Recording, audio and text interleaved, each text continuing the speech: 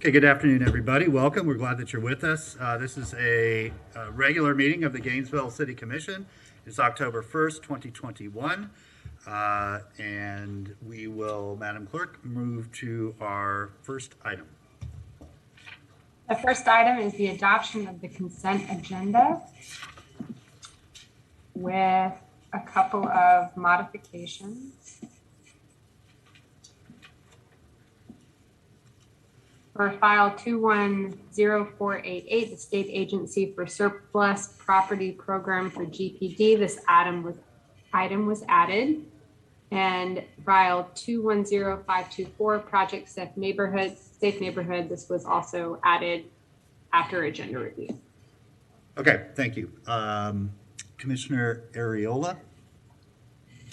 Thank you, Mr. Mayor.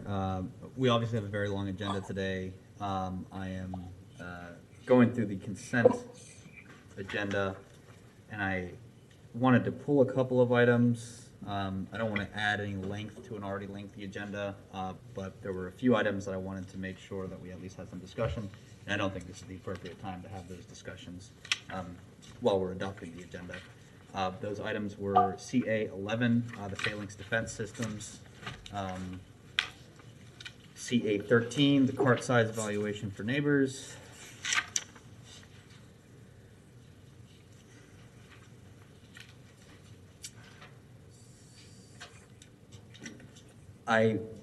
CA 16 is the special city meeting for the former St. Michael's property. I would just like to suggest to the commission that we just put that on a regular agenda instead of scheduling a special meeting.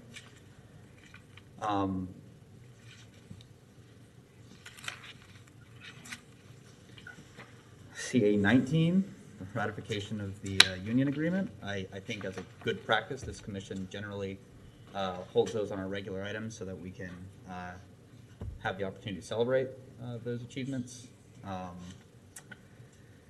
And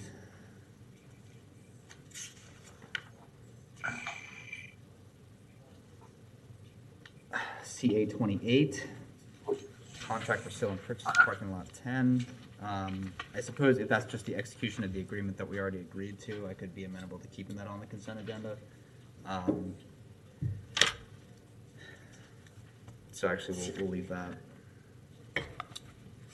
The phalanx item, as well as the execution of the agreement the commission already agreed to. Okay, then we can keep that on. Okay. Yes, the agreement for lot 10 is what the terms the commission already agreed to. It's the execution of those terms. Okay, so then, No. There's no motion yet, Ms. Beatty. Go ahead. I'm sorry for the interruption. That's fine, Mr. Mayor. So then CA 13 is what I would like to pull, and CA 19. So the motion would be to adopt the consent agenda with those two modifications, and the other modification would be for the item CA 16, the special meeting. I would just like to schedule that for a regular city commission meeting. Second. Okay, motion is second to adopt the consent agenda with the two modifications we see on the screen, pulling CA 13 and 19 and placing those on the regular agenda, and removing the item scheduling a special meeting for the land use and zoning change for the old St. Michael's property, and instead putting that on a regular city commission agenda item.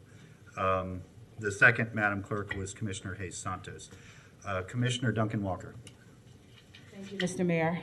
In addition to those items, I would like to pull CA 30.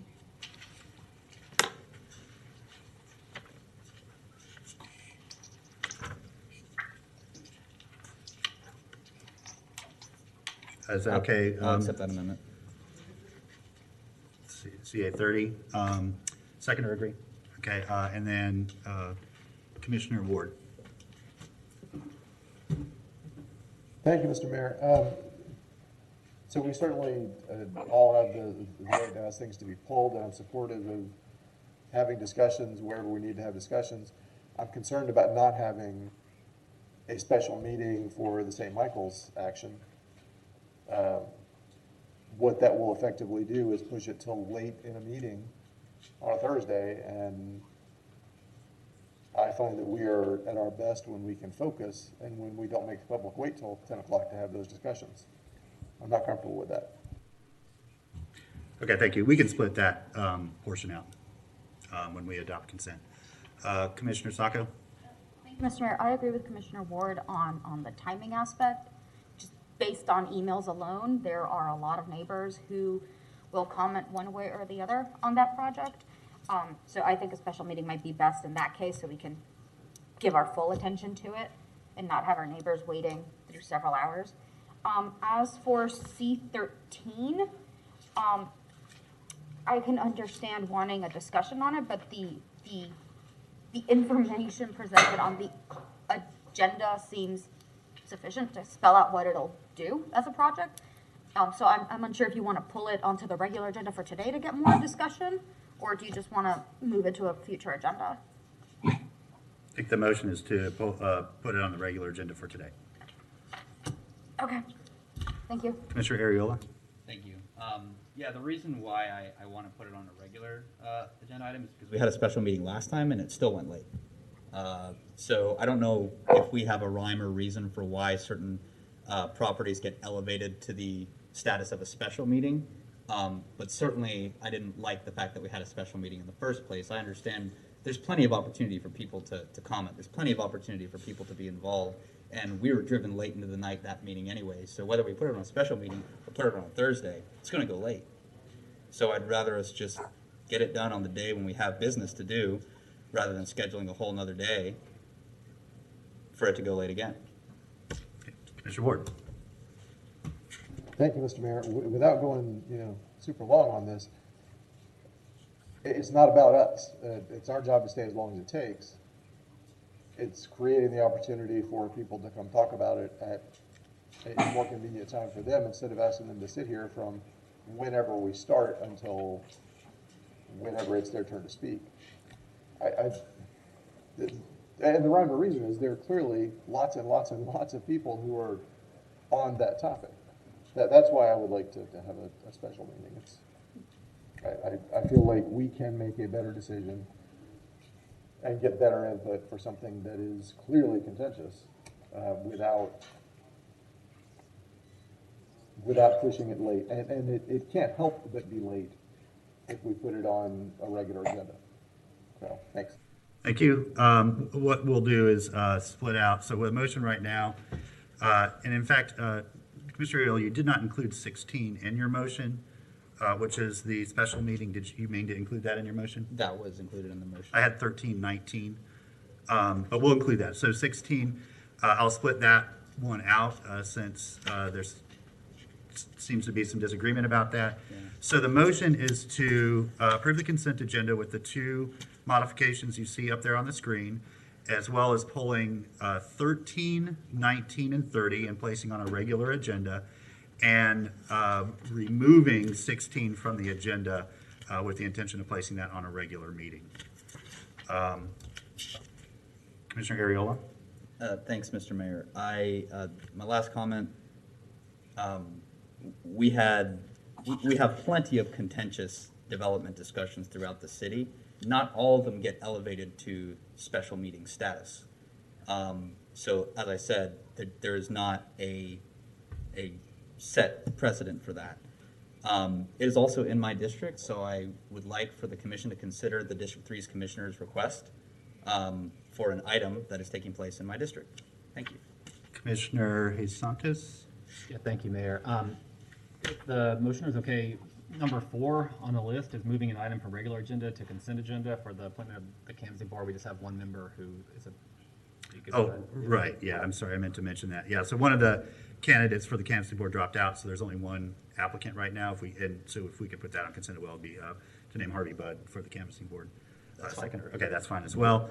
Okay, so members of the public that wish to speak to the adoption of the consent agenda are welcome to do so now. Anybody in chambers?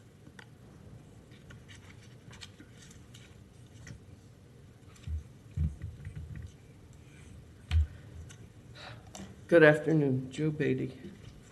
First of all, I'd like the public to know that tonight is a 54-page agenda.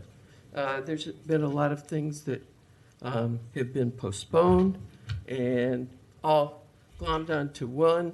The commission thinks they're Congress or something, and you take several recesses during the year. That's relatively new in the way the commission's operated.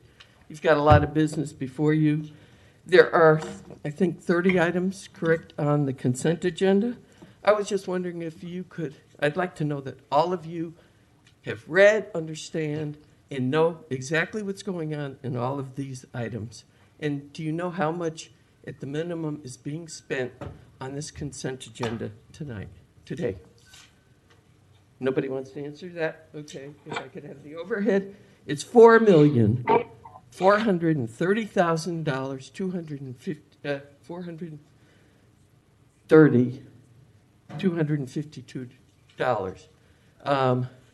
That's, and I didn't include a lot of things that are just too confusing to just get a number. So that's at a minimum.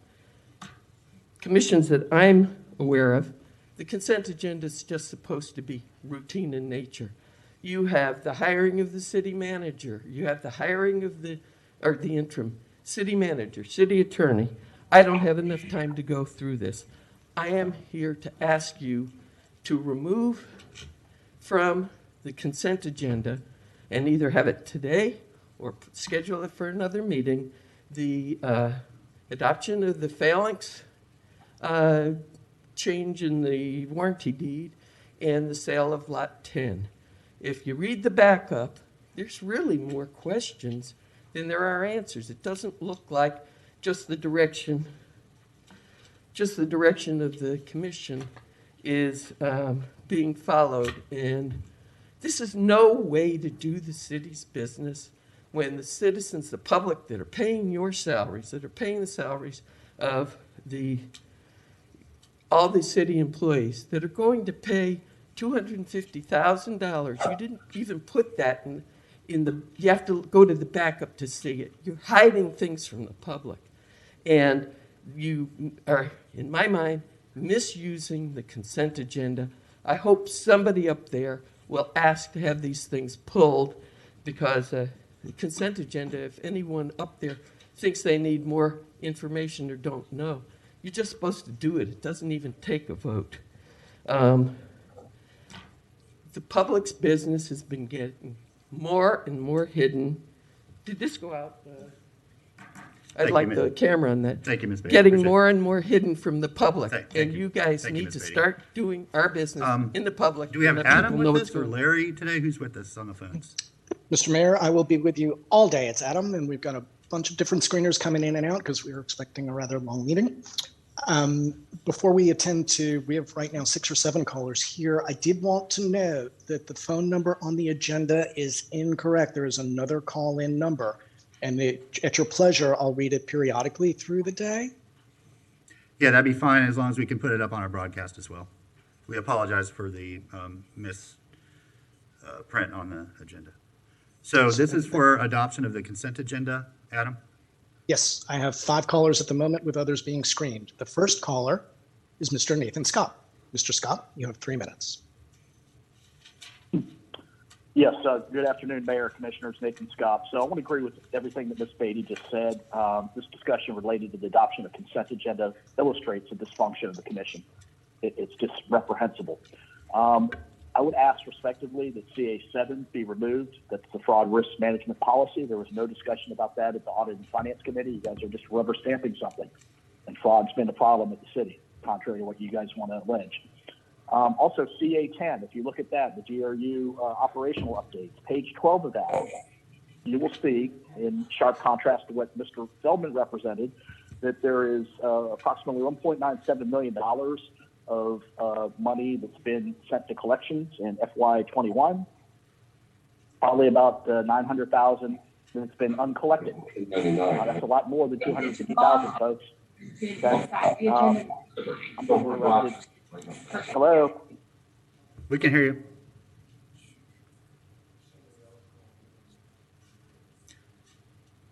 We can hear you, Mr. Scott. Mr. Mayor, something's happened along the way. Just give me a second here. Trying to figure it out. If you have somebody in chambers, please take them. If Mr. Scott is listening, bear with us. We'll get back to you. Okay, thanks. Take the next speaker in chambers. Speak to the adoption of the consent agenda.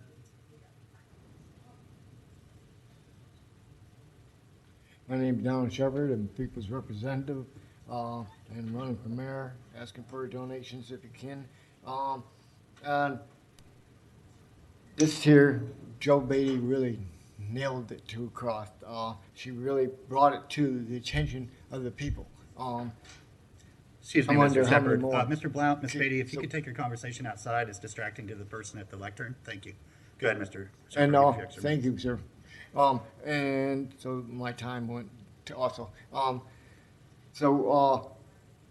There's a lot of things on here that have been kicked down the road and reviewed. I appreciate your initiative towards pointing it out at the beginning of the meeting so that we're not confused, one, of what's going to happen next.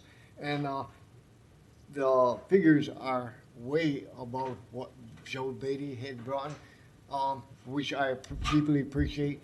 But Nathan Scott's comments have been accurate all along. Miss Beatty's, I could go on, but this here has been over the 12 years I've been coming to the meetings, has been a problem with our city commissions. Over the years, Todd Chase tried to chase it out. Numerous commissioners had brought this to our CEO of GRU had brought this to the attention, and yet today we're still doing the same thing, kicking the can down the road by pulling this, making different things as far as the agendas go. I understand that there is a way of running business, but I think that our advisory board need to advise of better standards in which to do this, and that's all I have for now. Thank you. Okay, thank you. Adam, back to you. Thank you, sir. I'm going to go back to Mr. Scott. You still have 2 minutes left by my clock. I apologize for the technical issue. Are you there, sir?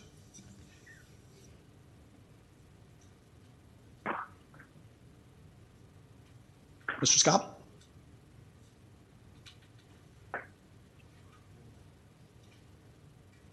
Mr. Scott, are you there? Yes, good.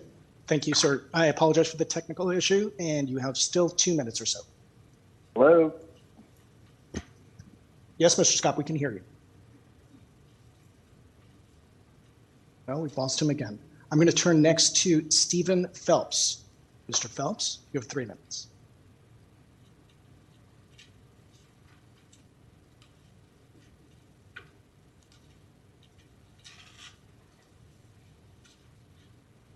Mr. Phelps, are you there? You have 3 minutes, sir.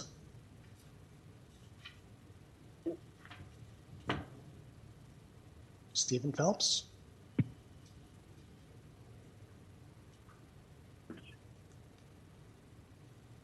Mr. Mayor, take the next person in chambers, please. Sure, Mr. Blount, welcome. Thank you. This will be real quick. The consent agenda is, it must be well fed because it's growing. Why are so many things on consent? The consent agenda to me represents the back room. And at least on the consent agenda, I would like to see it noted which items have been to committee or previous public meeting, because it looks like so much hidden stuff, at least at first glance, and that's just, if the priority is shortening the meeting, then I guess we should pay you less. The work is the work. Thank you. Okay, Adam, back to you. All right, we'll try it one more time. We're going to go back to Mr. Nathan Scott. Mr. Scott, you have about 2 minutes left. Yes, I'd like to start over for continuity, Mayor. I've been cut off twice. That's fine. Go ahead, Good sir. afternoon, Mayor Poe. That's fine. I want to agree with everything that Ms. Beatty said. This discussion illustrates the ongoing dysfunction of the Gainesville City Commission. I would respectfully request that CA7 fraud risk management policy be removed. That has not gone through the Audit and Finance Committee. very important to the city. There's been fraud, theft, and waste in the city. With respect to CA10, also GRU operational update, I'd respectfully request that be removed. That shows the amount that GRU has uncollectible, allegedly bad debt. There's been 1.97 million collections this year. Approximately $900,000 has not been recovered. That's well in excess of the $250,000 that has been allocated under the American Recovery Act funds. Basically, it's insufficient to make GRU whole because you got to worry about that. You want to shift it to ratepayers. So CA10, again, page 4, emissions data that has more relevant data than presented in your greenhouse gas study that you paid for. But you guys don't discuss this. You don't look at the data. You're obtuse to doing everything but wasting money. CA11 thinks that needs to be removed. CA13, it's unbelievable that you guys are going to spend $44,000 to tell people what cart size they should use. People are smart enough to make their own decision without you wasting $44,000 of our limited taxpayer money to go educate people on something that they should have common sense to do. And finally, CA15, St. Michael, special meeting. I don't think you have to face 1,000 angry people. And then the fact that you want to shift that to the end of the evening is going to infuriate them. You know, you may say that's your district, that's fine. You won't be in that district for people this way. That requires a special meeting. There's a lot of angry people. What the commission's proposing is unacceptable. And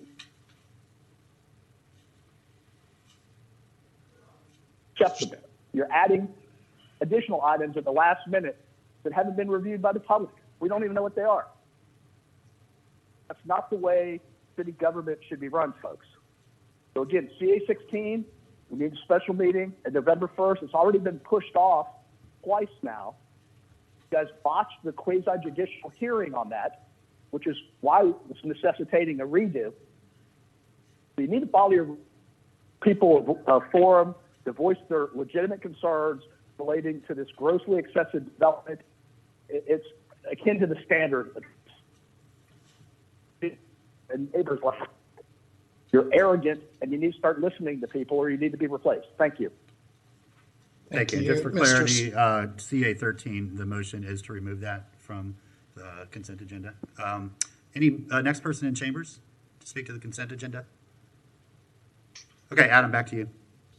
Thank you, Mr. Mayor. And just, we're trying to solve the audio issue, but we don't think it's on our end at this time. The next caller is Mr. Stephen Phelps. Mr. Phelps, you have 3 minutes. Yes, I'm here. Can you hear me? Yes, sir. Hello, can you hear me? Yes, sir. Can you hear me? Yes. Oh, excellent. Thank you. Yeah, I am the property owner of 240 Southeast 6th Street. We were heard at the magistrate hearing who recommended reducing the lien to $500. Code enforcement would like to continue to have it at $2,000. It's listed on the consent agenda as a $2,000 fine, and so I'd like to briefly discuss it.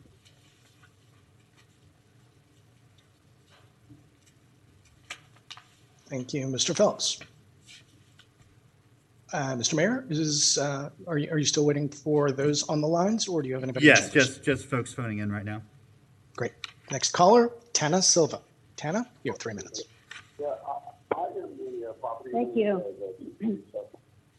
And I appreciate Mr. Ariola's movement to remove phalanx and lot 10 from the consent agenda. The mayor is incorrect in saying that either one is what the commission already has voted on. CA11 phalanx contract revision. In August, the contract was said to be clear as mud, and the revision can't be what you intended then. It undoes any remaining incentive for economic development.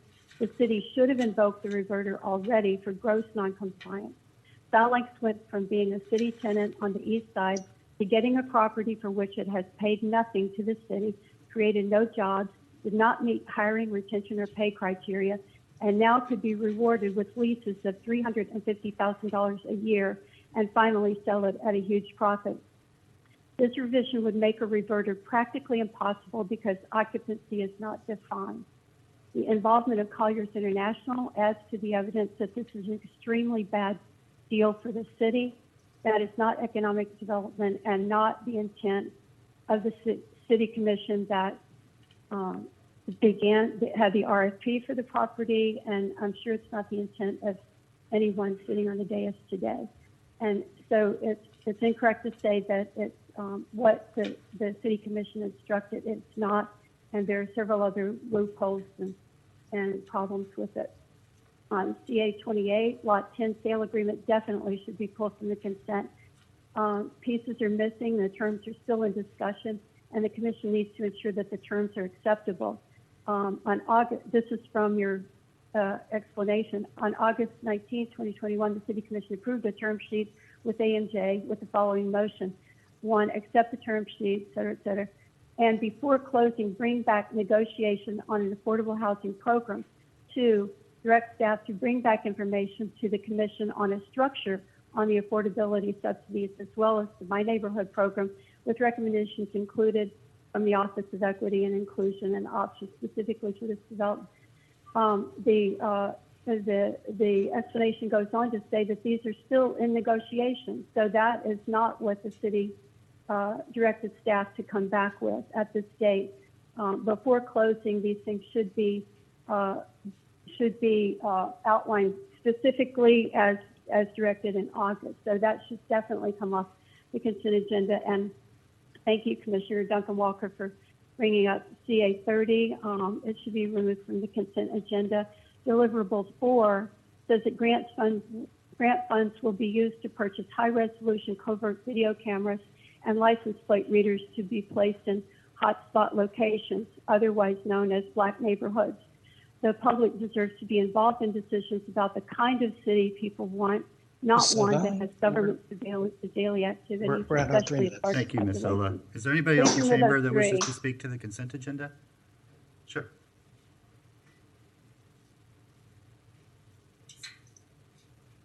Thank you. My name is John Wise. I'm a fellow at Community Spring. I'd like to talk also about the Lot 10 contract that is on the consent agenda for today. This commission has stated a goal of including affordable housing in this project. Now, I'm not here to comment on whether the project itself is good or bad. I'm here to point out that while the project might meet your affordable housing goals, you don't actually know that now. You probably won't even know that before the land is sold. That's because the contract you're approving on the consent agenda today expressly provides that closing the property is not contingent upon finalizing affordable housing piece of this project.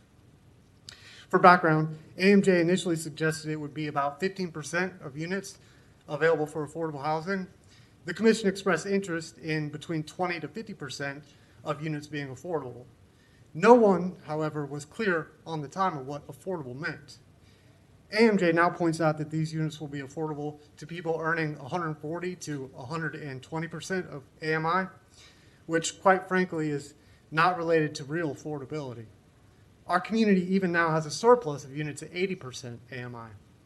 I would argue that affordability really means housing costs that people making 50% to 30% of AMI can afford, because that is where the real gaps are in our community.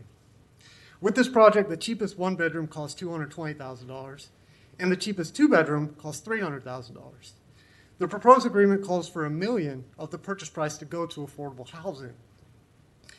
Given that, and based upon AMJ's term sheet, here's what this project could possibly do for people making 50% of AMI: 2 1-bedroom and 3 2-bedroom units. So that means you could end up with less than 5% of the units being truly affordable. Also, you don't know how long these units will be affordable for. It could be 30 years, but it could also be 15. I don't think anyone here would consider 5% affordable units for 15 years a success. But again, the current process of including affordable housing in these city projects means that you probably won't know how much affordable housing you get before the land is sold. I'm not saying this project is wrong, or that it will certainly lead to these outcomes. But I am saying that the process that has gotten you here, if you really set affordable housing as a priority, is in need of reform. There needs to be a clear, upfront process for including real affordability in projects on city-owned land. And this project is a perfect example of why. Thank you. Adam, back to you. Thank you. Mr. Mayor, we still have several callers, the next of which is Debbie Martinez. Ms. Martinez, you have 3 minutes. Yes, thank you so very much. Hopefully you can hear me. Can you hear me okay? Yes, ma'am. Anyway, okay, ever since Mr. Poe became mayor, our city meetings have become more, well, they have actually developed into just becoming so citizen hostile rather than being citizen friendly. And I won't repeat everything that Ms. Beatty and Mr. Scott and Ms. Silva said, but I would like to focus on the large number of recesses that you all now have. I guess it's about, you're up to about 4 or 5. I don't know if you call them vacations now, if you call them recesses, or if you call them, you know, travel junket, periods or whatever. But city commissioners they're part-time public service. They were never meant to be full-time career opportunities. And ever since Mr. Poe has been serving as mayor, we get into more and more issues that aren't pertaining to the city. I care about global issues. I care about federal issues. I care about state issues. I care about county issues. But, we've got the United Nations. We've got a president. We've got a governor. We've got county commissioners. We wouldn't have to cram so many items into one meeting like you all do so often, especially tonight. You would just stick to taking care of city issues, and rather than keep piling more and more items and programs that you want to get involved in, before you get into all of those, just work on fixing the problems that you've already created. Because it's just no longer about the public being able to participate. The meetings seem to be more of chaotic meetings that you spend sometimes as long as an hour trying to fix your agenda and try to address things that you didn't take care of before agenda review even started. So that's all I'm asking you is, just go back to taking care of city issues and fixing all the disasters you've created before you start more, and then maybe the meetings will become more citizen friendly rather than citizen hostile. Thank you. Thank you, Ms. Hey. Martinez. Anybody else in the chamber to speak to the consent agenda? Okay, Adam, back to you. All righty. Next caller is Nancy Darren. Ms. Darren, you have 3 minutes. Good afternoon, Mr. Mayor and Commissioners. I'm concerned about the number of items on the consent agenda, some of which definitely I think need discussion, as others mentioned, Lot 10 and Phalanx maybe, and the C30 and C29, the surplus military gear. The militarization of police forces across the country is a real problem, I think. And while there may be items that are really worthwhile and helpful, I think it would be good to have parameters around what is and not acceptable as part of this program, so to have a discussion about that. But mostly with St. Michael's is what I wanted to call about. I appreciate Commissioner Ward and Commissioner Sacco saying how important it is to keep a special meeting. It is really important to keep a special meeting and not tuck this deep into a late night agenda, as is why we need to have a special meeting, because that's what happened back in June after 2 years of waiting on this. And then on the agenda today, there are some things along that line too with South Main. But anyway, keep St. Michael's as its own meeting. That's really important. And the way that it was altered is worthy of a lot of discussion and defeat. Thank you very much. Thank you, Ms. Darren. Next up is Cynthia Chestnut. Ms. Chestnut, you have 3 minutes. Hello. Hi. Ms. Chestnut, we can hear you. You have 3 minutes. Should I proceed now? Yes. Yes. Okay. Good afternoon, and thank you for the opportunity to speak. I agree with many of the comments made by previous speakers. I do think that this whole agenda is much too long, but thank you. I agree with the comments made by other presenters. Hello? Can you hear me? Yes, we can, Ms. Chestnut. Okay, thank Please you. proceed. Thank you. I agree with the consent item 16 and keeping that as a special meeting. I'd also like to see items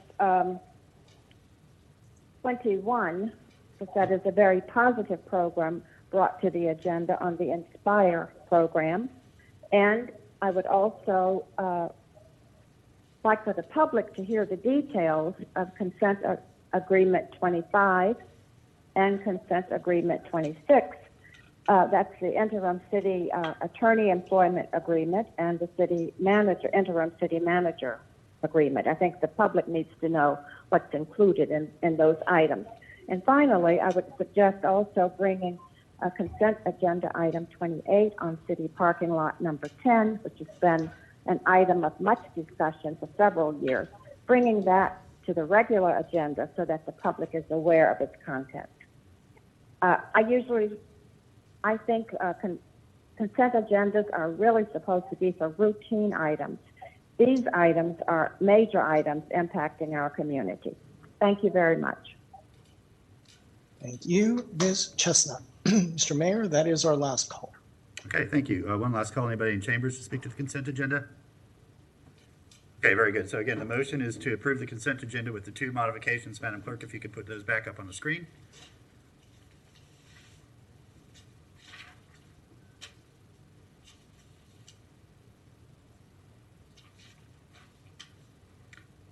I don't know if it's the clerk or broadcast to put the modification list back on the screen, please. I believe I am showing it. Can you not see it? It's not in chambers. On the Zoom screen, we do see it. Yeah, so broadcast, if you could bring the... It looks like they might be adjusting the cameras, Mr. Mayor. Okay, I'll just read them. Oh, there we go. So the motion is to adopt the consent agenda with number 1 and 2, removing from consent to regular agenda number 13, 19, and 30. And then we will vote separately on whether to remove 16 or not, which is to schedule a special meeting for the former St. Michael's property. The first vote we will take is on everything but CA 16. All in favor of the motion say aye. Aye. All opposed? The motion passes unanimously. The second vote will be whether or not to remove number 16 and put that item on a regular city commission agenda. So a no vote would be leaving it on consent and scheduling a special meeting for November 1st for that item. A yes vote would be to remove it and remove it from the agenda completely and put it on a future city commission agenda. So all in favor of the motion say aye. Aye. That motion, all opposed say no. No. Okay, that motion fails, and so that will continue to be scheduled as a special meeting for November 1st, which is the day after Halloween. Commissioner Ward. Thank you, Mr. Mayor. Just briefly, I want to point out I want to make clear a few things for people who may just be tripping across this on Channel 12 or tuning in for some other purpose. The consent agenda is not something we see for the first time when we get to this meeting. It is printed, it is available. The backup, as soon as it's available, gets posted to it. It exists. It's out there for the public and for us to read. Also, I've been to at least 2 meetings that are on my public calendar about this agenda. We have a regular agenda review that happens about a week before this meeting, every time. And then we've started a new practice of having each commissioner have an opportunity to meet with all the charter officers to go through it with questions. It is not, as I fear was being portrayed, something we have no knowledge of. We do get an opportunity to go through these agendas and ask questions about them for every meeting. So I don't want anybody to think that the commissioners come to this meeting without being familiar with what's going to be in front of us. I just needed to put that out there. Thank you, Mr. Mayor. Commissioner Santos. Thank you, Mayor. And just on that same note, I mean, we do a lot of things. We're not a small city. There's a lot of different things that we have to do, and our agendas are full on a continued basis because of our city's a growing city, and we do a lot of different services. I just want to address Nancy Darren on the surplus property program. There are parameters on it. It says that the Gainesville Police Department will not purchase weapons, armored vehicles, or other military-grade equipment from this program. Thank you. Commissioner Saka. Thank you, Mr. Mayor. I just wanted to give I know we have 30 items on this consent, but one of them, CA 12, was to finalize a lease agreement with the How Bazaar.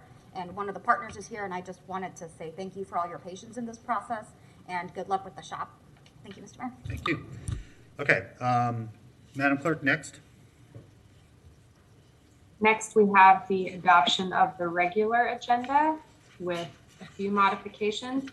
File 210506, appointments to the Gainesville Community Reinvestment Area Advisory Board. There was a change to text and added backup.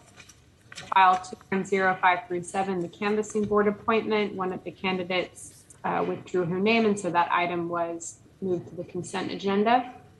File 190564, the discussion of the disposition of Old Fire Station 1, that item was removed.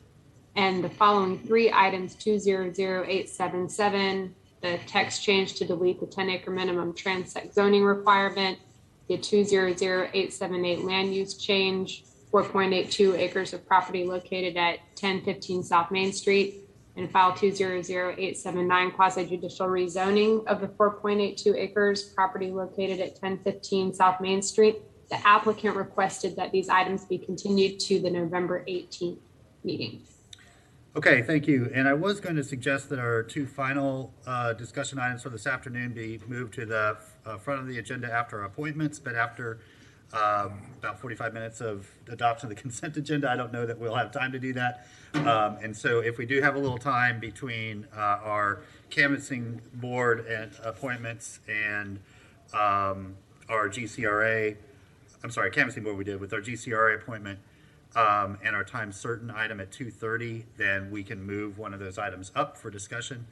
But otherwise, I think we're probably just going to barely have enough time to take care of what's on the agenda before those 2 time certain items. So with that, I will turn to Commissioner Santos. Thank you, Mayor. I move the adoption of the regular agenda as modified. Motion by Santos, seconded by Sacco to adopt the regular agenda with the modifications you see before you. Commissioner Duncan Walker. Thank you, Mr. Mayor. I am, because of how I took my notes, I didn't write out the long number there.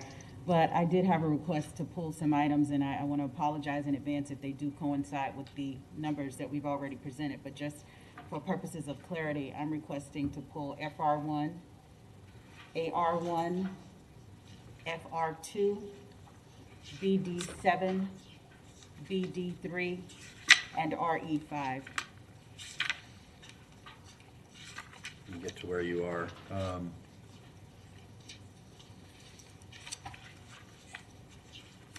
Start at the beginning. You said FR1. FR1. Hold on. Second reading here. Okay, FR1 is number 6. Yep, so that's included in the good. motion. Thank Go ahead. you. AR1, Yep, that's number 7. thank you. FR2, That's number 8. wonderful. BD7, BD7 is on our afternoon. So by poll, it's already on the regular agenda. Did you want to remove it from the agenda? I do. Okay. Put it to a later agenda. Okay, does the maker of the motion care to do that? I just like to have a discussion. I mean, we can, during that discussion, we want to push it during the meeting, that's fine. But I would like for us to at least just have a brief discussion on it. If we decide to not move forward on it, then we could push it to another meeting. Okay, so I the think I don't- motion is to not include that modification. The rest of the modifications you requested are already part of the motion, Commissioner. BD3 and RE5 are also, I know BD3 is because I saw that one, but BD3 is removed. RE5,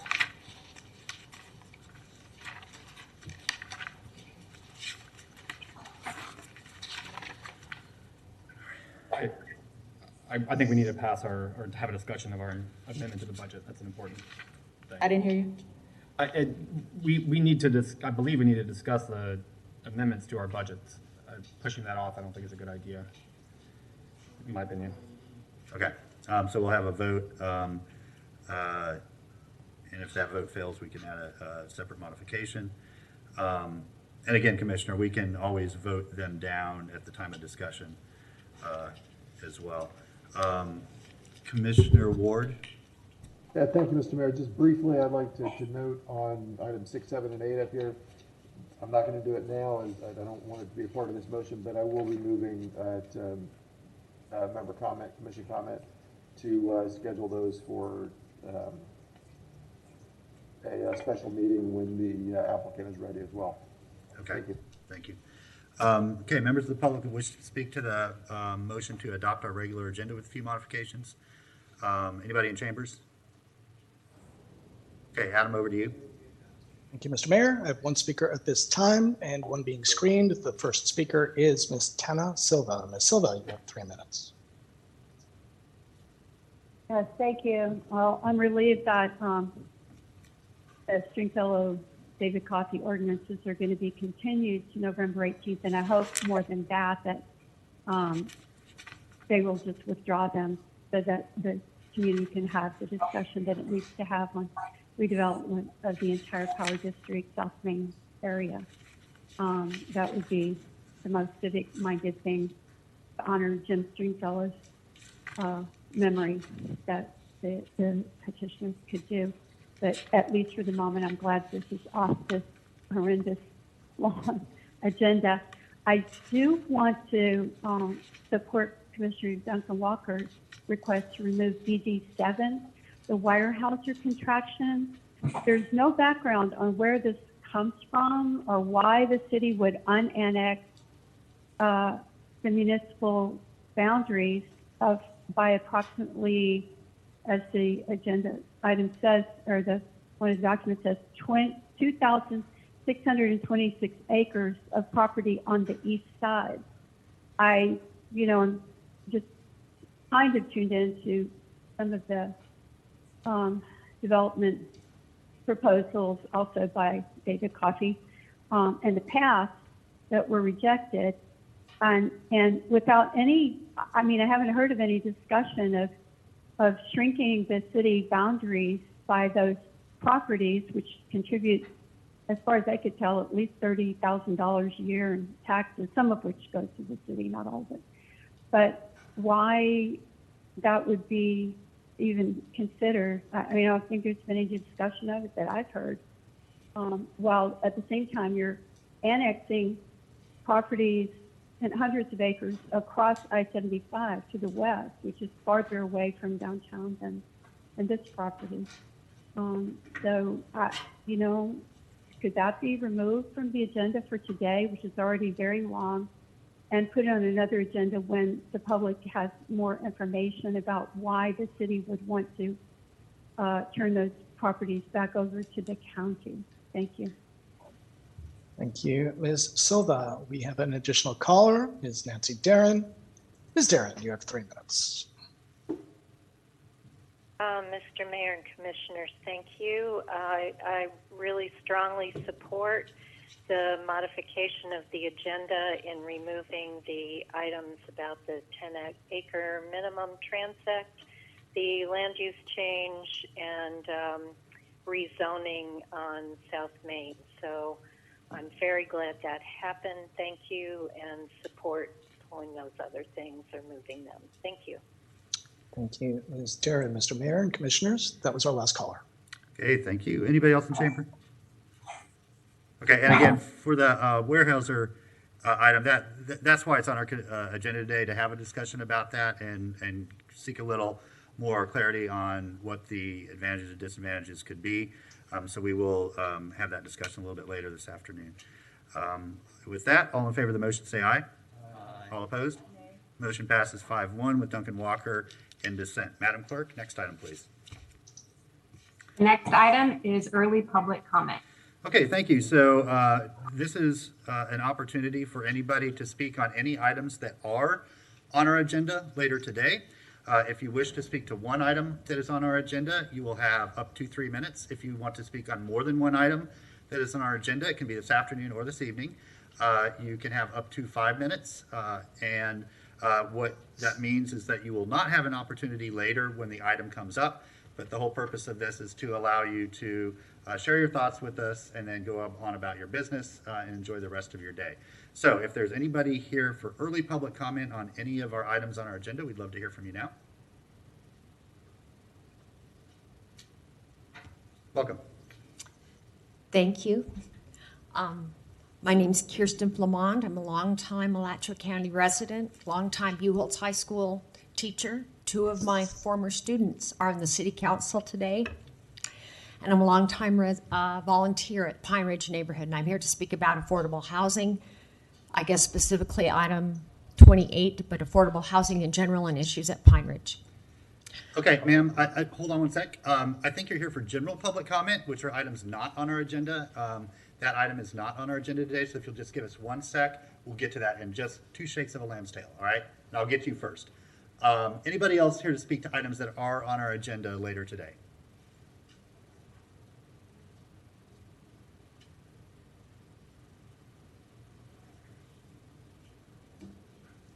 Hey, Mr. Mayor, Commissioners, good afternoon. My name is Clark Wood, and I'm here to speak to the GCRA Advisory Board appointments. I'm one of the people who applied for it, so I wanted to speak on my behalf. So I was thinking about what I was going to say this weekend when I was out biking around Depot Park with my wife, and I was struck by how much Depot Park, well, the area in the reinvestment area had changed in the last 10 years since I was an undergrad here, and in many ways for the better. And so I thought if there was some small way that I could contribute meaningfully to this, I wanted to take that opportunity, so that's why I applied. I'm a software engineer with a master's in technology and policy. That's sort of a combination of computer science skills and data analysis with policy analysis in order to make data-driven decisions for policymakers. And as an engineer, I started thinking about, this reinvestment area board. What's the purpose of this board? Trying to learn more about it. And I found out that an advisory board advises.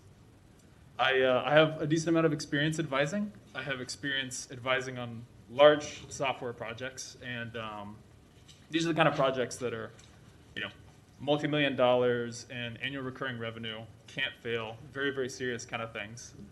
And I have experience as a software engineer and as a leader of software engineers in decomposing a problem, talking with stakeholders, trying to figure out what the core issues are, coming up with solutions, briefing decision makers like yourselves with potential solutions, and specifically in the case of software, actually implementing those solutions. I also took a look at the 10-year plan for the reinvestment area over the foreseeable future, and I noticed that it focuses quite heavily on entrepreneurship and encouraging small businesses and helping small business owners. And I have experience with entrepreneurship myself. I started a company, had an idea, interviewed potential people, got funding for it, created the thing, hired people, implemented the thing, sold it, acquired customers, laid off people when times got tough. I've experienced the whole cycle of small business ownership.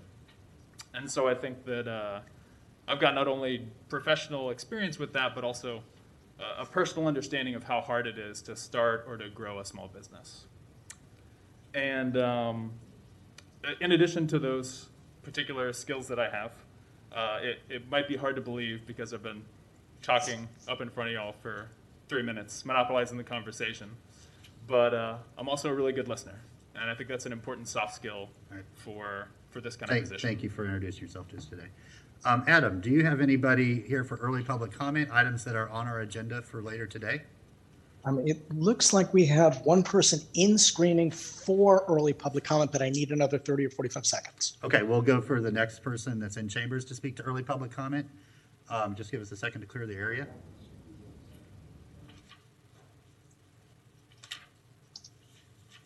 Again, these are for items on our agenda later today that you wish to speak to now and then forfeit your right to speak to later. Yeah? Welcome.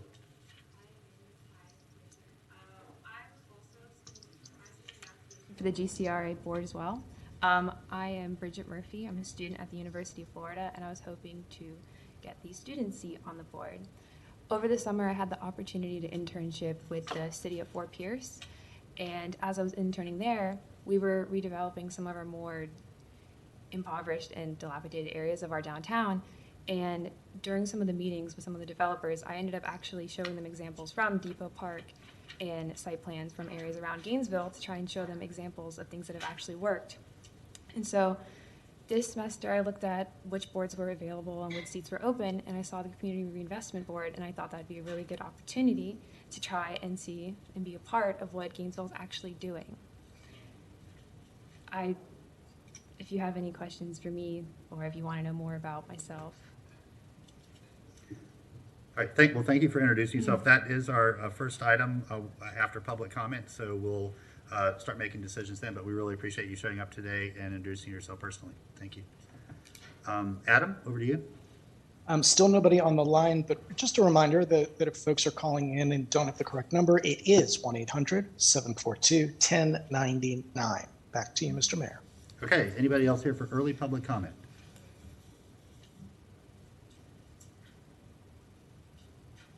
Welcome.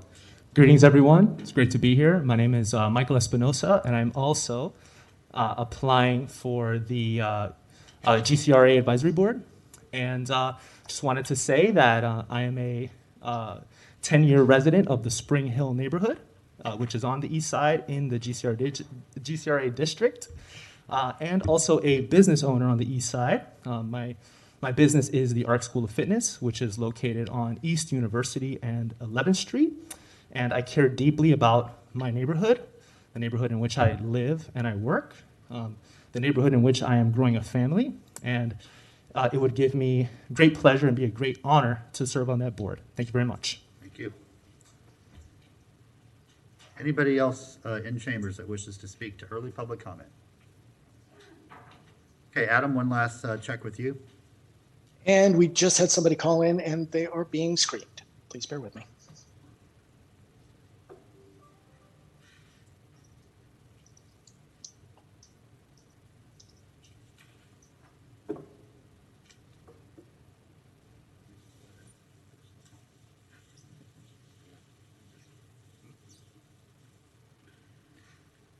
All righty, Mr. Mayor, it is for general public comment. The floor is yours. Okay, very good. One last check in chambers. Okay, we will close early public comment and move on to general public comment. So this is for you to share any thoughts about things that are not on our agenda today. Ms. Flamond, we'll start with you. Thank you. I am here to speak because I'm very concerned about affordable housing in our community, and I'm here to ask you to make that a high priority when you make your decisions. I mostly learned about this as a long-term volunteer at Pine Ridge neighborhood. This summer, they've had a big issue, as I'm sure you're all aware, and my friends at Pine Ridge neighborhood have gone through something that I hope that no one would have to go through. So just one brief story, but it's the same story of hundreds of people in Gainesville and more than that over time. A friend of mine there, Miss G, she's lived in Pine Ridge for several decades. She loves it there. She participates in community outreach things. She loves the children there. She takes good care of her little special garden outside of her unit. And in the spring, along with several others in Pine Ridge neighborhood, she received a frightening letter in the mail. The letter had the word eviction in the first paragraph. And the letter said that she had about 60 days to leave her unit and find someplace else for her to live, because they were going to come in and make renovations. And don't worry, she might could get back, depending, after renovations, the rent's going to go up. So if she applied again and could get back in, maybe she could get back in her same unit.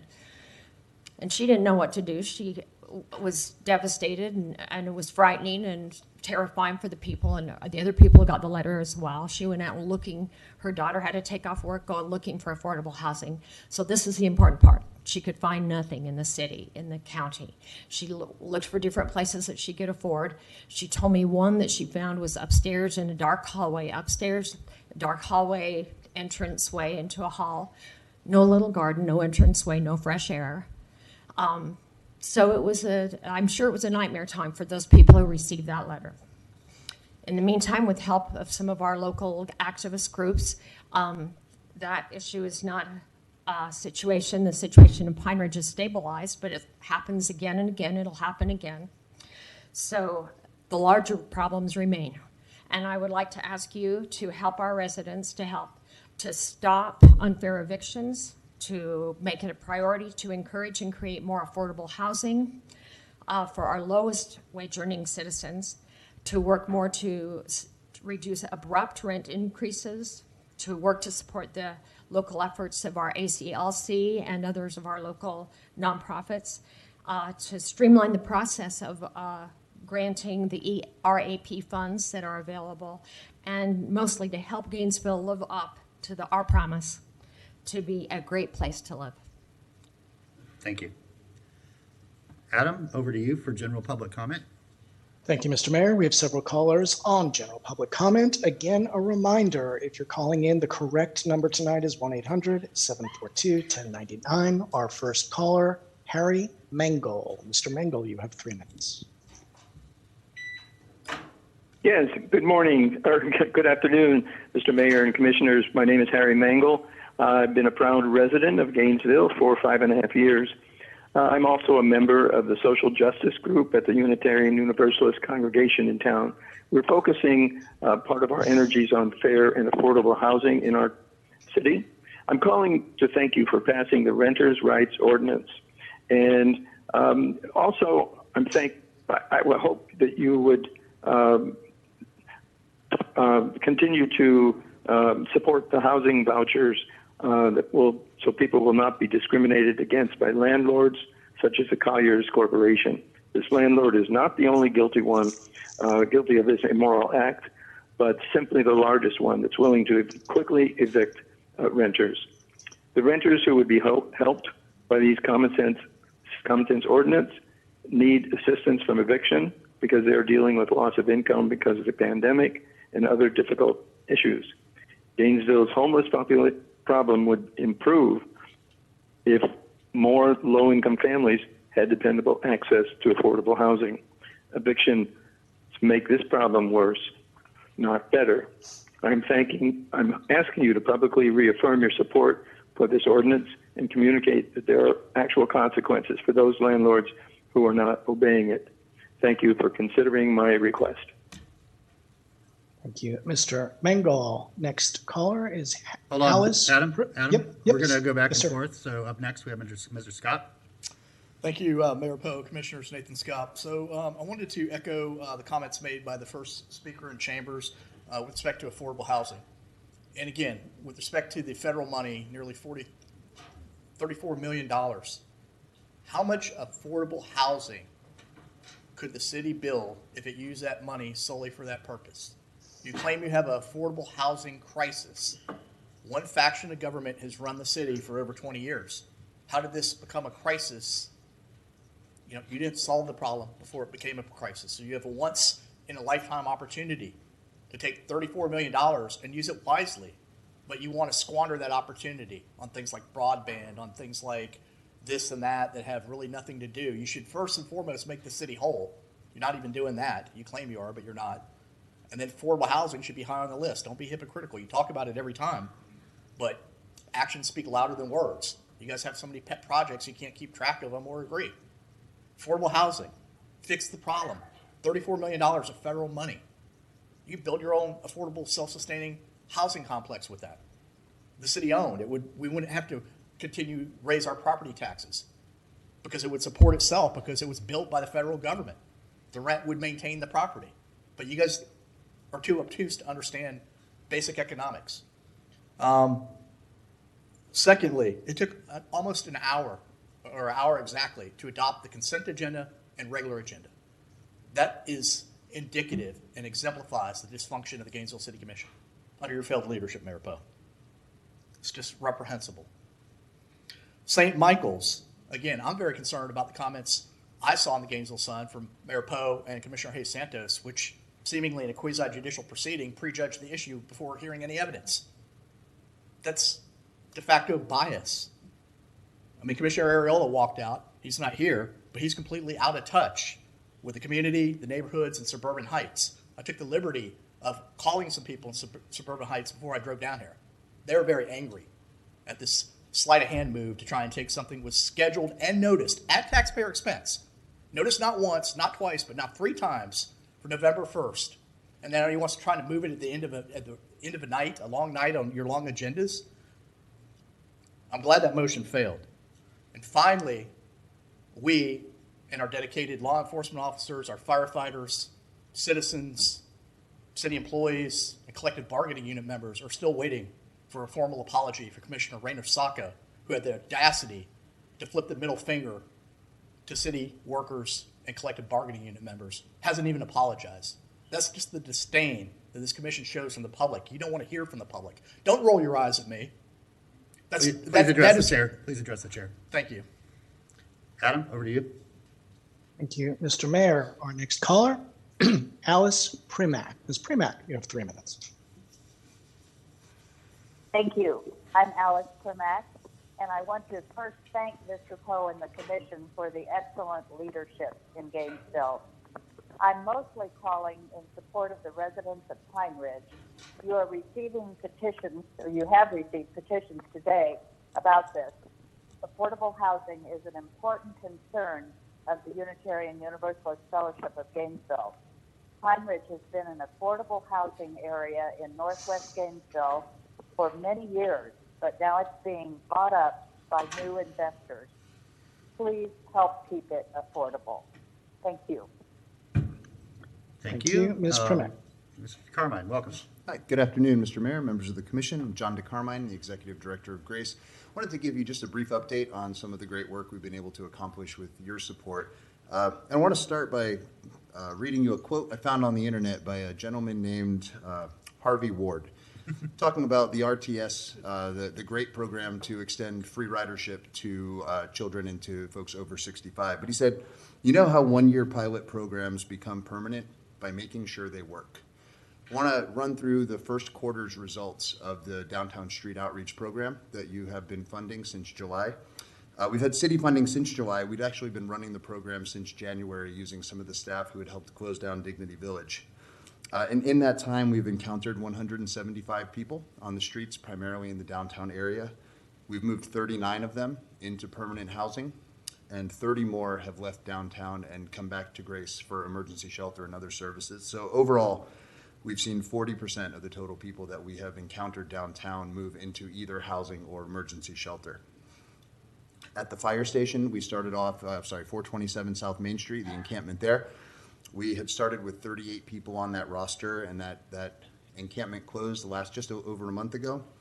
So far, we've been able to move 12 of those individuals into permanent housing, and another 11 have been assigned to other agencies. So overall, in just over a month, that's 61% of the people who had been living at that encampment have either been housed or are on their way into permanent housing.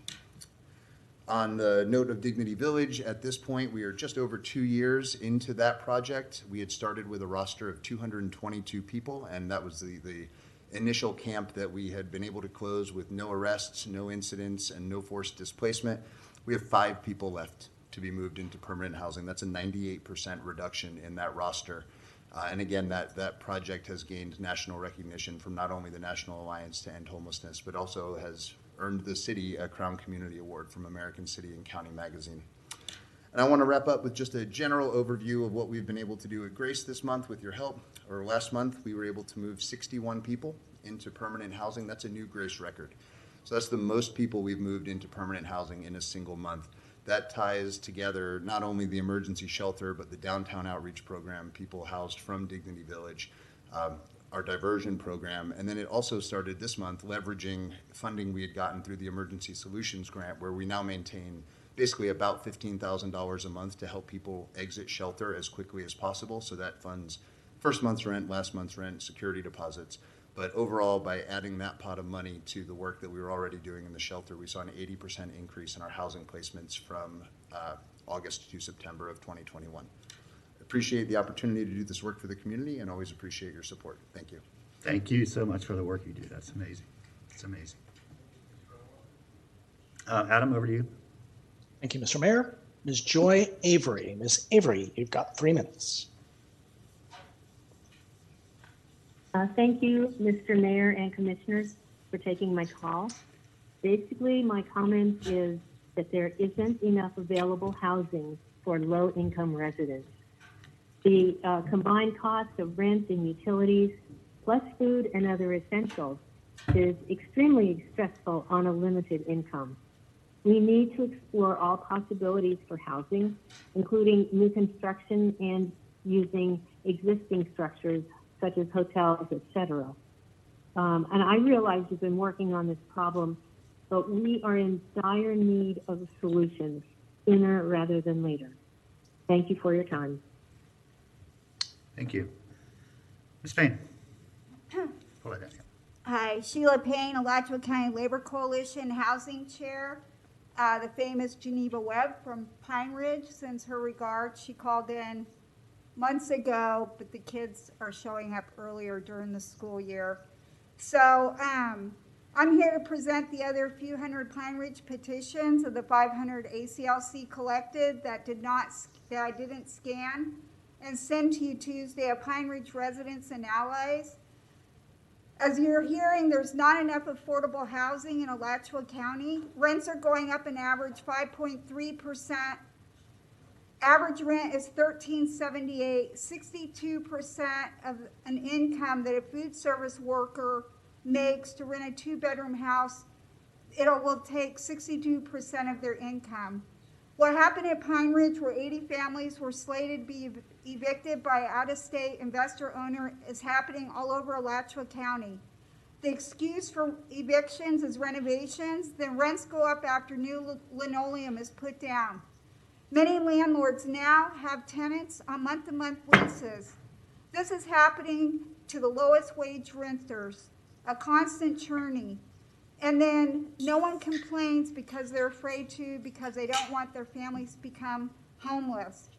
Chapter 8 of the City of Gainesville Code of Ordinance prohibits discrimination in housing because of source of income, including housing vouchers, and the Alachua County Labor Coalition submits that includes landlords being compelled by the city to sign HUD paperwork to accept the housing voucher payments. ACLC is getting calls every day that landlords are refusing to sign HUD paperwork, which would allow the money to be deposited into their bank accounts. They therefore are not accepting housing vouchers. We're asking the city to enforce the anti-discrimination in housing ordinance. What made the stress of what happened to Pine Ridge residents so desperate for them was the fear of that there would be nowhere else they could go that was affordable, and how would they pay for the moving and new housing startup costs.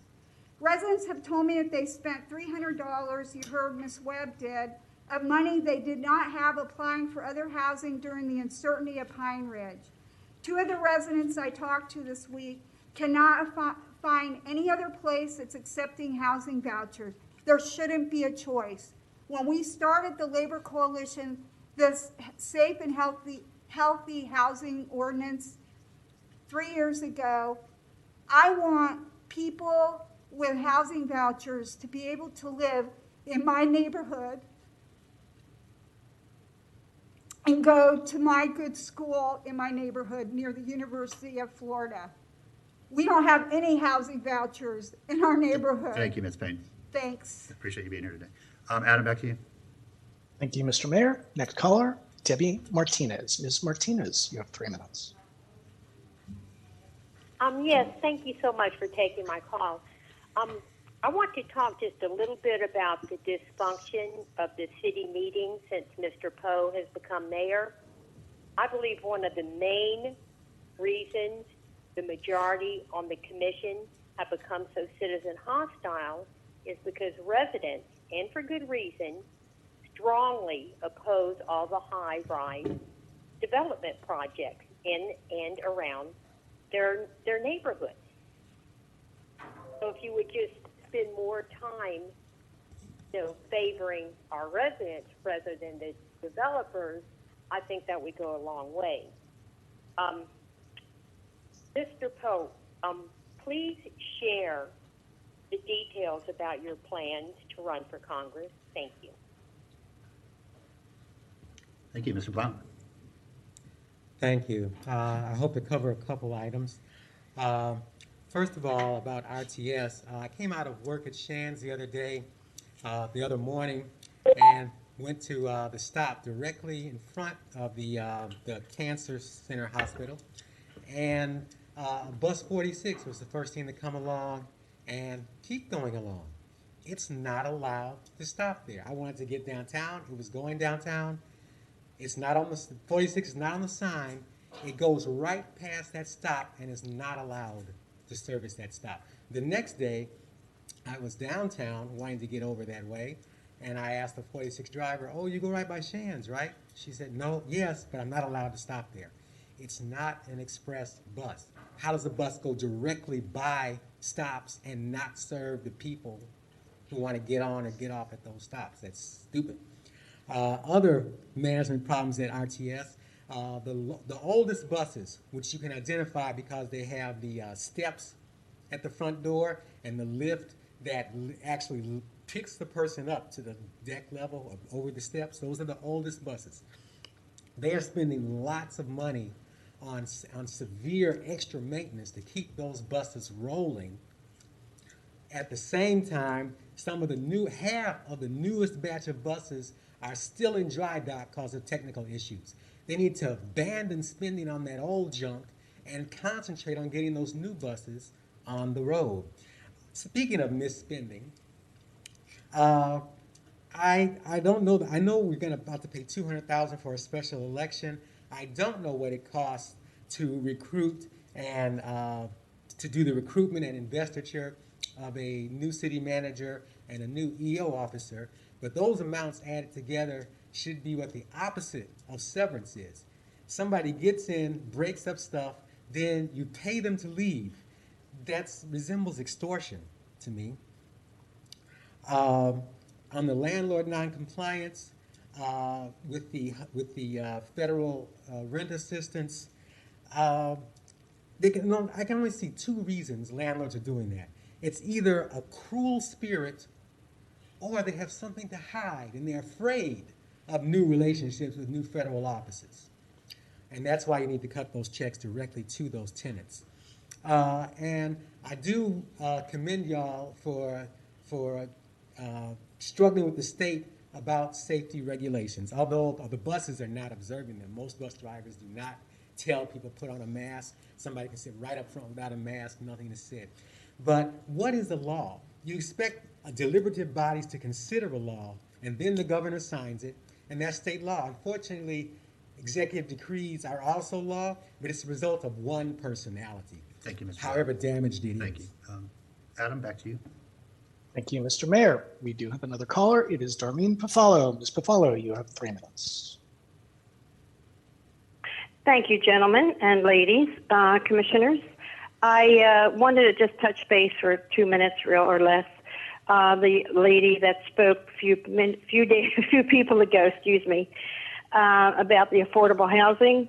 I can tell you, as being a realtor here since 1985, that I can tell you what has been happening with the rentals. You're having a lot more people that are selling their properties that were for rent, because the ordinance that took effect October 1st. And my understanding is there'll be a lot less rentals available. So thank you, commissioners, for what you've done. Unfortunately, thank you. Anybody else in chamber to speak to general public comment? Adam, do you have anybody? Oh, go ahead, yes.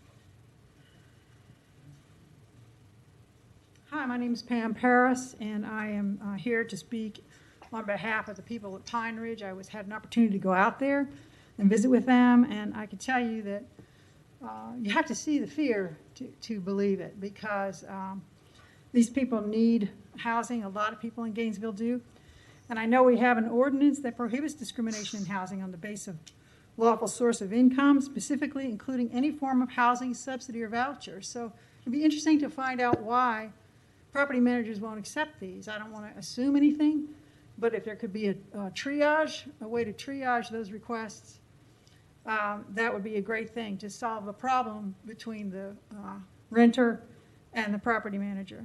You know, I think about affordable housing, I say, what is affordable housing? And I know there's been several disagreements about what that might mean. Is it affordable housing to the renter, or is it affordable housing to the landlord and the property manager?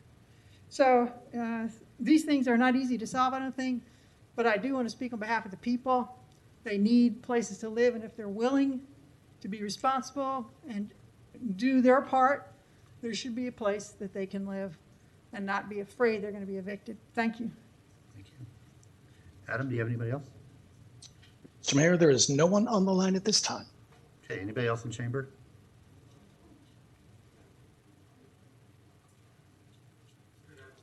Commissioner, I just wanted to come before you today to thank you for the privilege and honor of serving on the Cultural Affairs Advisory Board. And I definitely appreciate your support in serving another term. I just wanted to come and thank you for that. Thank you. Anybody else? Okay, thank you all for calling in and sharing your thoughts. For all the folks advocating for Pine Ridge, thank you. Did want to let folks know that a couple days ago, the commission approved $2.9 million to go towards eviction prevention and housing stabilization. And we also hear you loud and clear about the rightful source of income and the renters' rights ordinance, and certainly any claims against landlords not following our ordinance, we need to know about so we can follow up and investigate. So please let us know about that. Okay, we have a time certain item in 5 minutes. I know several of you here are here to advocate for yourselves for one of our advisory boards. So what I'd like to do is as quickly as we possibly can, so we can give everyone an opportunity to say howdy and let us know why they'd like to apply. We could hear from you now. I know that we're not going to get to a decision point until later in our meeting, because we've got a 2:30 time certain followed immediately by a 3:30 time certain. But if you'd like to come up now, and Miss Malden is sneaky quick, and so she can get you to and fro quickly. And so I'll just invite the first person that wants to introduce themselves that's applying for one of our advisory boards, and just give us the short version, the speed dating version, if you will. Hi, my name is Mike Palmer. I am currently serving on the GCRA Advisory Board. I am a business owner downtown. I also live in Porters as well.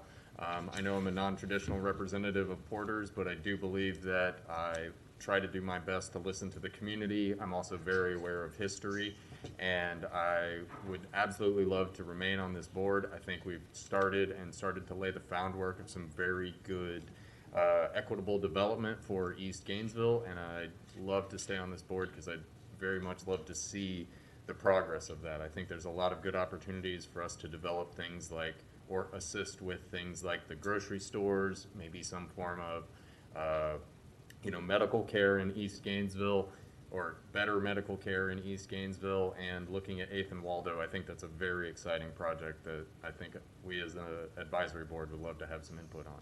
Thank you. Great, thank you. Thank you, Ms. Malden.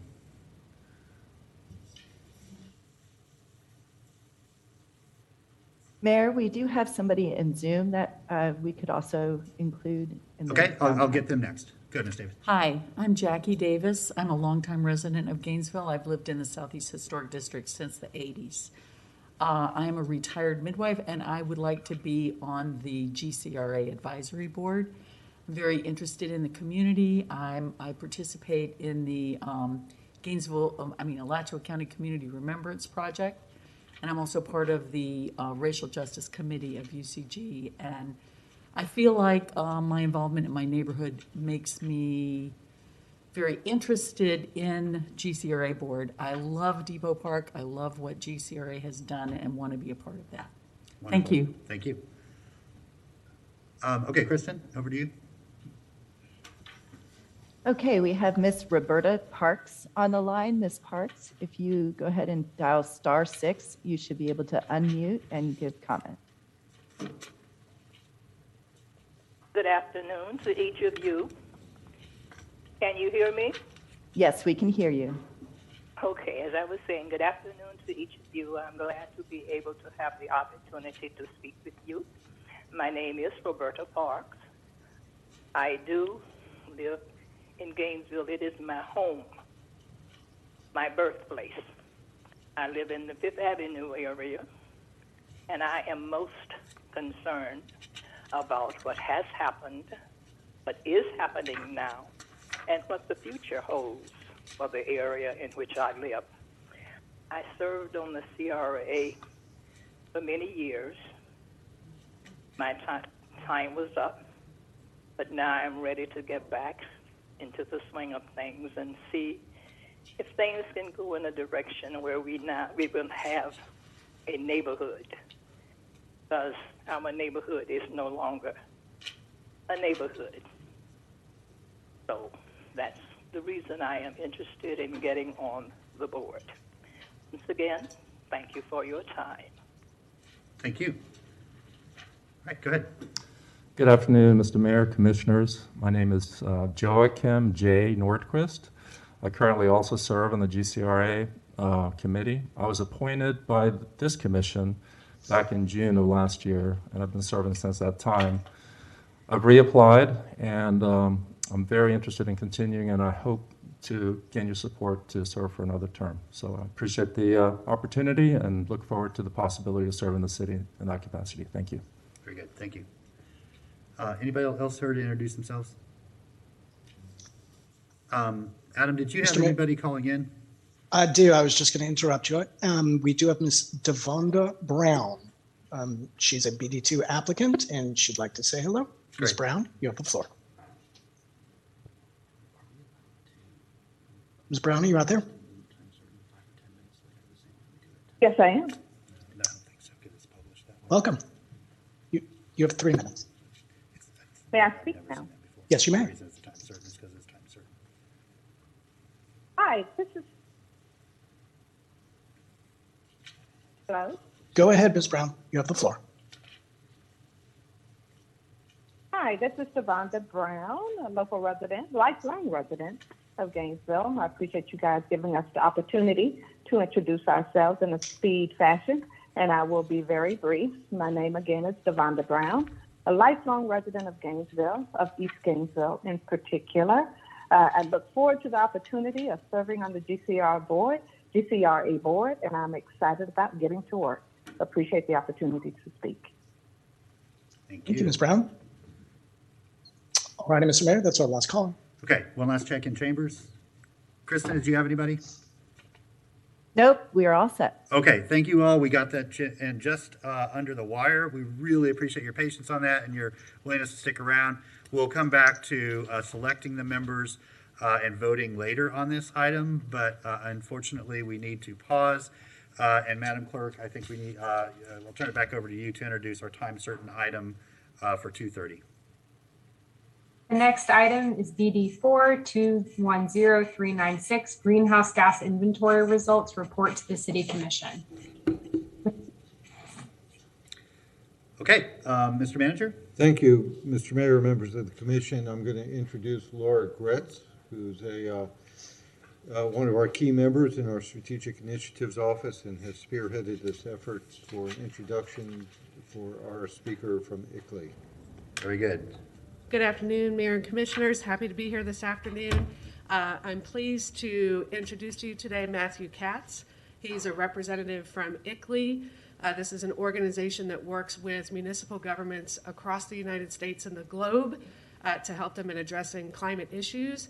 Matthew has been a key part in working on a greenhouse gas inventory that was provided to you all in a memo from the city manager, towards the end of September. So today he'll be presenting to you greenhouse gas inventory for local government operations. That's for our operations here for the city as an organization, and then as a community-wide inventory as well. So with that, I will turn it over to Matthew. He's available online. All right. Welcome, Mr. Katz. Thank you. Can everyone hear me? Yes, we can hear you loud and clear. Cool. I will share my screen now. Give me a moment.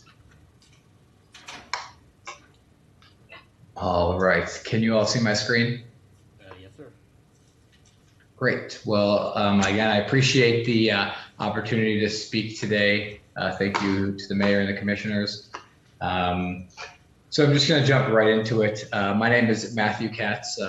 I do appreciate Laura. Thank you for the introduction. I'm a program officer at ICLEI USA. And today I'm going to be presenting on Gainesville's community-wide and government operations greenhouse gas inventories, specifically on the results and the next steps. For those who don't know about ICLEI, I represent the United States chapter. However, we are a global network working with more than 2,500 local and regional governments across the world committed to sustainable urban development. We are active in 125 plus countries, and we currently have around 24 global offices. We support local governments who are committed to driving local action for low emissions, nature-based action, equitable action, resilient action, and circular development. Just a bit of a background of where we are within the country. We support, at this point, we actually have over 325 members in within 45 states across the country. So this is, again, where we are at. We do, again, support local governments, regional governments, sovereign nations and tribes, as well as educational and cultural institutions. And we do, just for reference, have a lot of Florida members, again, across your state. So this is just describing our framework for integrated climate action. This is, again, really describes our framework from action and analysis all the way up until acceleration, upscaling, and advocating for action. But what does this really entail? This really entails starting out at where Gainesville already is at, which is identifying those greenhouse gas emissions to reduce, and then identifying those actions to include in a climate action plan, and then again, implementing those actions. For our low emissions pathway, which I specifically work on, I've included our tools that we provide support on, all the way from inventorying, which again, we supported Gainesville in doing, which I'm going to discuss in the next couple slides, all the way up through planning, which is again, developing a climate action plan, developing strategies to reduce those greenhouse gas emissions, as well as up until monitoring those impacts and reporting on those impacts. Just a little bit about how we support our members, including Gainesville and Alachua County. We provide, expertise through expert reviews of plan reviews.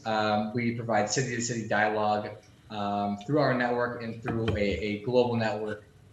We provide project plan and scoping, cohort training, as well as technical on a one-on-one calls, and a variety of other support, including fee-for-service work, which we are currently providing to Gainesville, and which we already did for those 2 inventories. So I do want to jump into the community-wide inventory, but before I do want to mention, as Laura alluded to, that we did provide work on 2 inventories. One was the community-wide, which is being displayed here, and one is the local government operations inventory, which will be displayed later on. The difference really is that the community-wide represents the entire community as a whole, all the activities and sources of greenhouse gas emissions within the community, while the local government operations inventory represents all activities and sources that your government owns and operates.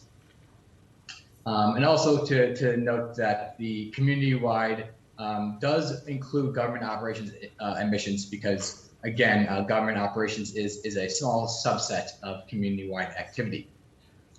So going down the list, a community-wide inventory does include a variety of sectors, including stationary energy. Stationary energy is broken down by residential, commercial, and industrial energy.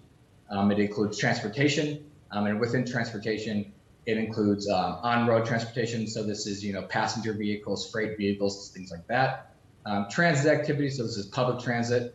It includes aviation, off-road activity, and then freight rail activity. Moving down, you'll see a few more sectors. I will note that before introducing them, these do have significantly less emissions within the community lens, so I do want you to notice that. But the other sectors are solid waste. So this is emissions from Gainesville's waste generation, landfill gas combustion and composting, water and wastewater emissions. This is mostly related to the treatment processes to clean that wastewater. And then there are also emissions from process and fugitive emissions. What we mean by fugitive emissions is those emissions escaping from natural gas distribution pipelines. So as natural gas is distributed to homes, into commercial properties, etc., there is a small amount of leakage of that natural gas, and we do want to incorporate that into the inventory. So as you can see, the total community-wide emissions for Gainesville was just over 2 million metric tons of CO2e. When I use the phrase CO2e, this means CO2 equivalent, which just means aggregating all the different types of greenhouse gases together, whether that is CO2, methane, which is CH4, and nitrous oxide, and 2O.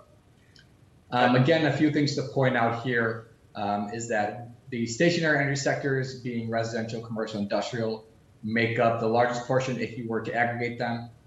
Residential makes up just under 300,000 metric tons of CO2e. Commercial emits just under 600,000 metric tons of CO2e, and industrial emits just under 500,000 metric tons of CO2e. And then transportation is actually the largest sector, individual sector, with just over 700,000 metric tons of CO2e. I do want to point out a few more things. Within this, power generation from GRU and then electricity consumption both represent emissions coming from electricity generation.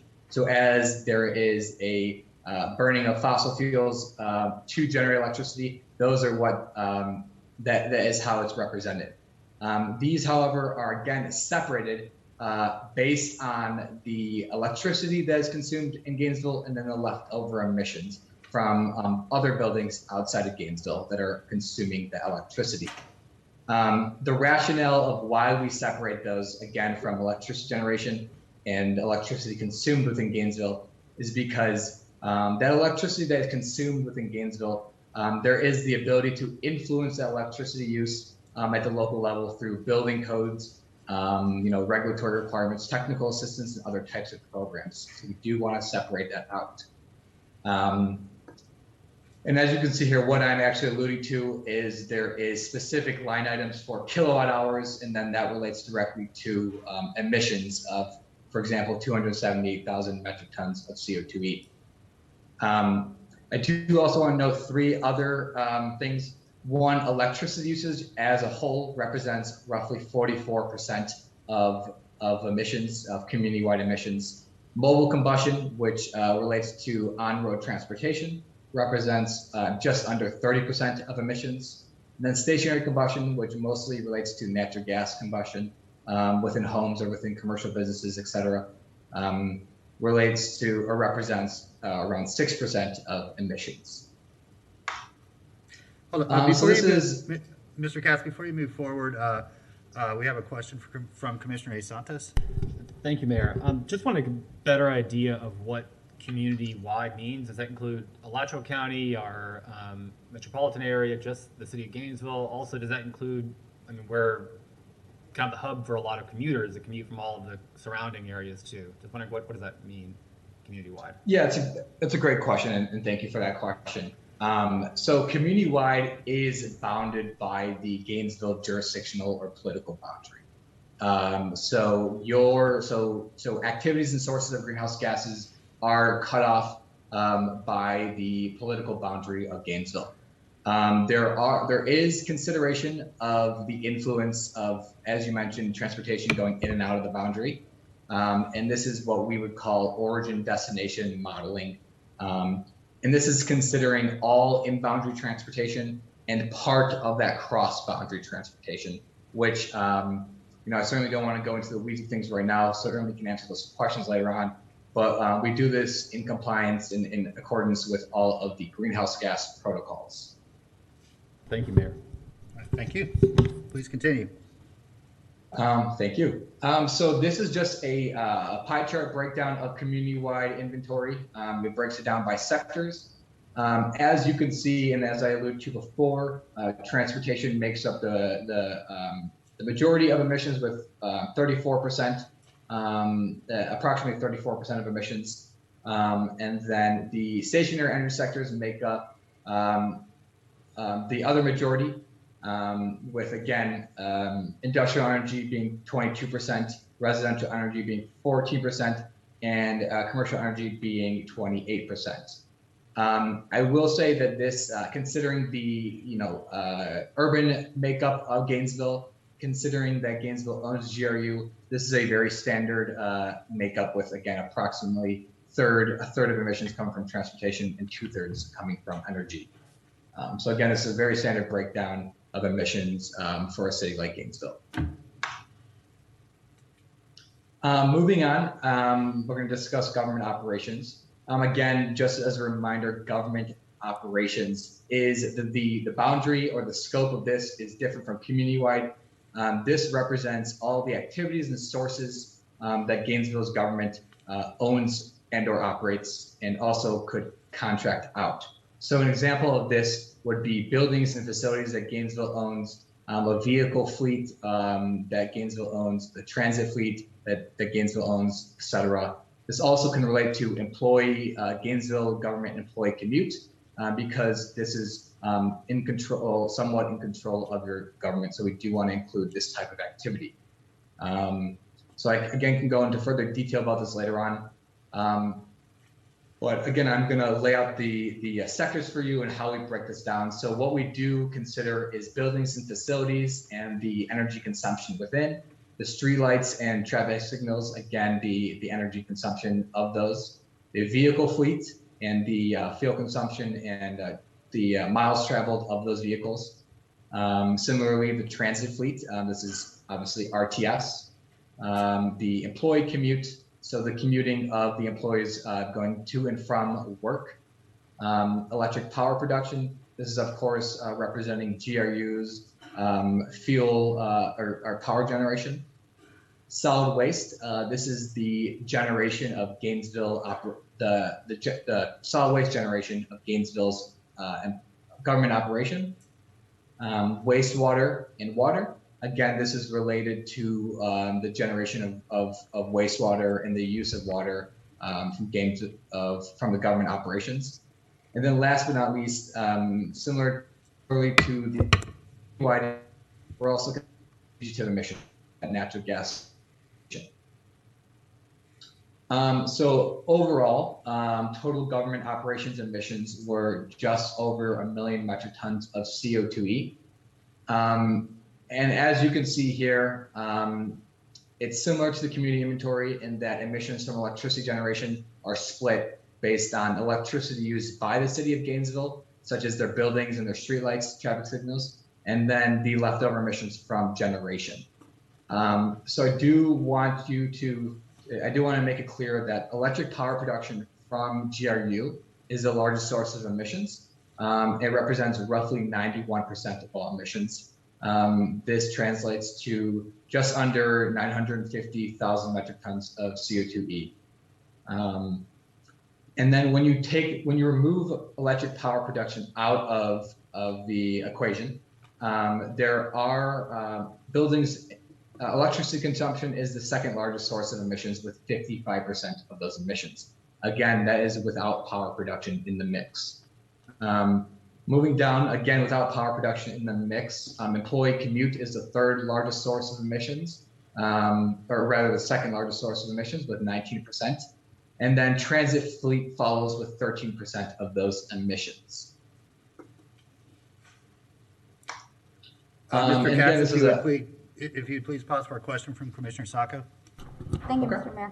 Mr. Katz, just to make sure I understand this correctly, the government operations inventory is half of that original community-wide, correct? So it is, yeah, around half. Correct. Okay, so GRU in theory is half, almost. Let's say yeah, 45% of that community-wide is energy production. Correct. Whatever 91% of that half is, yes, correct. Okay. In theory, yes. Thank you. So I just wanted to make sure we were dealing with the same population. But thank you. Yeah. I do want to, again, make it clear that it actually, it is broken down by power production, those leftover emissions, and then the electricity, emissions from electricity consumed by Gainesville's buildings and facilities. So if you were to aggregate those together, then 91% may be a little more. But yes, you are in theory correct. Again, I am breaking these down in a pie chart form by sector just to give you a better visual of where emissions are coming from. When we take a look at all of the activities that Gainesville owns and operates, power production again represents 91% of all these emissions, which is being displayed on the left. This is followed by buildings and facilities, which represents 4%, as you can see again on the left. All the other sectors are obviously pretty small, so we aren't representing on the left, but as you look to the right, this is the breakdown without electricity production, without electric power production. We can see here again that buildings and facilities make up just under half of all emissions, followed by employee commute, transit fleet, and then streetlights, and then vehicle fleet. When you aggregate some of these together, you will see that again, electricity consumption does make up the majority of this. Obviously, when you combine streetlights and traffic signals, and then buildings and facilities, that does make up a large component of this inventory.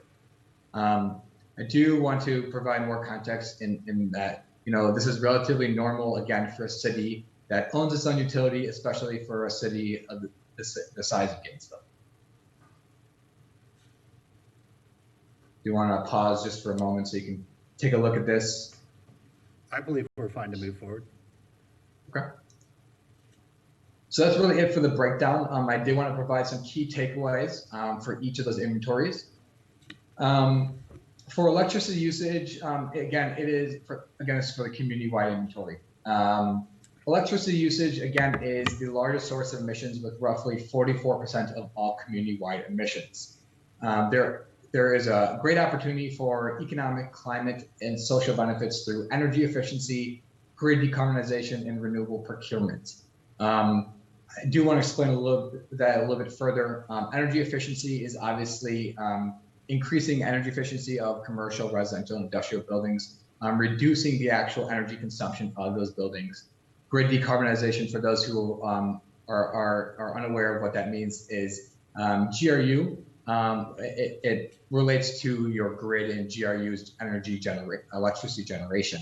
Decarbonization means phasing out fossil fuels and utilizing more cleaner fuels for electricity generation. So as you utilize more clean fuels like renewable energy, your carbon intensity of electricity will be less and less. And last but not least, renewable procurement is obviously just procuring more renewables, purchasing that for community-wide buildings as well as government buildings. And obviously with all of those, there are great social benefits, obviously a lot of climate benefits and economic benefits. Mobile combustion, mainly on-road transportation, again, is the second largest source of emissions with just under 30%. Gainesville has an excellent opportunity to leverage community-wide vehicle electrification and alternative transit options. Vehicle electrification is becoming more normal with better infrastructure. Again, vehicle electrification means electric vehicles. So with better infrastructure, adoption of EVs is going to be a lot easier, as well as alternative transit options. You can certainly leverage this as Gainesville does on its own transit agency, like the RTS. So this is certainly a great strategy to pursue. Stationary combustion, which is mainly natural gas, as I mentioned, is the third largest source of emissions. This is around 6%. While this is a small part of your inventory, electrifying all stationary fuel combustion will reduce emissions and also your reliance from stationary fuels. When we say electrifying all stationary fuel combustion, we mean electrifying your households, your commercial properties, etc. Electrifying all heating applications. Obviously, you're in Florida, so there's not a lot of fuel usage, but electrifying things like water heaters, etc. I do want to mention a couple more. Given the great potential for renewable energy, when combining renewable energy with electrification and energy efficiency, Gainesville would see enhanced greenhouse gas mitigation. And this is because as you electrify, as you're utilizing more and more electricity sources, you are again consuming more electricity. However, you are consuming more electricity from a cleaner grid. Therefore, there's a less direct and indirect emissions. And this potential comes from one, GRU being municipally owned. So there's a lot of potential for decarbonization. And also where you are geographically. There's a lot of potential for distributed solar on rooftops, solar, again, across rooftops and throughout the community. And last but not least, while all of the above points do address the main sectors and main activities that emit emissions, we do also want to mention that there is great opportunity to improve recycling and composting programs to remove greenhouse gas emitting waste types from the waste streams. These greenhouse gas emitting waste types are things like papers, food waste, yard waste, etc. For those who don't know, when papers, food, yard waste, etc., those organic materials sit in landfills, they do decompose and emit methane. Moving on to key takeaways of government operations. More or less is the same approach that you would take for community-wide because of the relationship between GRU and the relationship with your government and your citizens. But I do want to go over these. Electric power production, again, is the largest source of emissions with 91%. So given that GRU is municipally owned, there's a great opportunity for decarbonization. Building and streetlight electricity consumption is the second largest source of emissions. It is 55% when you do not consider electric power production. There is a great potential for grid decarbonization, renewable energy procurement, and energy efficiency. And this would greatly reduce those emissions from buildings and from streetlight electricity. Employee commute is the third largest source of emissions, again, just under 20% when not considering electric power production. There is a great opportunity to reduce emissions through work from home, hybrid working options, employ public transit programs, and incentivizing alternative transit modes like walking and biking.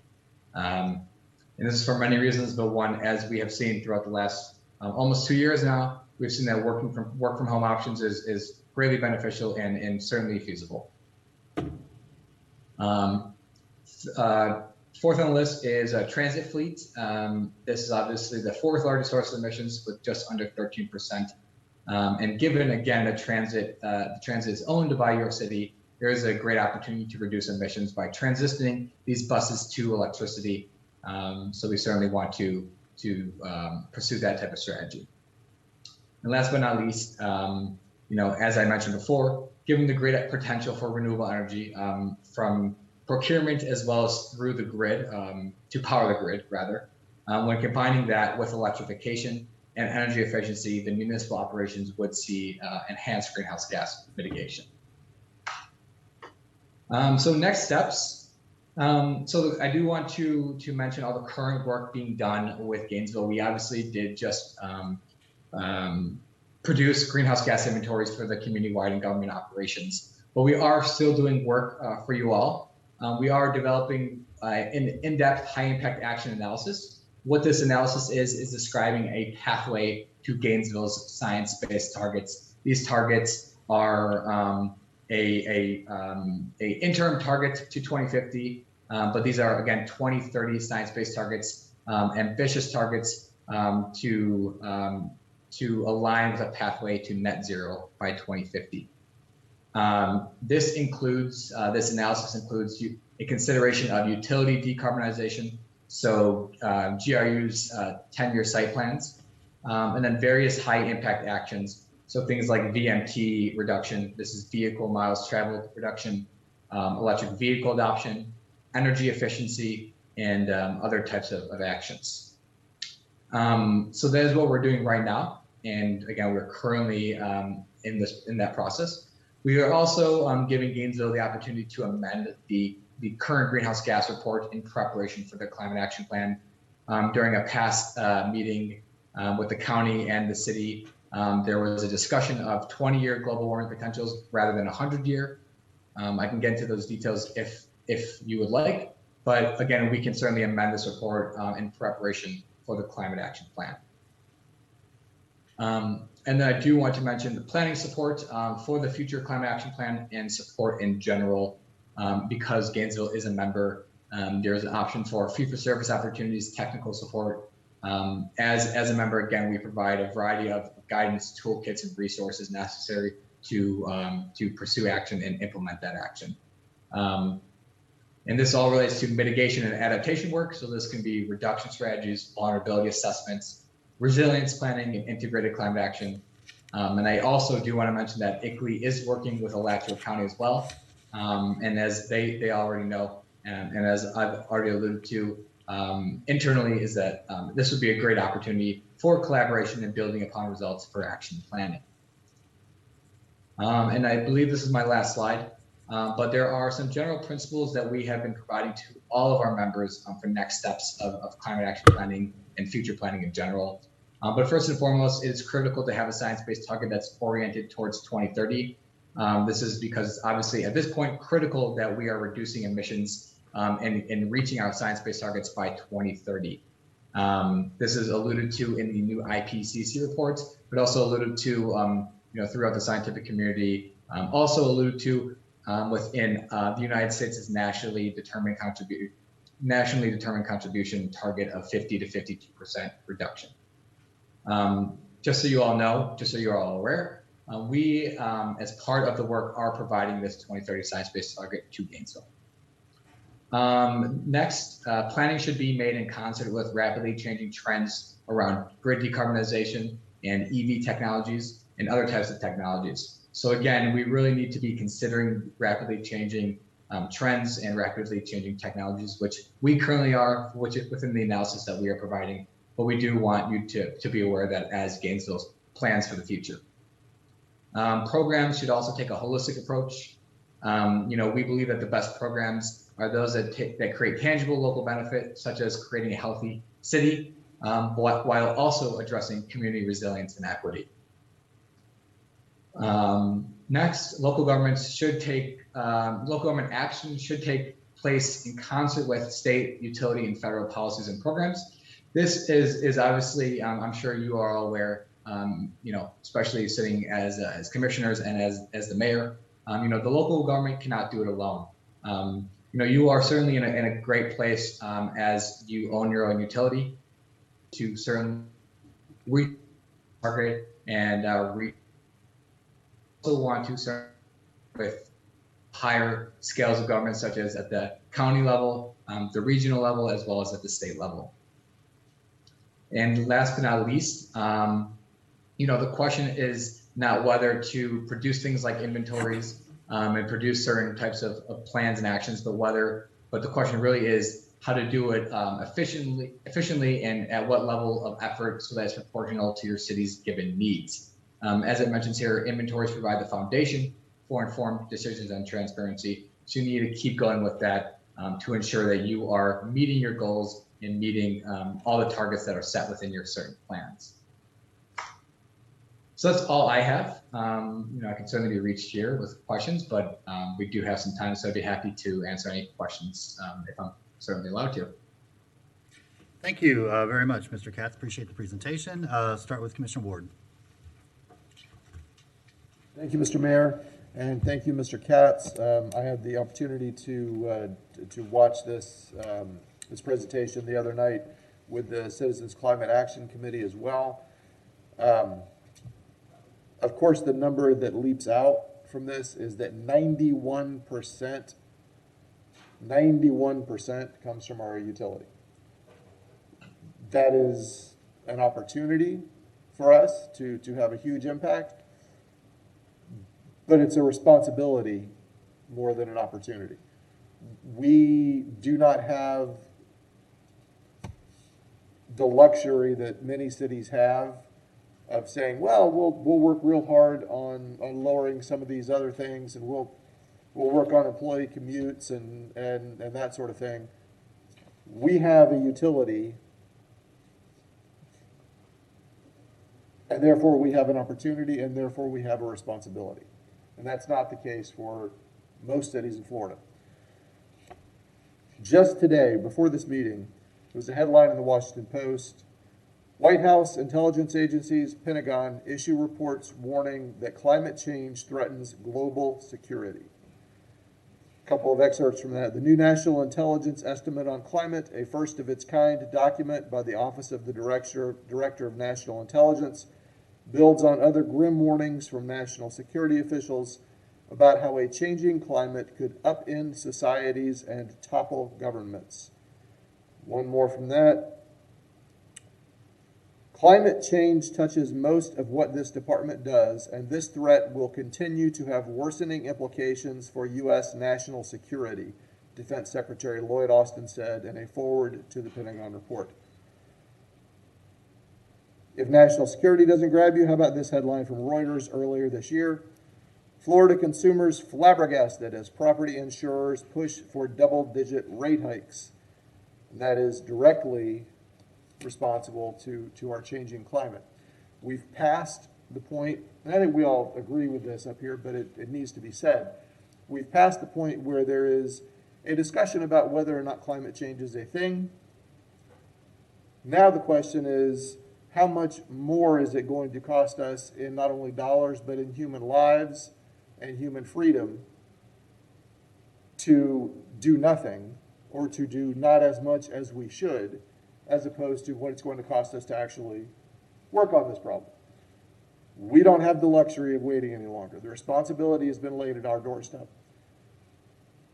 947,000 metric tons of CO2 equivalent come from the utility that we are responsible for managing, or for directing, I should say. We have a meeting with our UAB next week, joint meeting, and some of what we'll talk about then, it looks like on the agenda, is building on the discussion we had with Mr. Blarski a few weeks ago about how we need a renewed push to work on this. We have to take this seriously. There are lots of things we can do.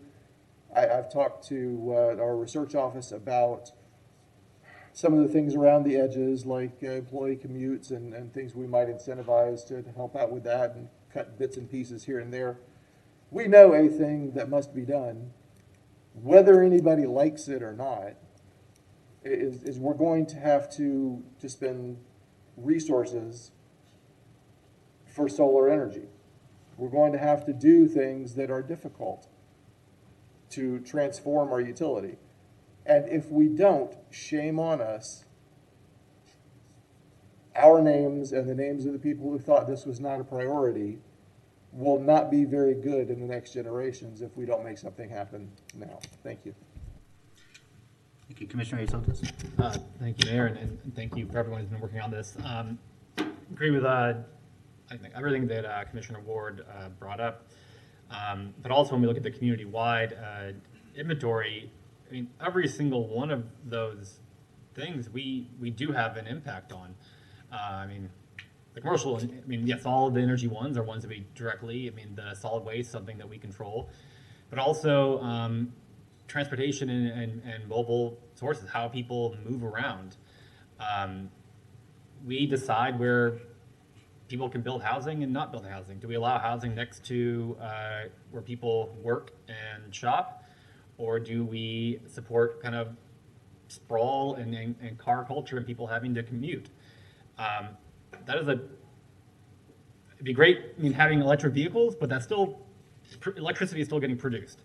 If we can get people to where they can walk to work, where they can bike to work, where they can live, where they want to live, and they have opportunities to live, that is dramatic reduction we can have in that area and giving people housing choices to live next to where they want to live. We have to move away from a sprawling suburban housing model that we have. Thank you, Mayor.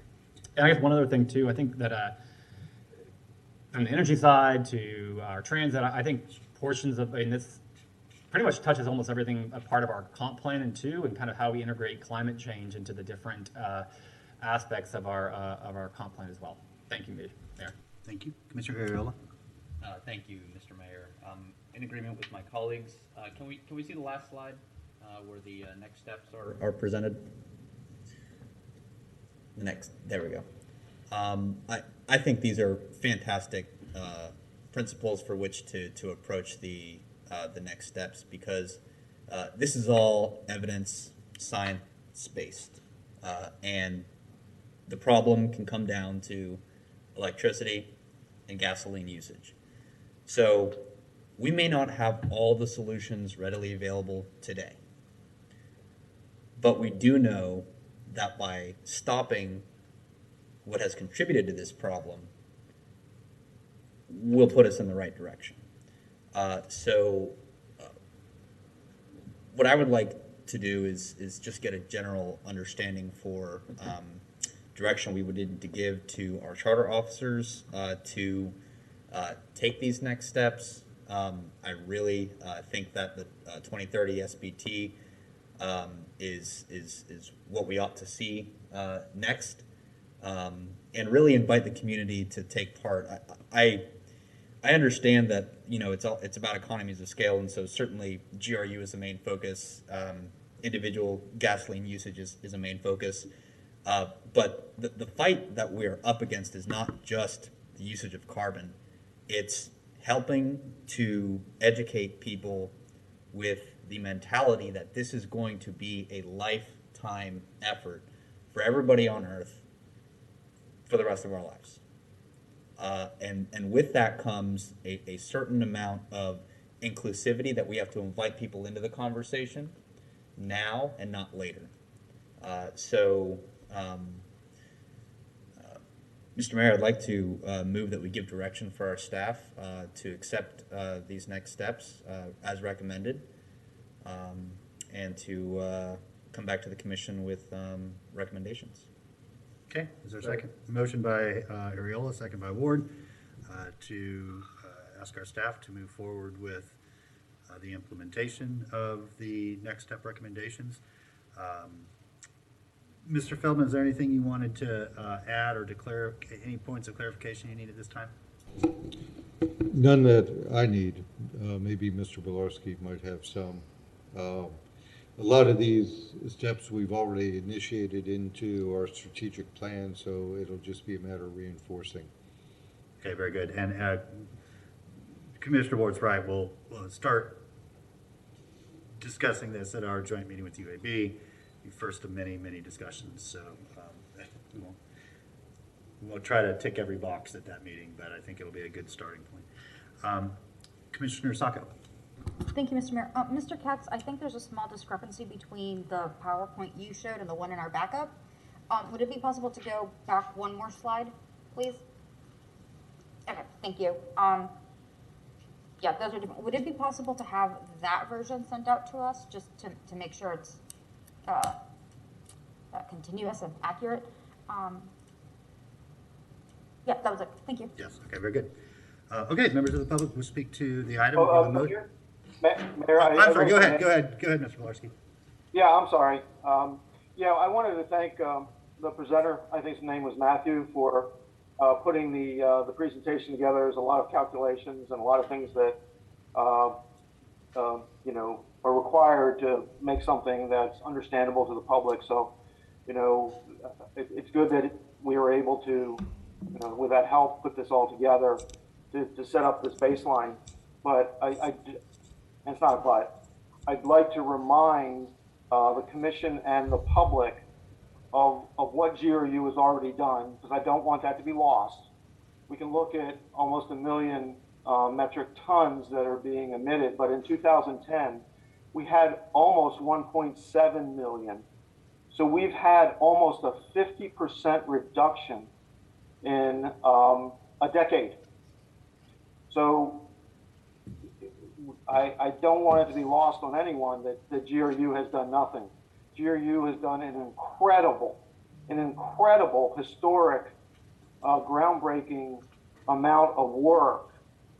And we want to build on that to do the next level of work to get to where we need to be.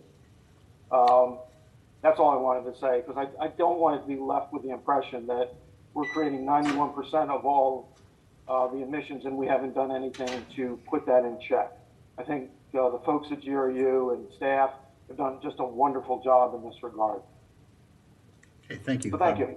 Yeah, thank you, Ms. Pilarski. Back to you, Commissioner Ward. Thank you, Mr. Mayor. Just real briefly, and on the heels of what Mr. Pilarski was saying, I want to point everyone to the GRU carbon dashboard, which went live, I think, Friday. I may have that day wrong, but I think it was Friday that went live.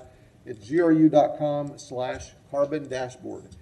And I'm sure that will continue to evolve, but there's some really great information about where we have gone and what we have done at the utility, which is not to say we're there. There's a very, very long way to go, but Mr. Pilarski is correct. We should not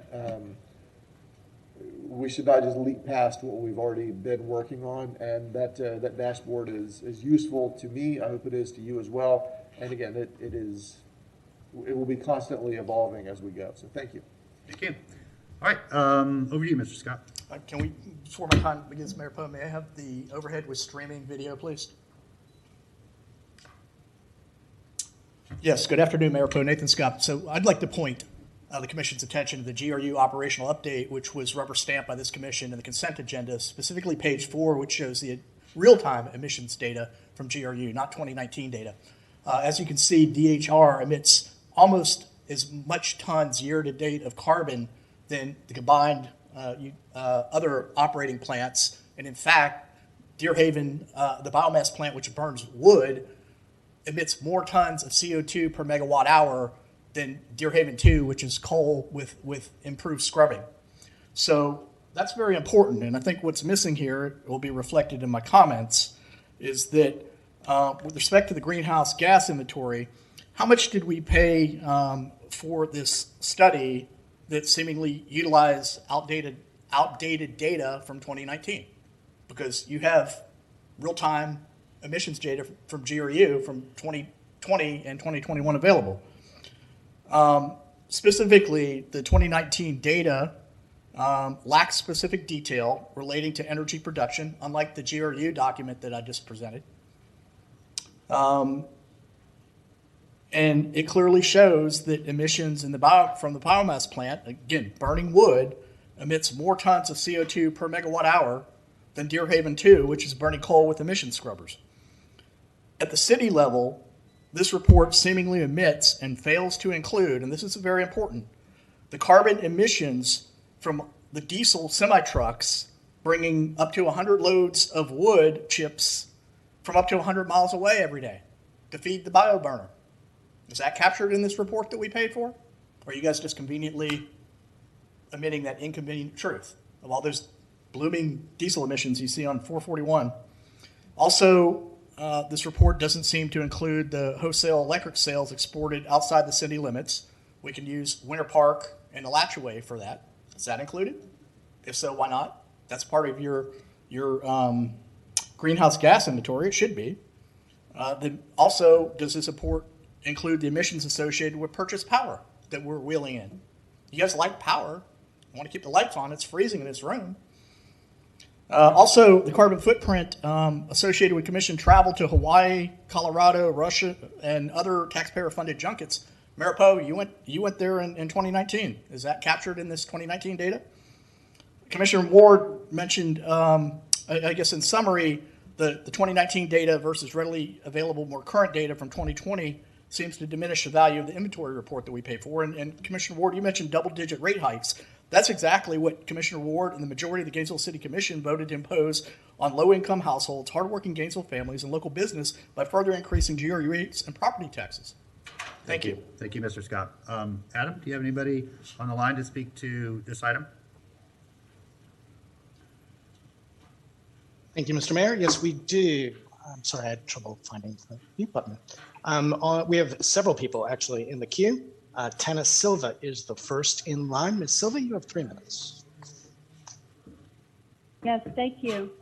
I agree that inventory and assessment is certainly a good basis for decision making, including transforming GRU power generation. From what I could hear of Mr. Scott's remarks just now about BRAC, I would agree. Of the 91% carbon emissions from electric power production, fuel sources aren't distinguished. It would be useful to see how much is generated from the whole biomass process, from clearing trees and tree parts to diesel fuel to transport them, and then even worse, burning the trees. I've heard that the carbon emissions from BRAC dwarf those of even coal and other sources beginning to end. If the city can find a way to get out of BRAC, its carbon emissions and its debt going toward $3 billion, that would be great. I don't know how that can happen, but even closing BRAC would be better in several important ways than continuing it. It's not carbon neutral, truly renewable, or cheap. And when people rightly deplore burning the Amazon, for example, we need to look at how this city cannot do the equivalent on a smaller scale. As a reporter in Brazil, I covered the Amazon fires 30 years ago, and I can attest to the devastation. Destroying trees and then burning them is a double blow to the environment. This is not a clean grid. Distributed solar, rooftop solar looks like the best available option in the foreseeable future for the city and U.S. So I hope both entities can lead the way on that and be available to changing trends. Also, I hope you'll think twice about annexing land far from the city center to have city center areas subsidize sprawl and the traffic and gridlock on the most congested roads in the area. You could look also at prohibiting routine patrols by police helicopters that have wasted enormous amounts of aviation fuel for 25 years and counting. And a minor point, natural gas is 1% of emissions in buildings. A suggestion is to swap out gas appliances for electric, but between the greater emissions from other fuels and the replacement costs, it doesn't seem like an especially useful action. Maybe rethinking transportation rather than assuming going to full-size electric buses is another better approach for RTS. So in your upcoming discussions, no doubt the Commission will carefully balance the costs and benefits of what actions are best. Thank you. Thank you, Mr. Shepard. Yes, my name is Donald Shepard. I'm People's Representative. I'd like to speak about several topics. One topic being our generation.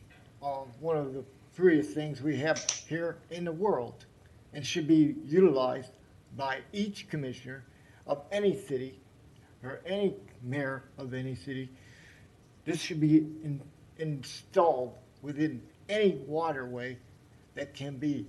And this generator that I'm going to be bringing to your attention When I become mayor, I can't do it now. I don't have the authority nor the money. One, this will clear the GRU from the data and put and this is the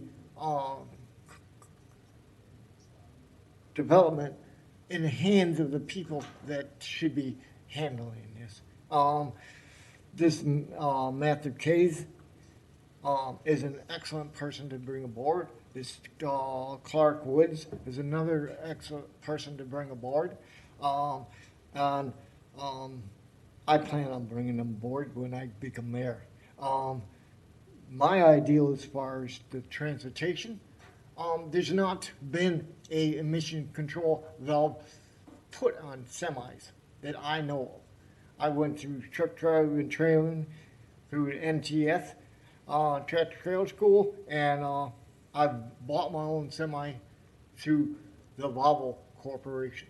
I have not, during that tour, did not see a emission control valve put on a semi telling how much that semi uses in a day's time from point A to point B. So that there needs to be established.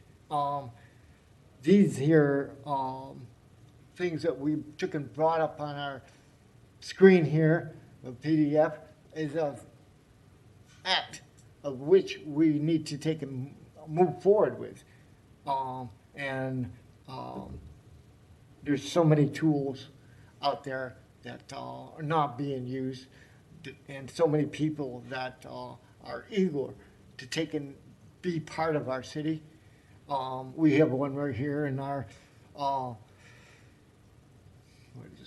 next building to its human resources. This young lady is like a computer. This is another thing. We should have a robotic intercom system where the robot can bring back stuff that we as humans do not have the ability to do. Thank you, Mr. Shepherd. Afraid your time has expired. Okay. Yeah, Sorry. appreciate your comments. Adam, back to you. Thank you, Mr. Mayor. Next up, Debbie Martinez. Ms. Martinez, you have 3 minutes. Oh, thank you so very much for taking my call.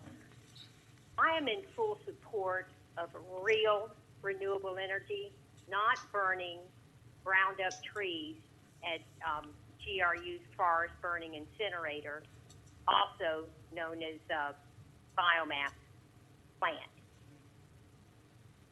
Wasting billions of dollars on this tree forest burning incinerator, that could have been used for real renewable energy. Nuclear power plants, mainly in Germany, have been shutting down, increasing the need for more natural gas and oil in order to transition into renewable energy. That's the real problem, they're really faced with, especially in Europe. So unfortunately, as you want to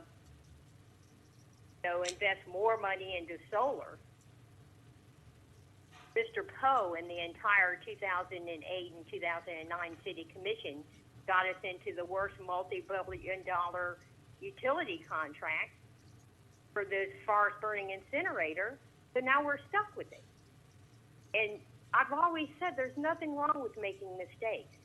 But the City Commission back in 2008 and 2009, and even now, won't even admit it was a mistake. Instead, you go around, to the League of Cities bragging about what you've done to our people. Created poverty. You've created homelessness because our utility bills skyrocketed because it was the worst utility contract. It was grossly overpriced contract. So, you need to work to, shut that forest burning incinerator down, and you can make some smaller steps, like the RTS buses. These huge RTS buses oftentimes are running around town empty, causing traffic jams. People are just, bumper to bumper, sitting in traffic. So maybe you could, consider smaller buses for some of these routes. But I wish you would all stop pretending that you've done something special, because you haven't. You've created a disaster with our utility, and for people being able to afford, your utility bills. So try to fix the problem. Don't go around pretending you've done us a favor when you haven't. Thank you. Welcome, You, sir. Ms. Martinez. Good. Mr. Mayor, Commissioner, my name is Jay Rosenbeck. I want to begin by thanking you for all the support you have shown in a movement toward renewable energy, for supporting Gainesville's joining of the Race to Zero, beginning but not ending with the greenhouse gas inventory just reported. I was also one of those who applauded you in previous times when you committed to 100% renewable energy. And I applauded as well your proclamation of a climate emergency. I worried then, and I think like many of you, I've worried since, that those commitments might be aspirational, despite our best intentions, and that political and business as usual headwinds would slow or stall progress. But by embracing the Race to Zero's principles, procedures, and goals, you will allow our community, you will lead our community in an effort to slice through those headwinds. What that means to me as a minimum is that we set about setting measurable timelines, goals, and actions necessary to reach our goals, all driven by a sense of urgency, that we create a transparent, readily accessible dashboard that displays all of our actions and progress, and that we find the money to hire a climate director in the city to help lead that effort. As Christiana Figueres, former head of the UN Climate Agency and person almost solely responsible for establishing the infrastructure critical to the Paris Climate Accord, said recently, all other geopolitical issues will fade into irrelevance if we fail to rise to the existential challenge that climate change presents. History will judge all of us by how we rise to this challenge. Words and never throwing a dirty pizza box in the recycling bin will not save us from harsh judgment. A successful Race to Zero will. Thank you. Thank you. And we're coming up quickly on our time certain item for 3:30, so I just want to be as quick and efficient as we can. Adam, our next caller, please. I have 5 callers in the queue, Mr. Mayor. Okay, we're not going to be able to get to all of them. We'll come back to this item when we are done, but let's go ahead and take the next caller, then I think we'll be ready for our next item. I'm sorry for everyone who's been waiting around for this. Go ahead, Adam. Thank you, sir. Roberta Gastmeyer. Ms. Gastmeyer, you have 3 minutes. Good afternoon, Mayor and Commissioners. I am so glad that you've engaged ICLEI for this greenhouse gas inventory and that you've joined the Race to Zero. I'm really impressed with ICLEI's approach. It is nature and science-based. It centers equitable solutions and encourages resilient and circular economies, all things that our community has made clear that we need to include as we create a real plan to get to 100% clean, renewable energy. I'd really like the fact that in addition to providing tools and resources at low cost, ICLEI encourages public accountability through regular reporting mechanisms. And I hope the city will continue to be an ICLEI member and will engage them to quickly help us get through the next steps of defining the interim and long-term goals and the creation of an achievable climate action plan. I do think there are 2 things that we need as soon as possible, though. First is a robust online regularly maintained dashboard that shows us where we are and where we're going, what steps have been achieved. We need to make sure that efforts are fully documented and transparent to the community, and this will facilitate the conversation that we want to have and provide us with information we need to make wise choices. And the second is we have to have a climate director, someone who can bring all the pieces of climate action together in a coordinated and sustained approach, someone who can communicate the importance and the benefits of the actions that we have to take to secure our future. And I want to be clear that this cannot be the same position or person as GRU's climate person, who will be much more narrowly focused. So at a minimum, I hope that there will be funding in the next budget cycle for a dashboard and a climate director. And finally, of course, I can't let this one go. One of ICLEI's recommended next steps is to convert gas-powered heating applications like water heaters to electric. And while I appreciate your recent vote asking GRU to stop promoting fossil gas as clean, the obvious next step is to accomplish this all-electric conversion is to stop providing rebates for gas appliances. So thank you very much for your past and current efforts to mitigate climate change. And despite Mr. Katz's final words, it's clear that we can't count on our state to take the lead on this issue. Looking less likely every day that we can expect significant help from the federal government. So for now, it's really up to us to make these critical changes. Thank you. Thank you, Ms. Gassmeyer. Mr. Mayor, the floor is yours. Okay, thank you. Mr. Feldman? I just wanted to mention Mr. Katz from ICLEI would just like to say one parting comment before we move on. Okay, let's do that, and then we'll have to pause this item and take up our next time certain item. Then we'll come back to this once we dispense of that. Mr. Katz? Yeah, thank you for allowing me to comment. I do want to just clear up a few things. I know there were some comments out there about the concern of the inventory year and some methodologies involved within the inventories. I do want to make certain that we are following all the world and United States greenhouse gas protocols. And for those who mentioned the 2019 inventory, we do choose years, 1 or 2 years, earlier than the current year due to data availability and quality of the data. So that is one concern we always have, and that's why we do select a earlier year.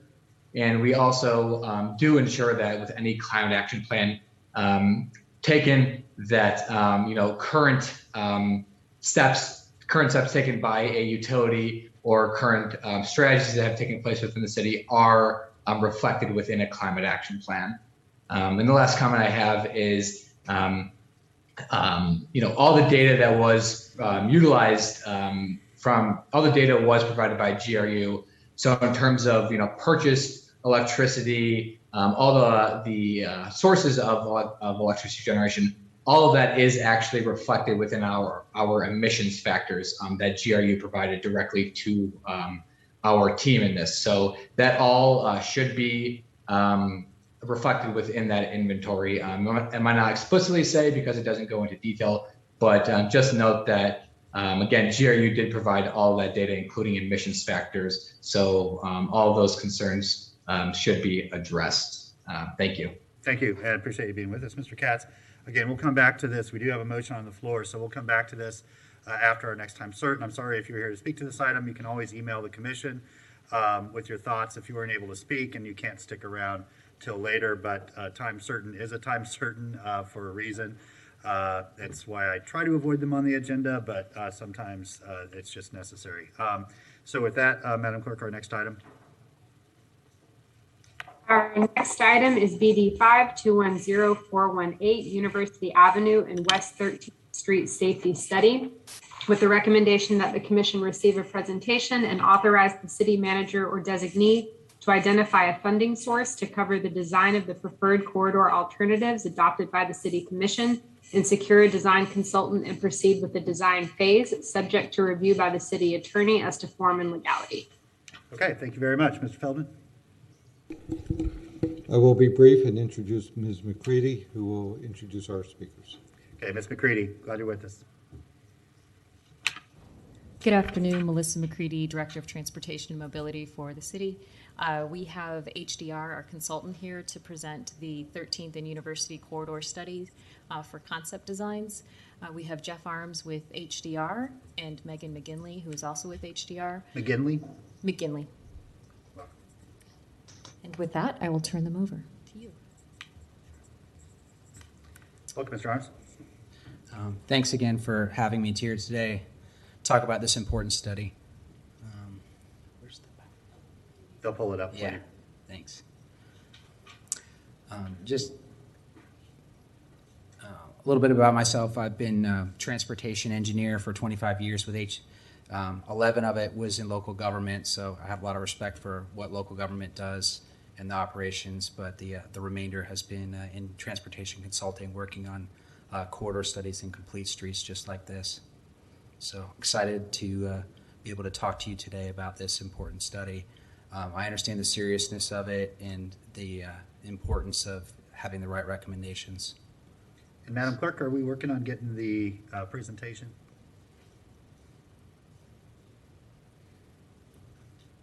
Yes, Mayor, I apologize. I had the wrong one selected, so I need to pull it off the agenda, so I apologize for the delay. That's fine. So, Ms. McGinley is also working with me on this study. She's also very familiar with Gainesville, having gone to University of Florida, and in fact, I joked with her earlier and that she's marrying a Gainesville boy, so she's made a lot of good choices in her life as well. Glad to hear it. So.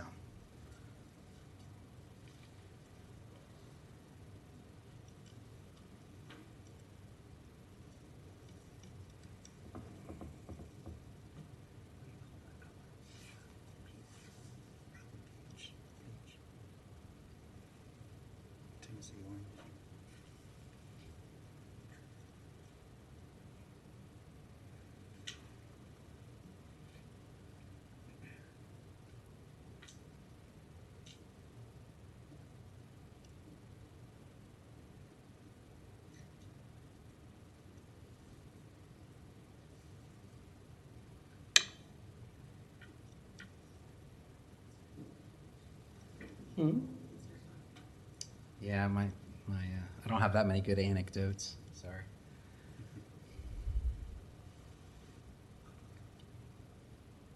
I apologize. Just one more moment. It's coming. My presentation's approximately 20 minutes. I'll try to be as brief and concise as possible. Obviously, Mr. Mayor, if you need to stop me at any time for questions, clarifications, Sure. It's at your discretion, for sure. Sure. Folks are usually pretty good about holding their questions or comments till the end, but if there's just sort of a point of clarification, we'll dispense with that as we're going here.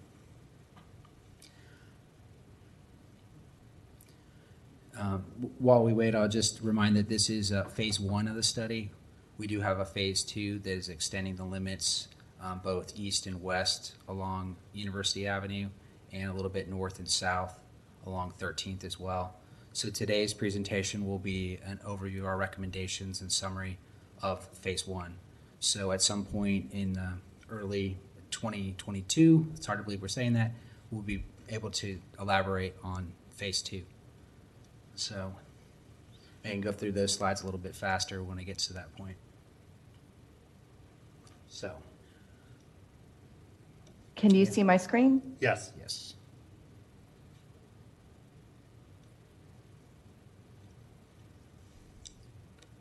All right.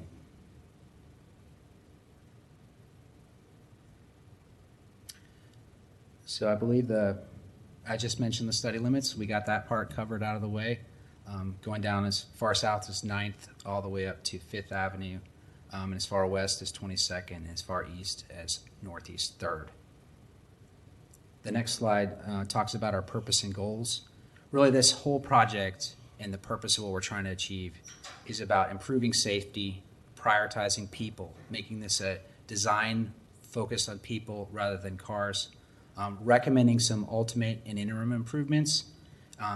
We've really been hard at work analyzing the corridor, developing concepts, and then working with partners at University of Florida and with FDOT.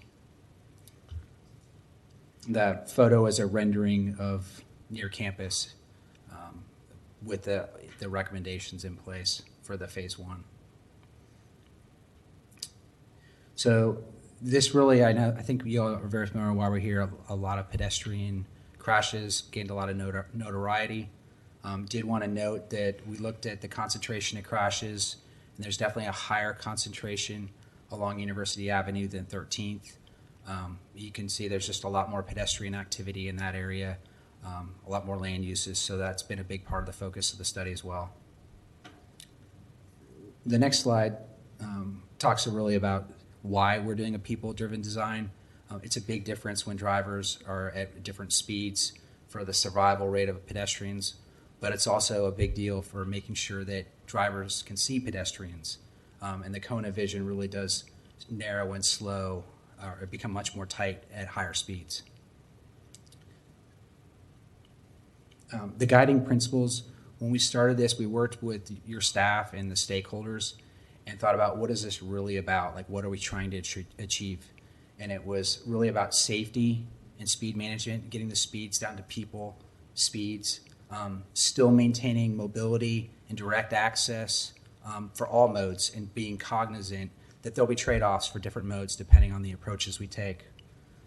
Really making the corridor more about placemaking and for people, and then really being considerate about cost and implementation. Are there things we can do faster and sooner, and trying to take that into account in our recommendations? There's been a lot of improvements already.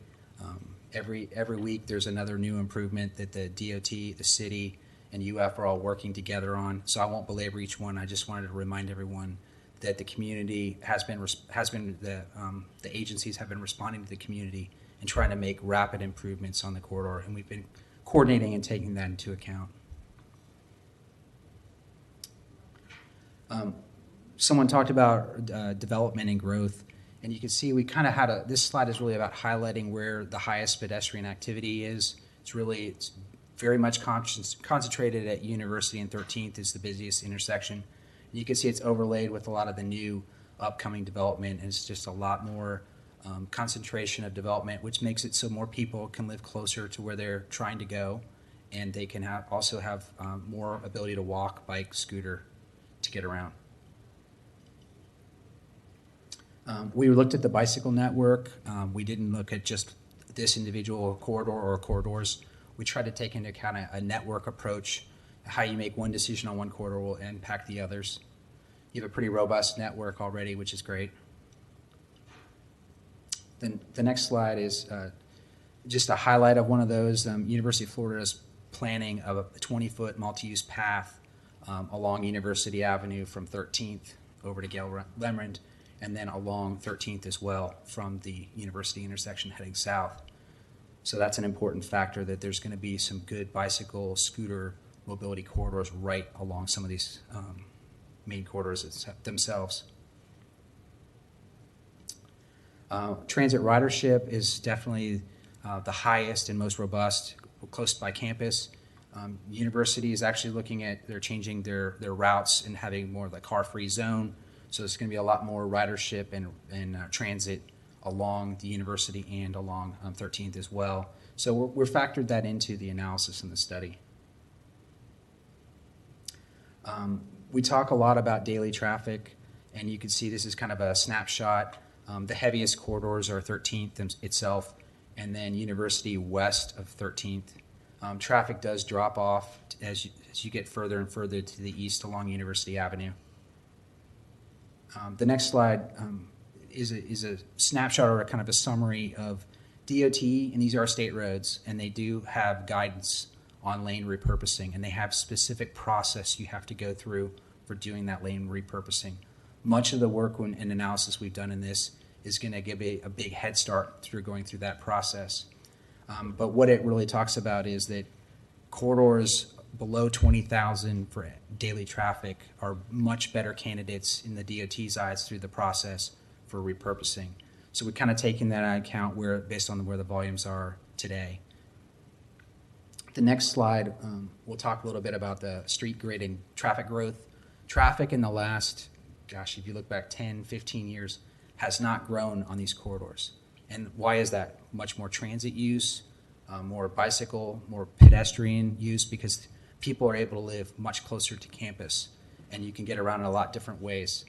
You can also see there's a much better grid network with parallel streets east of 13th.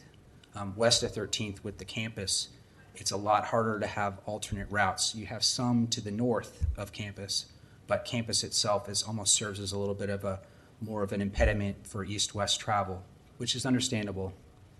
But it's a factor in when you think about repurposing and changing the traffic patterns. So now I'm just going to walk you through some preliminary recommendations. They've really all been focused on proven safety strategies. This includes roundabouts, raised tables, pedestrian islands. They've statistically by federal highway been shown to be great reductions in pedestrian crashes. And then keep going. And so these slides are going to basically highlight the segment that I'm talking about. And the next one is going to be a picture or a rendering of what it looks like today, and then followed by the recommended improvement. So on University, right next to campus, all the way to 12th Street, just past 13th. You'll see the next slide is a picture of what that is. You have the lanes a little bit wider, there's some pockets of median, a center turn lane or a left turn lane, and the sidewalks are narrower. There is some on-street parking next to some of the buildings by campus. The next slide shows the recommendation, and I'll get to phasing of the recommendation, especially this segment next to campus at the end of the presentation. But we have no longer have the on-street parking. We have 16-foot wide sidewalk next to the buildings, the businesses. The outside lane is a little bit wider to accommodate transit. We have medians in much more areas and many more areas. And then on the right side of the screen on campus, you can see the 20-foot path, and we still have an even better improved sidewalk on that side as well.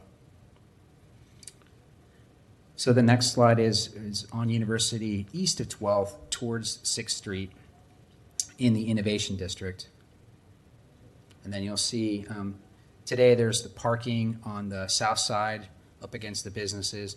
There are some things like gas station type lane uses today, and you can see there's some pockets of median and then the lanes that are out there and 7-foot sidewalks. In this part, what we've shown is that we would be reducing or repurposing the outside lanes, and it would, instead of being essentially what some might call 5 lanes, would be 3 lanes, but with the center being some pockets more of median, and then along the south side there would be what's considered like a cycle track, kind of like a dedicated 2-way bicycle facility along the corridor. It's on the south side because there's fewer driveways, there's fewer major roadway crossings, so you can have more of a continuous cycle track or bicycle facility. We want to buffer that from the street as much as from the vehicle cars as much as possible, while still maintaining some visibility. And you can see we've put some pockets of on-street parking or perhaps loading zones or landscape. We can kind of pick and choose, but with that width of 8 feet and 3 feet, you can easily do that in that cross section and provide a pretty nice facility. The outside, the sidewalks go from 7 feet to 12 feet. So you'd be able to put in like street trees and better buffer. It'd be a much easier walking path instead of at 7 with light poles gets to be pretty tight and constrained. So the next slide is going east of towards downtown, and it's kind of a little bit of a hybrid area. This is part where, if you see it on the next slide, it's basically 4 lanes, and it doesn't have like a center turn lane. And on the next one, I'll basically show a lot of this part. We're able to kind of maintain existing curbs and not move the curb lines in and kind of repurpose or reallocate the space, because the sidewalks are already improving with a lot of the businesses that are or properties that are redeveloping. And you can see we've been able to provide that cycle track on the south side and continue that network. And really it doesn't make much difference in the travel times. A little bit of a reduction in some of the peak hour travel times. Along 13th Street, south of University Avenue. We looked at this quite a bit, and you'll look at the next slide. The volumes are much, much higher. It's extremely heavy amount of traffic, but today it's difficult to cross at 5 lanes, not as many pockets of medians. I will remind you, there's that underpass on campus that does carry a lot of the pedestrian traffic, so there's not as much pedestrian traffic crossing perhaps as University, but there still are pockets, and there's new developments happening, so there is starting to be more and more pedestrians crossing the street. So then when you get to the next slide, you'll see it'll reflect the wider path on UF's campus, switching the bus bays out to near like Tigert Hall. And what we've done is we've basically maintained the outside curbs and not had to reconstruct the drainage, a lot less major construction impacts, and we've put more like a wider median. So why does a wider median matter? We're able to put it in more areas, and then areas where there is a left turn lane still present, there would still be a median next to the left turn lane. So if somebody were to try to cross the street and not follow all the rules, they're at least not waiting on a double yellow line. They're at least waiting in a median refuge area. So it's one of those things that in the older traffic engineers used to just say, well, they crossed at the wrong place, that's their fault. We try to be more sensitive and smarter about trying to make those facilities so people would be as safe and make as few mistakes as possible. I'll keep on rolling. And then north of University, up towards 5th, and the study will continue in phase 2 all the way up to 8th. You'll see that there's a lot of redevelopment that's already happened, but some of the lanes are a little bit wider. A lot of the sidewalks are already getting improved. It's all right.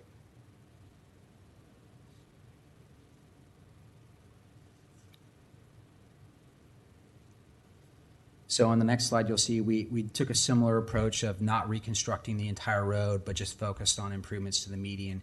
And this demonstrates what I was talking about on the previous slide, where you still would have a left turn lane, but you'd have some median area next to the left turn lane. So more refuge for pedestrians. Also, it gives more landscaping opportunities along the corridor. And when that happens, it helps with the enclosure. It helps encourage drivers to feel like they're in a tighter space and not drive as fast. It's a subliminal approach that DOT has been taking and recommending in a lot of their guidebooks about greater enclosure of corridors. So then the next topic I will touch on is we did quite a bit of coordination with UF and some of their gateways, which are now under construction, and also talked about does it make sense to have any corridors, any locations with roundabouts. And when we talked about this study at the start, there were a lot of locations that people brought up. There's a corridor called Hillsborough Avenue or Street, I can't recall which it is, right next to NC State's campus.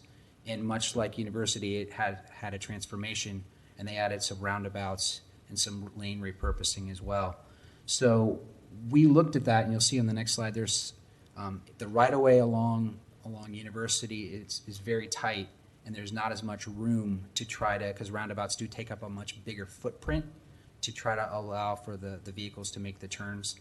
So where a lot of areas are constrained, but what we did show is near 2nd Avenue, where it comes in, and over at 22nd, like a rendering of how geometrically a series of roundabouts could work.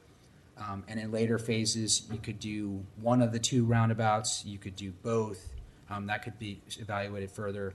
But we shared this with staff at UF and talked to them quite a bit about what this could do. It would also reinforce that this is a gateway.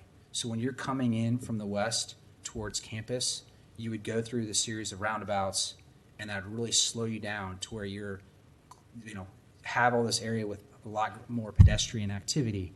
So we think it helps reinforce the messaging that this is not just the sign on the side of the road that says speed table, slow down pedestrians, but actually physical construction of intersection improvements, because traffic signals don't slow you down when the light's green, but roundabouts slow you down every time you go through them, no matter what.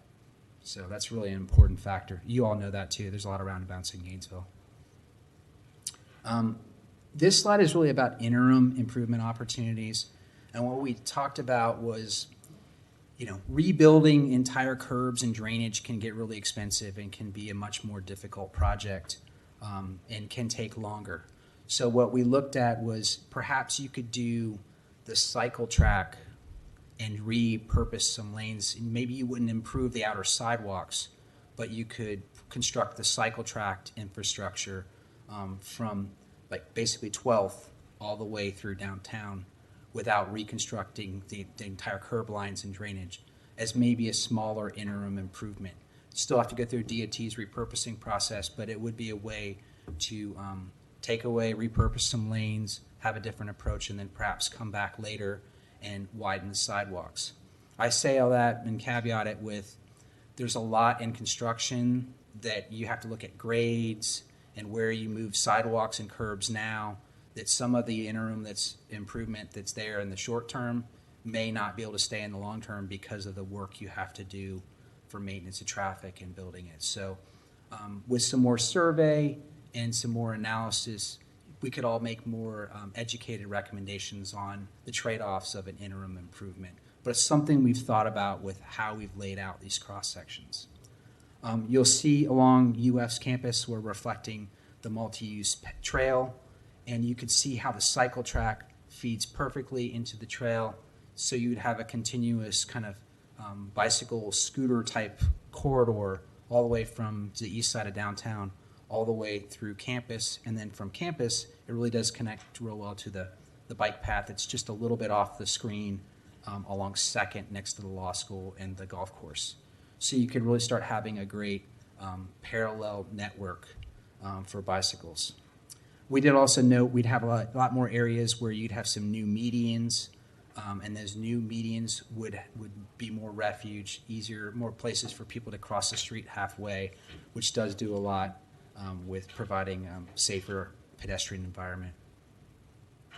The next slide I want to touch on is just talking about the long-term lane repurposing.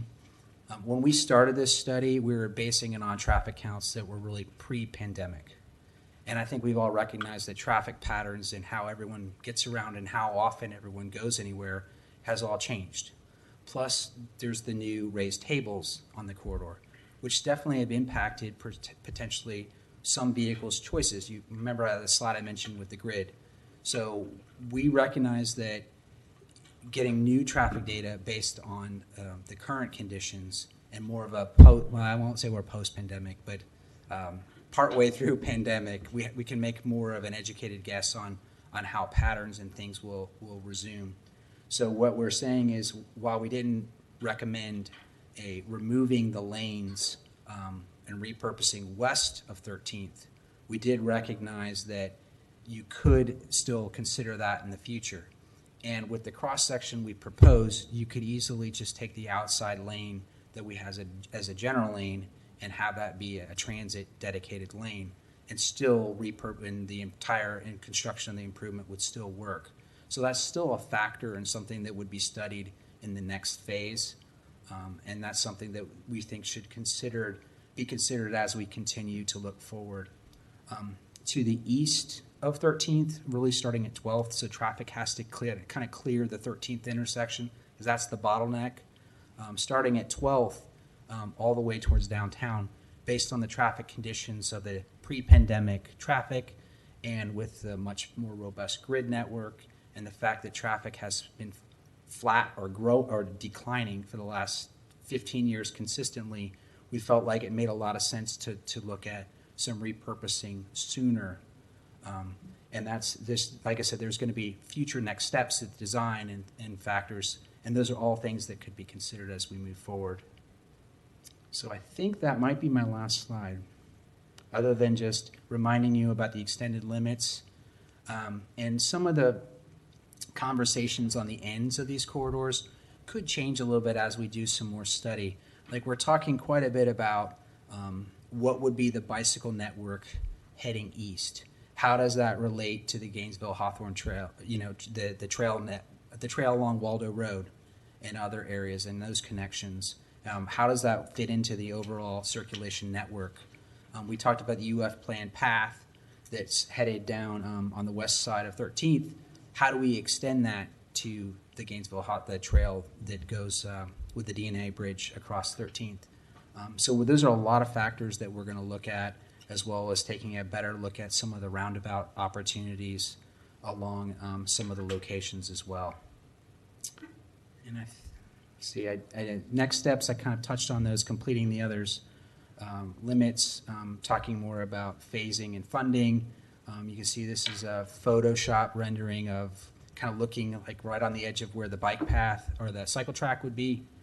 And we got scooters, we got more trees.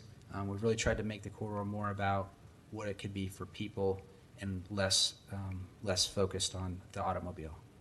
So I think I covered everything. I don't know, did I go too long? Maybe a little bit, but. So with that, you have any questions or? All right, well, thank you very much, Mr. Arms, for all the work that HDR has done and for getting us to this step today. I know that we have many questions and comments, including from folks that live in our community that are very interested in this. So we'll turn it over to them, starting with Commissioner Santos. Thank you, Mayor, and thank you and everyone who has worked on this, both our staff and your staff, and really a lot of the community members too have worked on this. I think this puts safety first, and also, I mean, there's other tangential things to it as well. I mean, when you slow down traffic, I think you get more local businesses that can come in there and more foot traffic, so there's both an economic development aspect to it as well. If we go back to the previous slide, I know we talked about extending limits, and I don't want to do this today, but on the southern end where we kind of end at Southwest 16th Avenue, we have started to see significant amount of new apartments getting built south of there too.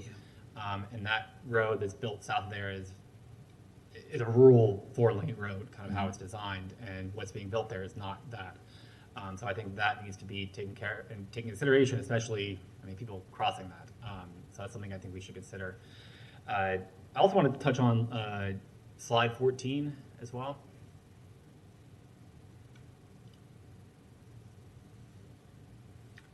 Yes, if we go down a little bit. So this is the traffic that we've seen. We hear many times that building apartments and density will increase car traffic and make things worse. We have seen thousands and thousands of new people who have moved along the University Avenue corridor. Many different buildings have been built, including taller buildings, and in the last 15 years, but traffic has actually gone down. That's what happens when you build higher density stuff. People can walk to their job, they can walk to retail, they can walk to these things. They don't have to drive.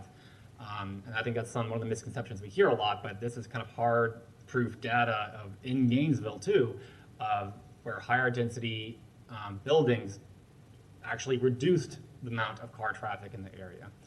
Hopefully we move forward on this project, and thank you, Mayor. Thank you. Commissioner Sacco. Thank you, Mr. Mayor. Thank you, Mr. Arms, for the presentation. I'm going to, not related to any actual work or theory here, but I do appreciate that your presentations had neighbors of different color and ability. I always like to, when you include everyone, not just stock footage white people, so thank you for that. To the actual substance, on slide 22, and on a couple of them, you point out the delays, I guess the theorized delays. Could you explain to me, I'm not entirely clear what, for example, 1.1 minute of peak hour delay per vehicle. Is that, if you have 10 cars, it's gonna be backed up for 10 minutes, or how does that math work out? This was a topic of great discussion with DOT staff, and they did actually ask, because our full scope was more about concepts and less about traffic analysis and more about the people. So the city did hire a separate consultant that would do some analysis of the corridor. And what this is, and what they came up with was during the peak hour with peak traffic conditions, assuming a 0.5% growth to, I want to say it was 2040 from today, even though there's not been any growth. It's just DOT's standard procedure to include conservatively some growth. And just, sorry to interrupt, but I want to make sure we define growth too. We're not talking about population growth. No, we're talking about traffic growth. Growth in traffic automobile volumes. trips. Yeah. Yes, automobile trips. So if you The consultant analyzed it and determined that if you, for this segment, which is from 12th to 6th, if traffic didn't grow at all, that you would add 0.3 minutes to the travel time from 12th to 6th. So 0.3 minutes is 20 seconds. 20 So seconds. Yeah, I 20 myself, seconds it would be longer. 20 seconds, Yeah. not per vehicle piling up.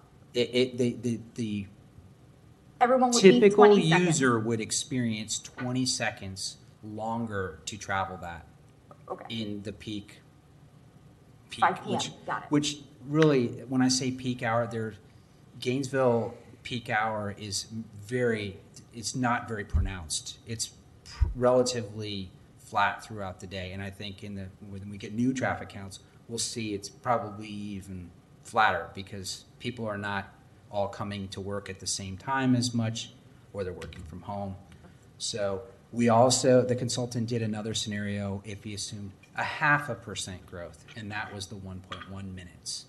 So Okay, so the individual would experience about a minute, and if that was a minute, seconds? if you took and grew traffic 0.5% per year to 2040, even though the last 15 years it's probably gone down 0.5%. So we didn't do an analysis. We didn't ask him to do analysis of decrease the traffic. I'm trying to just figure out the worst case scenario. Yeah, the worst case. A minute longer. Oh, correct. Okay. And that's from those 6 blocks or 6 streets. And that's on, for example, on one that becomes 2-lane or Correct. 3. Yes. Counting. But I just wanted to emphasize and clarify that one. Yeah. For anyone watching, that even if you reduce it, it's not the end of the world. Correct. Okay. The other thing I just would clarify, like DOT's lane repurposing process, we'll get into the details of that more. Okay. Thank you, sir. I love roundabouts. I personally love roundabouts. I have noticed that people are at best confused by roundabouts. Despite, however many times you go around them, they are just frequently confused. Yeah. My one concern with adding those roundabouts west, so at 2nd and 22nd, used to drive on that road every day for 3 years. I wonder about the backup of having 2 roundabouts so close to each other, and people's ability to navigate those, especially knowing how congested the 2nd intersection gets. So I do worry just about the functionality of that one, the practicality. Anywhere else I'd be more than happy to, and I understand you did it there because it has more physical space to work with. I'm just not 100% sold on that change. Just to one point of clarity, when you have 2 roundabouts together like that, it really almost functions as one. And there are some scenarios where you can actually link them together as like a dog bone type roundabout. So instead of having 2 separate traffic circles, you could make people go further around. But it does look kind of complicated and daunting on a plan view like this. But I do kind of also remind people, I just was updating my traffic operations engineer training, and it reminded me that roundabouts, when people make mistakes at signals, there is a high kinetic energy and T-bone smack.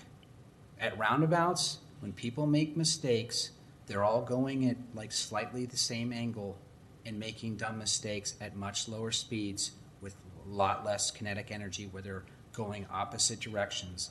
And the severity and the fatalities are drastically reduced. So it's one of those like trade-offs, it's a little bit intimidating and daunting, but it's just kind of a reminder of the reason why we, as a traffic engineer, roadway engineer, transportation engineer, why I like them is it slows down that kinetic energy and it'll save lives. No, that's totally why I love them. They are godsends. I worry about people using them. Yeah. It's like cars are useful, unless you have someone who doesn't know how to use it properly. Yeah. No, otherwise, I am perfectly happy. I appreciated the heads up that Ms. McCready gave us previously to kind of work through it. I don't have any significant concerns about this or the cost of the study. I believe Mr. Feldman said that there are adequate funds built in to be able to do that this year. So I can't speak to that, yeah. Mr. Feldman hasn't piped up to tell me I'm wrong or to stop talking, so I think we're good. But yeah, I think this is something we need to do, especially there, and the medians acting as shelters. If you can't fix behavior, at least you can make sure people aren't going to die because of it. So I really appreciate those changes and the presenting options for interim, cheaper alternatives, and then the long-term plans that we can work towards. Thank you, sir. Sure. Commissioner Ward? Thank you, Mr. Mayor. So in regards to roundabouts, it took me a few years to get the gospel of the roundabout, to really feel it. But I really feel it now. And part of it goes back to exactly what you said. You don't have a T-bone at a roundabout. It just doesn't happen. It just can't happen. The logistics keep that from happening. We do have them at pretty much every traffic light in town, particularly along University Avenue. People get confused and maybe a little anxious about roundabouts, but nearly every driver thinks they're real good at traffic signals, to the point that they just drive right on through them. And that's why I have religion about roundabouts. People don't die on them. People die at traffic signals. Something, it's not quite the same thing, but something just a little bit farther than this distance exists on Southwest 6th Street. 2nd Avenue and 4th Avenue, two roundabouts that function incredibly well. I was there during heavy traffic the other day. Nobody ever stopped. Going all around, nobody ever had to come to a complete stop. The traffic flows. Now it stops when you get to University Avenue, but prior to that, the traffic moves because of the roundabouts, even in close proximity to each other. Drivers who are, in my experience, my own driving, helping my kids learn to drive, et cetera, anxious drivers are maybe a little better than super confident drivers. Confident drivers just drive, do their thing, and oh my goodness, I drove through that light. Nobody ever means to. Well, that's not true. A few people do, I guess, but mostly people don't mean to drive through a red light, but it happens because you feel confident. You feel like you can get it done. That doesn't happen in a roundabout. Anyway, I've gone on enough about the roundabouts. I have equal parts excitement and trepidation about everything we're talking about. I'm excited because it leads to a better Gainesville in a variety of ways. It's not going to slow traffic down particularly. As far as getting from point A to point B, you're still going to be able to do that, even if we implemented every bit of this.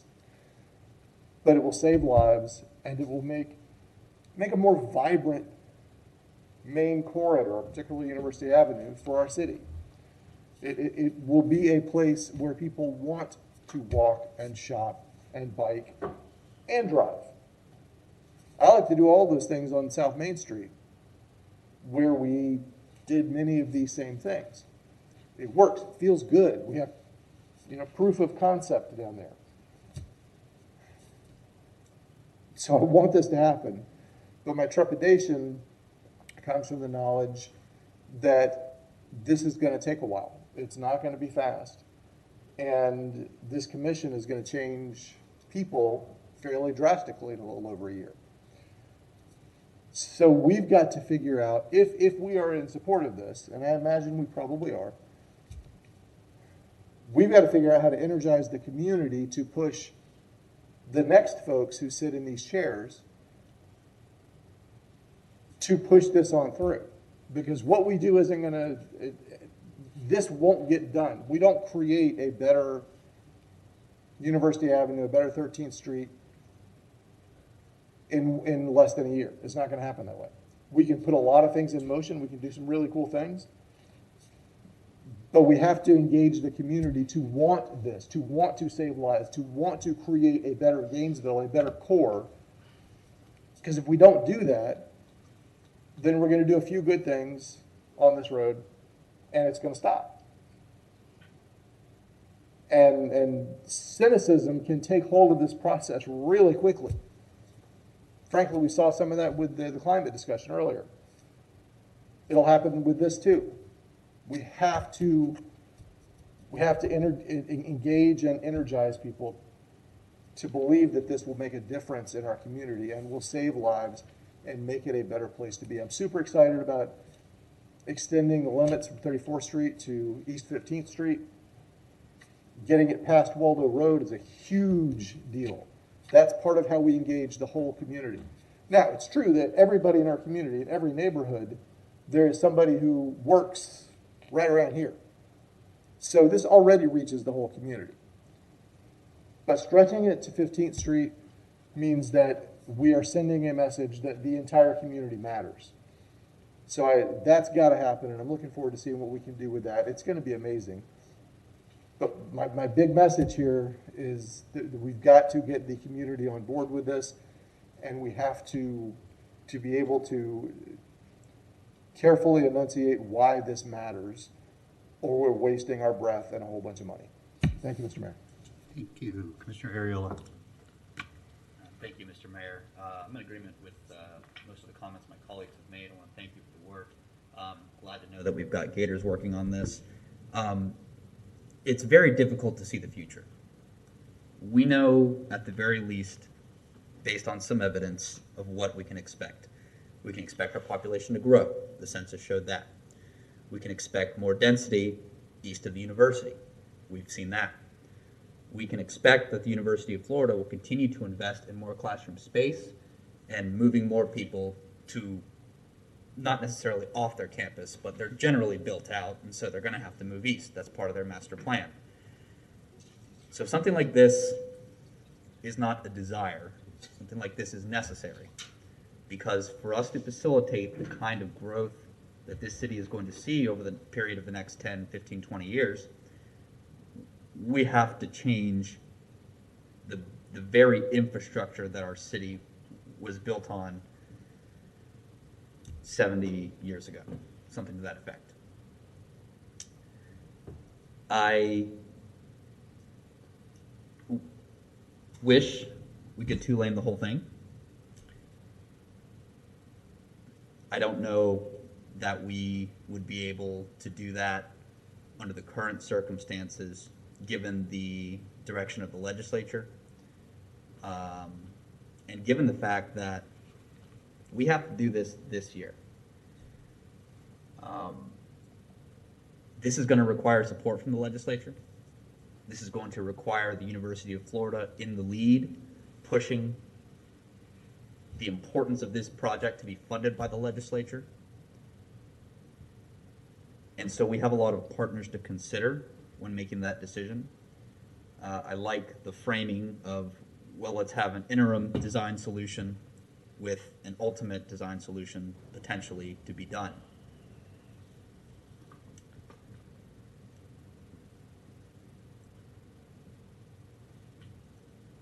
I think that the extension of the sort of zone that we're considering redesigning is good.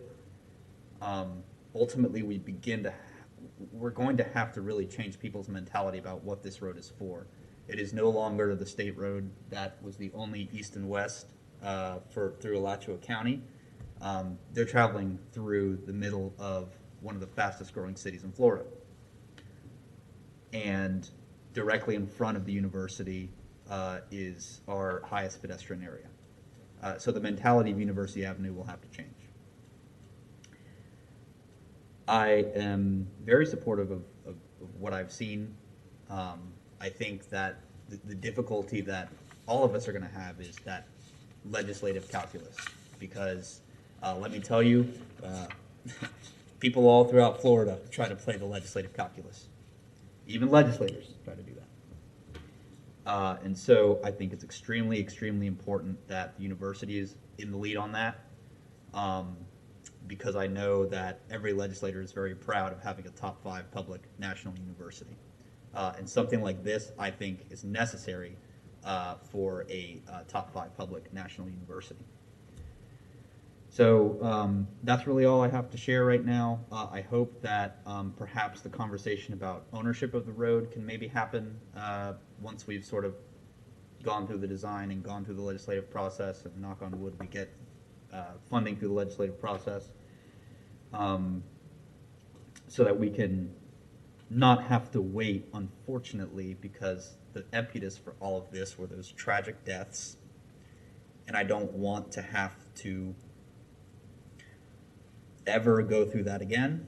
I want us to be able to have the power and the ability to make these changes without relying on public pressure on the legislature, or FDOT for that matter.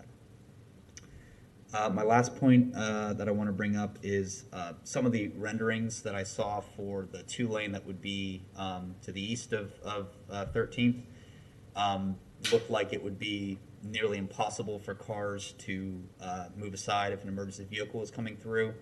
That is, I just want to make sure that that the Alachua County Fire Rescue, Gainesville Fire Rescue, their emergency vehicles are taken into, it has to be top priority. I mean, the difference is we talk about, for a driver, a minute, that's not a big deal.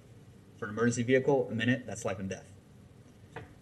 So that has to be first and foremost as well. Thank you. Thank you. So thanks for all the work that's gone into this so far. I guess I'm happy to be at this point. I am slightly disappointed that the recommendations that come back are not a little more inclusive of a complete streets scenario. I understand why that is. It really comes down to FDOT's thresholds and where they will consider sort of reconfiguration of a street. I do want to thank FDOT, especially District 2 folks, for their very active participation in this process. I mean, it's been an incredibly collaborative process, I know. And I know that this is next phase, but certainly going down to 34th Street, there is absolutely no reason to keep that a 3-lane road. That can easily be a 2-lane road with a median and turn lanes without reducing capacity whatsoever. That is a corridor that we've seen some of our most serious crashes and fatalities. It invites folks, especially at off hours, to drive very, very fast.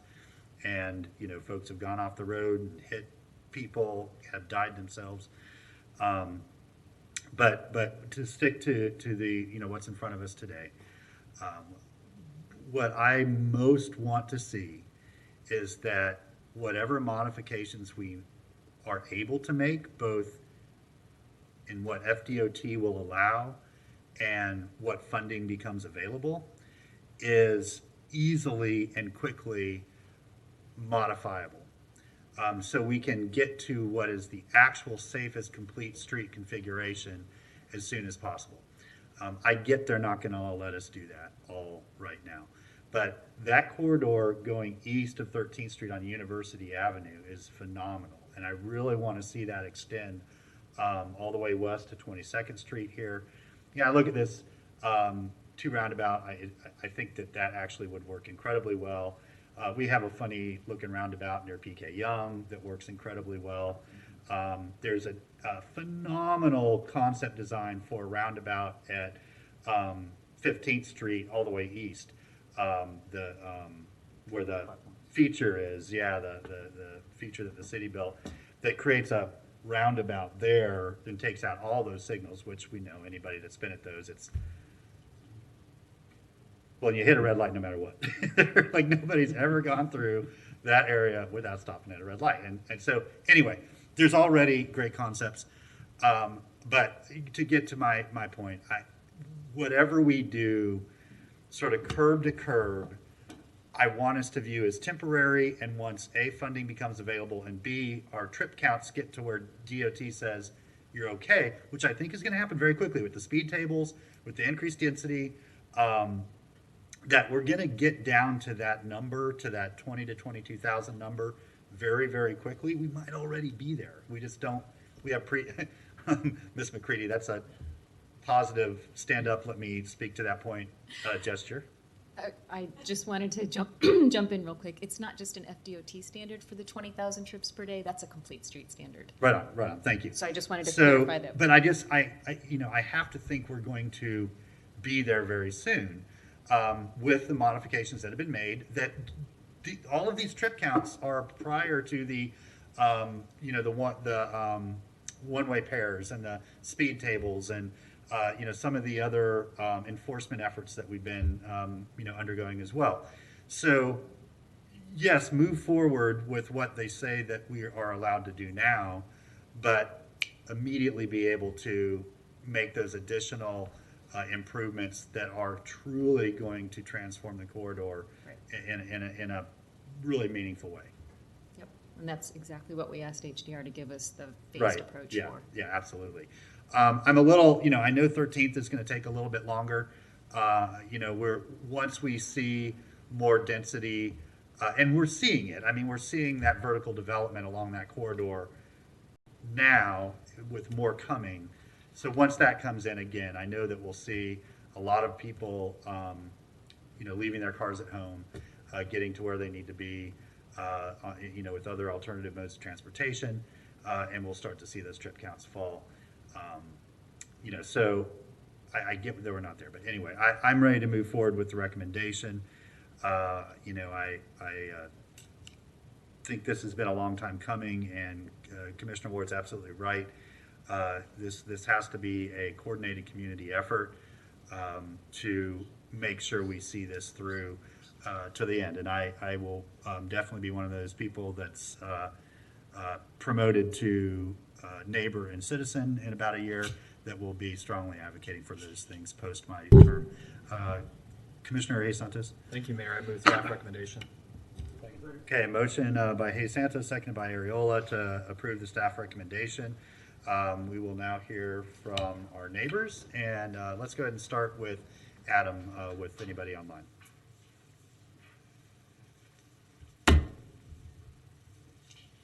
And Adam, if you're speaking, we cannot hear you. Sorry, sir. I have to turn off the mute again.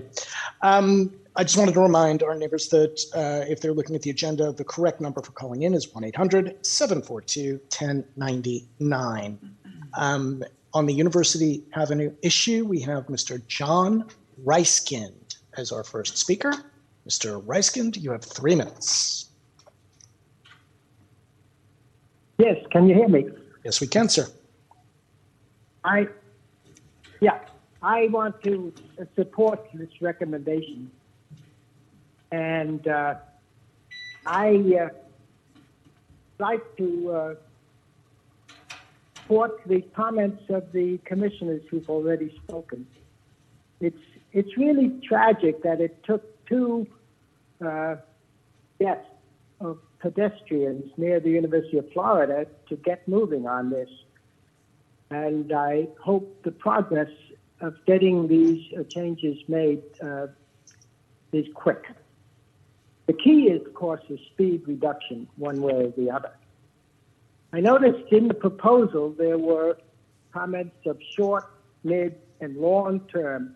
I hope short means a matter of weeks and months, and midterm about a matter of year or 2. I realize there's a great deal of bureaucracy involved, and I think we're going to depend on the effective cooperation of the MTPO, FDOT, the feds. The University of Florida is critically important in this process. I think that Commissioner Harvey said it's going to take a while, and Commissioner Ariola said, let's do this year. I hope the while he proposes is not very long. So let me just sum up that I am very enthusiastic about the proposals. They're not perfect, but perfect is the enemy of done. And I urge you to move forward quickly on this on these proposals. Thank you. Yes, sir.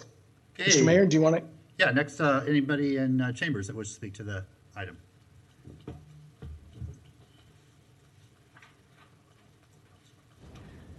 Mr. Shepard. My name's Don Shepard. I'm People's Representative, and I'm running for mayor. And through this, I have submitted a bridge implementation to take to Fred Murray and to Ed Manning to implement this and send this to the department that is people behind me, to any department that can take and get this going. This here will take and clear up, and the students back this. I've been on campus for 2 days trying to sell this, and nobody in this department has probably even heard of this bridge implementation, which I will want to take and bring to the university. I was over to Tiger Hall talking to people there, and they were like, wow, this is an answer to our problem. I said, this is an answer that I've been, since I worked for the University of Florida, have been implementing. Why is it nobody's listened to me? Why? This is something that needs to take and happen ASP. This here is the answer to speed bumps. This is an answer to the deaths of the students. Why should there be deaths to the students? There shouldn't. And this here is going to be a bridge that goes up and down the other side, and you don't have to walk up it. You take and go up this elevator type system that goes on both sides, and when you get to the top, you push, and you want to go down to the other side, you just push a button.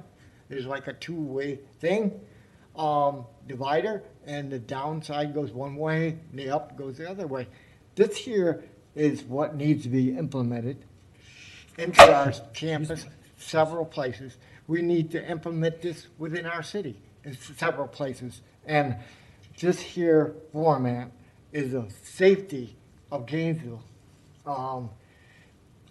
Fred Murray, who else? Like I said, Mr. Manning, they have a copy of this, the drawing, which I first gave to them about this. And I'm haven't heard from this man here or his group about what their thoughts of this. The plan which they have on there.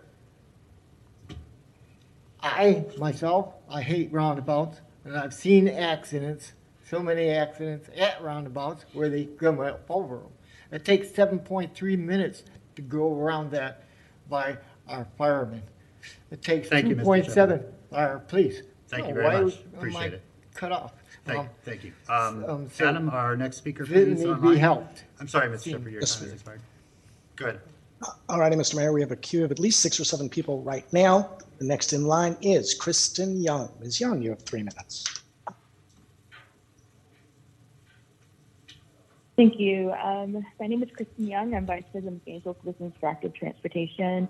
Our President, Chris Furlow, sent an email earlier to the Commission that should be included in the backup. We're in support of the direction that the consultants are going and redesigning University Avenue, looking at 13th Street. Engineering is how we slow down traffic, and we can't put up just a speed limit sign, so University Avenue needs to be re-engineered. I asked that at this point in the process that we're supportive and enthusiastic about what's happening and what the opportunities that and the vision that the consultants are coming with, and not kneecap any of that with design issues right now or funding issues right now. This is just one phase of the study, and I think the consultants have done a great job. And they've done a great job in communicating with the community. They were gracious to come to one of our GCAP meetings and answer our questions. So this is an exciting opportunity. Ask the Commission to be bold in following the consultant's vision that fits our community. This is a great opportunity for Gainesville and for the University of Florida. Thank you. Thank you, Ms. Young. Okay, next speaker in chamber. Welcome. Hello, good afternoon, members of the Commission. By the way, may I please approach the dais before I begin? I have some thank you notes that my organization... Why don't you do that after your time? Sure. So, good afternoon. My name is Mark Merwitzer. I am the president of Florida Not One More. I first off want to thank this commission for attending the October 2nd event. I believe it was a really productive event, and I really appreciate all of y'all listening to members of the public regarding this really important issue. So thank y'all so much on that one. So I wanted to reiterate some of the things that were on the posters that I had each table write on at that event and that were distributed to everyone there. And I hope that the engineering firm can please take some of these recommendations. Basically, the overall feel of the room, though, is that change needs to happen as soon as possible. I echo the sentiments of many of the commissioners up here that we need to work as fast as possible because lives depend on it. So it is clear that University Avenue needs a road diet and a complete street. While the engineering study is not 100% perfect, it is a significant improvement to the status quo, so thank you. The only thing that Florida Not One More feels is missing is barricades at each intersection, similar to what we have on the southwest corner of University and 13th by the business school archway. I believe that should be on every single intersection so that pedestrians can have peace of mind from being, while they're trying to cross the street, from any kind of motorist if they decide to go into the sidewalk for whatever reason. So despite that minor critique, though, we are prepared to support this commission every step of the way, and we value our partnership. The big thing here is we recognize that many of these projects take years to complete, and we do not have years to get this done because, again, lives depend on it. That is why we as an organization are going to mobilize students across the board to ensure this idea that was presented today becomes reality as soon as possible. I know many of you here have mentioned Tallahassee, and we want to support the changes to University and 13th by going to Tallahassee as many times as it takes to get this done. We look forward to working with you, and thank you for your support. All right, thank you for being here, and thanks for all your advocacy. And yeah, if you want to give those to the city manager, maybe he'll get those distributed. Okay, Adam, back to you. Thank you, Mr. Mayor. Tana Silva. Tana, you have 3 minutes. Thank you. Well, first, I support traffic calming techniques where they make sense and holistic traffic planning citywide. It's unclear whether any causal correlation holds between a rapid increase in high-rise apartments and reduced flow-through car traffic. Other factors are in play, such as most growth occurring west of campus and more work from home. Large apartment buildings concentrate population, and they do also add to local pedestrian and vehicle traffic, including motorized skateboards and e-scooters. Increasing density in itself doesn't necessarily mean safer streets for pedestrians, bicyclists, or anyone else. A student on a bicycle was killed not long ago in front of campus by a city truck, so tragically for everyone concerned. So far, the worst UF City DOT experiment is the dangerous app being developed in recent years for bicyclists and drivers in this same area to look at their phones or dash screens to see what's in front of them. 20 miles an hour equals 29 feet per second, enough distance to kill a pedestrian in less time than it takes to check an app to see what's ahead. When I first read about it in the Sun, it was simply laughable. Then I saw that it's dangerous. After all the attempts to educate people about distracted driving and now even distracted walking and bicycling, an app to undo all that effort and promote distraction by looking at an app while moving is a really bad idea. I don't know the status of that app development, and I would ask that the city just get out of it. U.S. is spending $1.6 million last I saw on license plate readers along the campus perimeter streets. Although it's not dangerous like the app, it does nothing for safety, but it does raise questions of privacy versus surveillance for no benefit. It's also putting a music school on the southeast corner of the intersection that will have more people crossing 13th Street. Maybe some will use the tunnel at Norman Hall, but most probably won't. UF also is looking to add 1,000 parking spots on campus. And while that area is important, other areas have dangerous conditions too.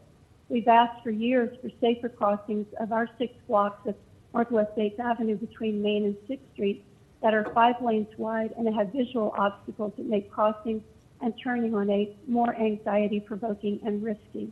I heard that 39th and 43rd has more crashes than other intersections. In short, the huge increase in large buildings on University and 13th is contributing to the congestion and danger for everyone on those streets. And I hope you'll remember that when you discuss granting development intensity through high-rise apartments, and even today. Thank you. Thank you, you. Ms. Next Silva. speaker in the chambers, please.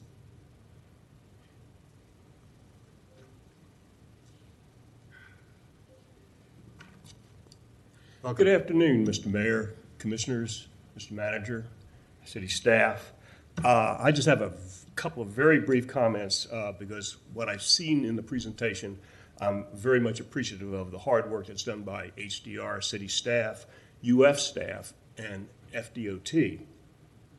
I also would like to support and emphasize the letter was written by Chris Furlow for GCAT. I think that's a well-composed letter for your consideration.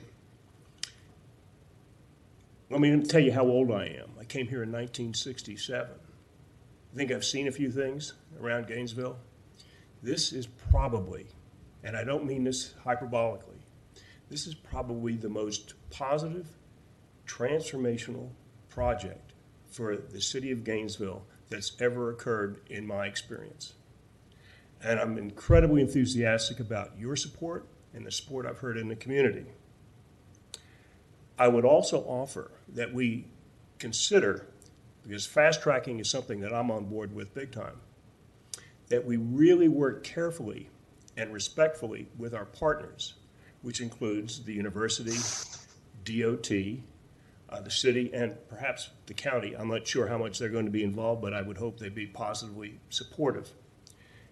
It's very important that we all work together to get this fast track off the ground, and we understand what we're all talking about. This project is on the side of the angels. There's no doubt about it in my mind. And I would leave you with one.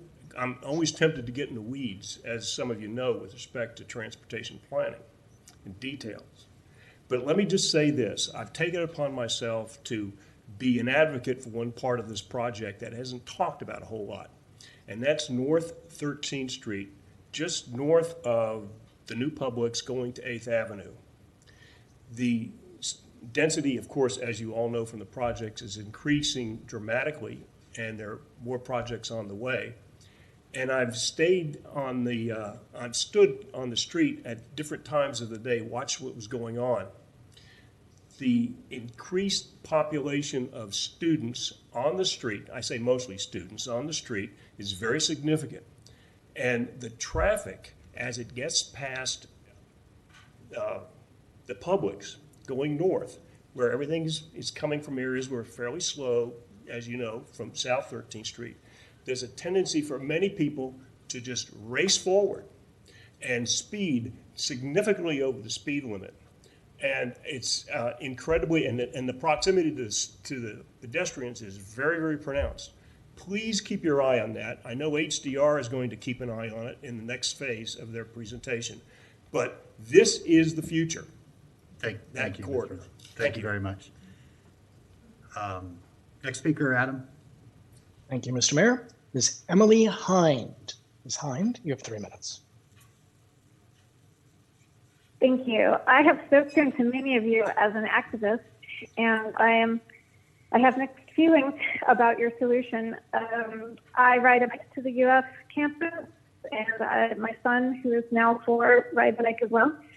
And I'm grateful for the small improvements in engineering that are being made on one street.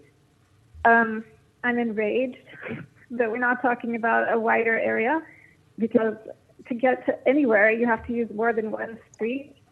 And as a previous caller said, the idea of more parking on the UF campus is really disturbing. I personally am a bit disturbed that I haven't heard about climate change and all of this talk as well. We really need to get people out of cars, and I do try to do it. I commute on my bike, my e-bike, to campus every time I go there, and I'm risking my life. So I would urge you to look at that letter that GCAT is proposing. One of their suggestions that you form a safe street design team, and there's just no time to wait on this. You're waiting for more people to die before you decide to solve problems through engineering and to lower the speed limit. The part of Northwest 16th Avenue that I have to cross to get to campus is 45 miles an hour. And this is the middle of town. It's the middle of Gainesville. Just like you have a terrible problem on University Avenue, there's no excuse for roads like Northwest 16th Ave. And in fact, I feel trapped in my neighborhood because I'll let my son ride his bike with me and drop him off at his preschool, but we can't go beyond there. I've almost gotten him hit more than once at the Beacon Lights. And you can argue with me about where I should try to cross that avenue, but it's just too dangerous. So you've got to start thinking now in bigger terms, please. I am begging you. Don't think so small. Form that team. Keep those conversations going with the University of Florida. And everyone who's trying to get out of a car and stay out of a car needs this. Everyone who won't get out of a car will be happier for it. And those of us who understand the crisis that we're facing absolutely have to have you take the action now. So thank you. Thank you, Ms. Hyde. Mr. Mayor, back to you. Next speaker in chambers, please. Okay, Adam, back to you. All righty. Next speaker is Mr. Bob Karp. Mr. Karp, you have 3 minutes. Hi, my name is Bob Karp. I'm a member of the Board of Directors of Gainesville Citizens for Active Transportation. I'm really thrilled about this presentation. I think HDR has done a great job and on this first phase, and I'm very pleased with the comments I'm hearing from the Commission. It's obvious that you understand complete streets and understand how important this is. I think we are at a really critical phase to make a really big change here that's going to benefit everybody. And I just want to talk a little bit about University Avenue in front of the university. I was a little disappointed that there was not a lane reduction shown in this at least first phase report. However, I was interested in the comment by the HDR representative that the possibility would be to have a bus only lane in the right lane in front of the university, and I think that's a great idea. Many of you are probably aware that the university is doing a major reconstruction of its historic core, the way traffic moves in there. In fact, they will be making it car-free, and that would also, I believe, include bus-free. So you're going to have more buses on the edges of campus coming by, and that's already happening because it's been rerouted right now. So instead of just 2 or so lines coming by campus, you're going to have 4 to 6 bus lines. So I think that'll be very, very helpful as the increase of the number of buses.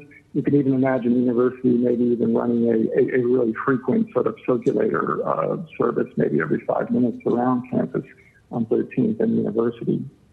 So I would encourage HDR to look at that option, and I know that depends on getting traffic counts down toward 20,000. But there's a lot of anecdotal evidence happening that people are avoiding University Avenue because of the calming devices that have been put there. People simply just generally drive where they think it's going to be faster, and that is not the case now, at least during peak times at University Avenue. So that's a good thing. So I look forward to the next report. And again, I just hope that we can fast track some of these items, such as a bus lane, which does not involve moving curbs or anything like that, in front of the university. Thank you for your support. Thank you, Mr. Karp. Mr. Mayor, back to you. Nope, we're good in here. All right, I've got at least 3 more callers. Debbie Martinez, you are next, and you have 3 minutes. Yes, thank you for taking my call.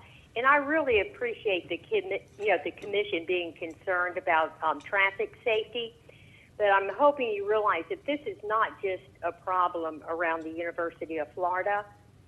Creating urban sprawl with all the high-rise, development in and around our neighborhoods, you've created so many aggressive drivers. Many of them are taking alternate routes. They're trying to bypass University Avenue and 13th Street, speeding through neighborhoods. That's creating a real quality of life and public safety problem for those in the neighborhood. But another example that I wanted to give is behind GHS. Northwest 16th Terrace behind GHS has become a speedway. It's become the 13th Street 441 bypass. because 13th Street is so congested as it's going towards University Avenue. You have trucks and cars, and I'm so afraid it's just a matter of time before one of these GHS high school students or college students on the way to UF gets run over and, severely injured or killed.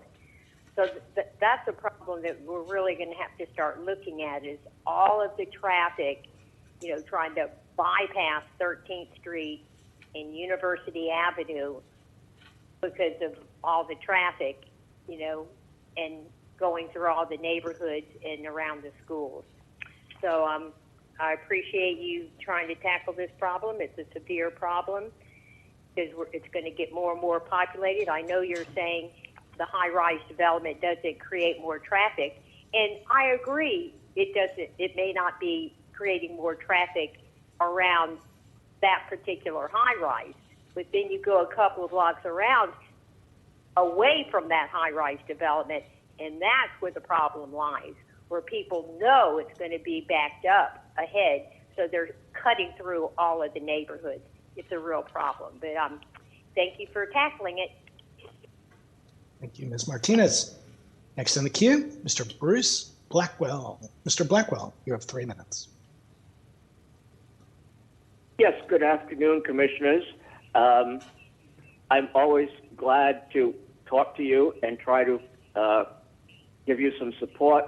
Oh, there was one thing I was going to say earlier, and now it's going to cut into my time. I would suggest that you arrange so that telephone callers could see on the screen the lights for time, so that we can time our talking the way you can when you're in the studio. I'm sure it can be arranged. But anyhow, I have always been dismayed at the look of University Avenue approaching the university. I know so many universities with beautiful, broad, tree-lined streets lining there, and not a great deal of traffic racing through and so forth. So when the work was done on South Main at Depot and South, I said, that's what university needs. And that's what I would suggest, that university all the way from Main past the university should be one lane in each direction with cutouts for parking and landscaping and so forth. I do not support spending any taxpayer money on construction of anything right now that will have to be done away with in the future to make the vision the way it may end up being. Hopefully there will be a time. And I don't mind that it will take a while to get this done. I know this sort of thing takes time, particularly when you have to work with the state.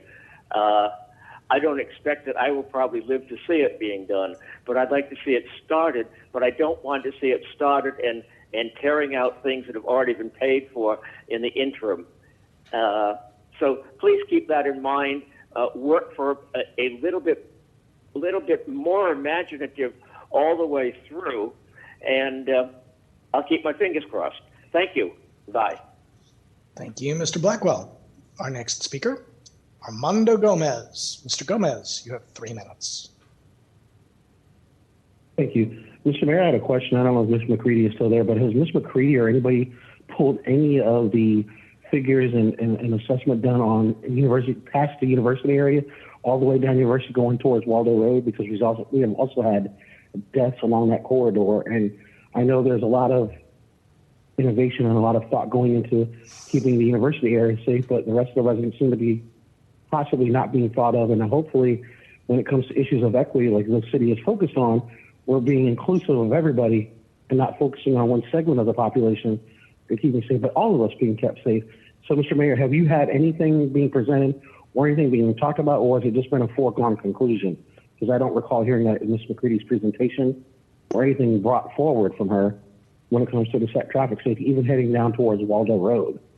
Because we're also residents of the city, we're also taxpayers, and we also have had some deaths and fatalities, along with other things. Can you speak to that, Mr. Mayor?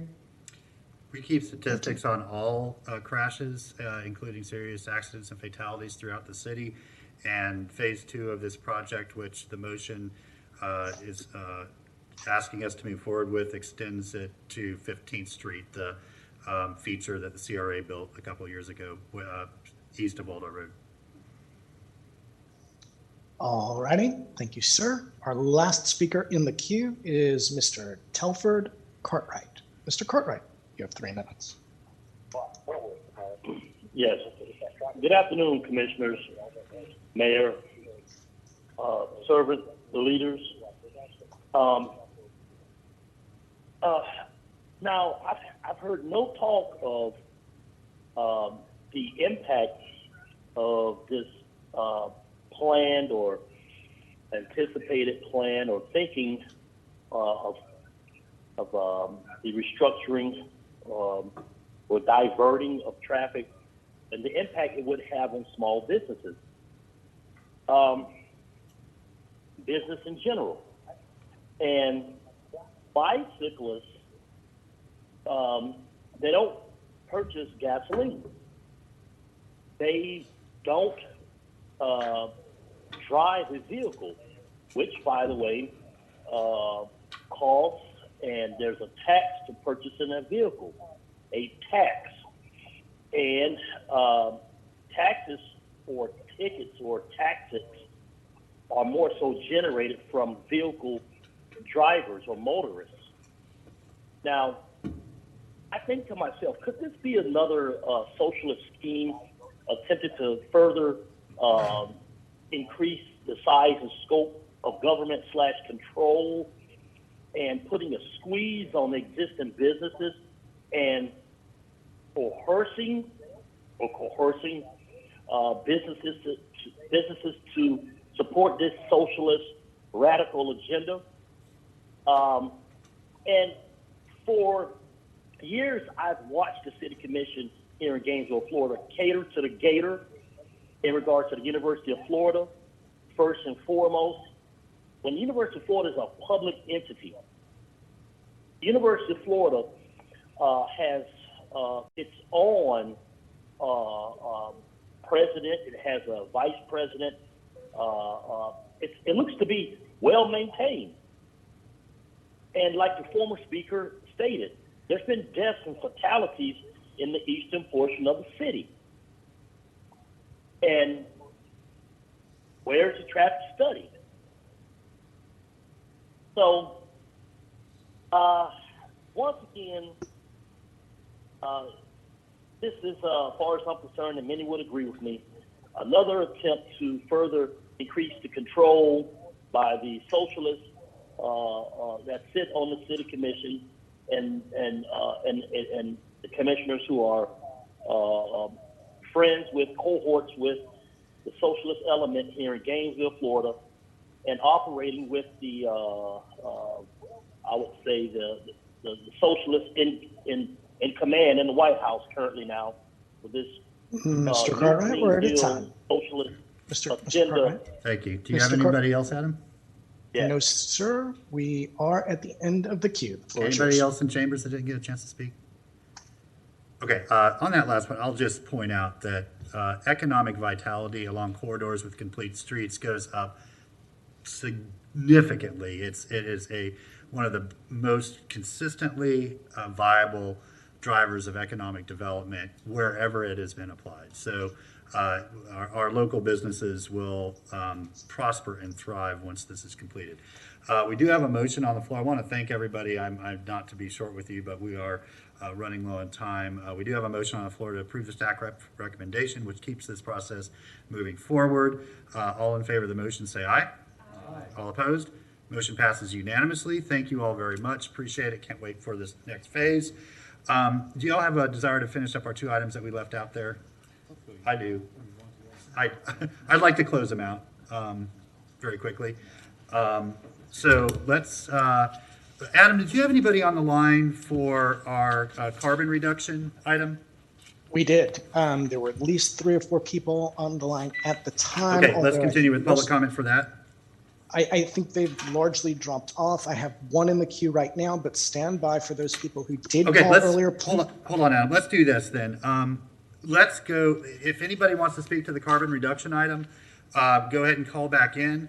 The commission can move back to our selection for our two boards, because we did hear from those folks. Commissioner Santos? Thank you, Mayor.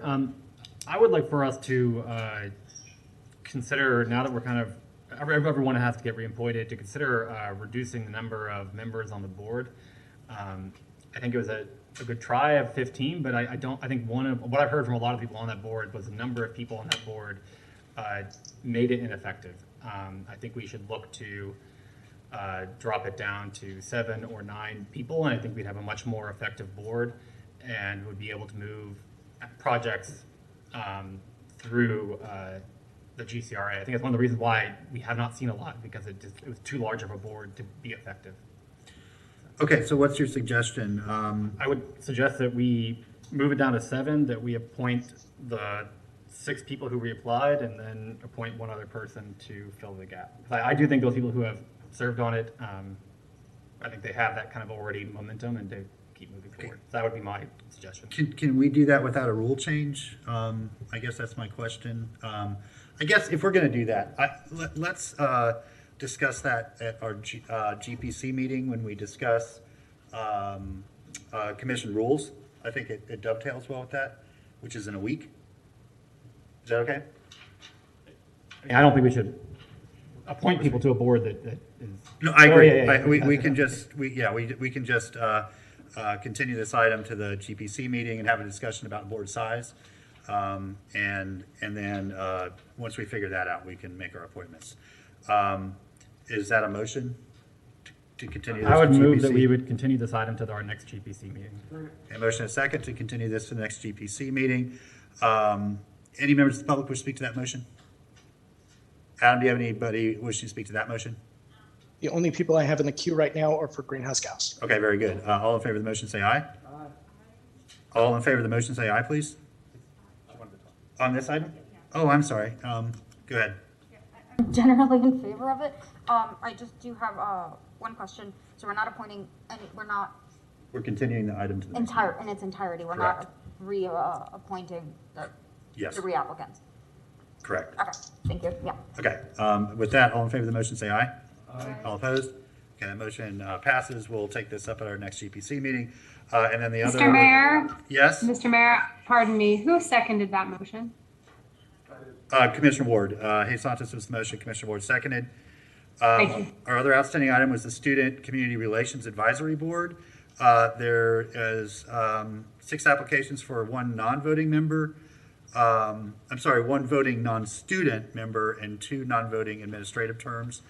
Did anybody have any desire to make a motion to? Commissioner Sacco? Mr. Mayor, I move that we appoint Mr. Andrew Selipek, I'm probably butchering that, to the voting non-student full term, and that we appoint Ms. Patricia Sun as the non-voting position. Second. We have one more non-voting position that's available. Did we just appoint anyone, even though they didn't? Yeah, we only had one. Oh, I understand. Okay, motion by Sacco, seconded by Santos to appoint Selipak as the voting and Sohn for the non-voting. Any members of the public wish to speak to that motion? Okay, back to the board. All in favor, say aye. Aye. All opposed? That motion passes unanimously. Okay, and then Adam, back to you for the greenhouse gas. We'll start taking the remainder of public comment on that. Excellent. I've got 2 of my 4 callers from prior conversation. The first is Kristen Young. Kristen, you have 3 minutes. Thank you, Mr. Mayor. My name is Kristen Young. It's been a while since our last topic, but I just want to distill it down to seconding Commissioner Hayes Santos' comment about the way that the city designs itself is one of the most impactful ways to cut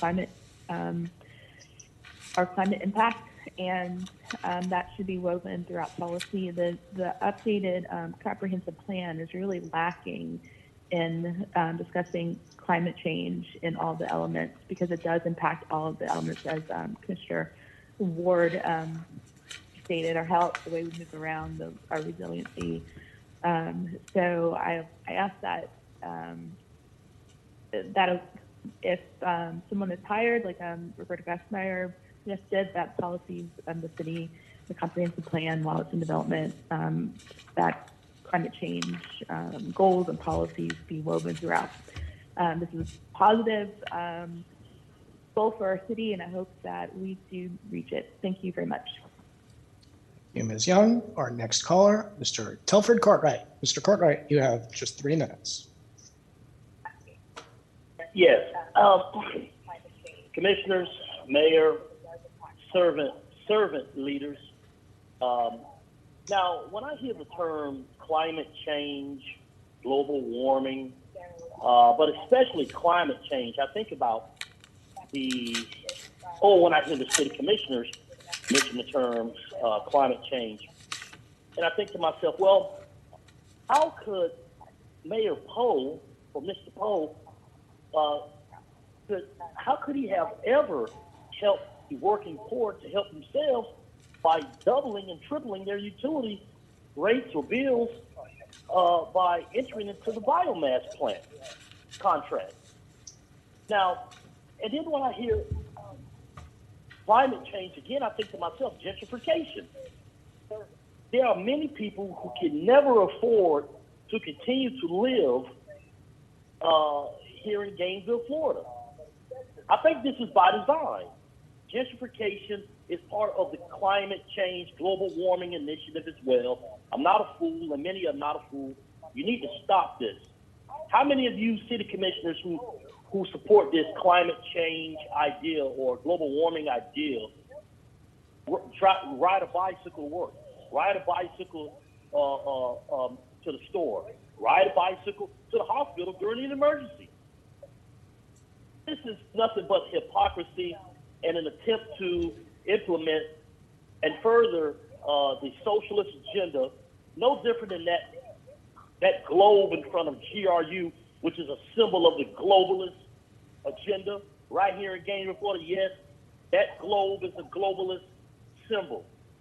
And you all need to stop it. Focus here on what's going on here in Gainesville, Florida, like the increasing rates of violence amongst the African American or American Negro as a result of and being impoverished for generations thanks to the Democrat Party. Yes, indeed, the Democrat Party, whom all you all are associated or affiliated with, the weaker vessel, shall I say, of which the socialist communists are working through today, including you, Mr. Poe, who must go. That's my public comment. Thank you, Mr. Cartwright. Mr. Mayor, that is the last of our callers in the queue on this issue. Okay, so we do have a motion on the floor to approve the recommendation. Any members in the chamber that weren't able to speak to this? You already spoke, Mr. Shepard, earlier. Okay, then all in favor say aye. All opposed? Okay, that motion passes unanimously with Ariola absent. Okay, we will break, so we'll be in recess until 5:45.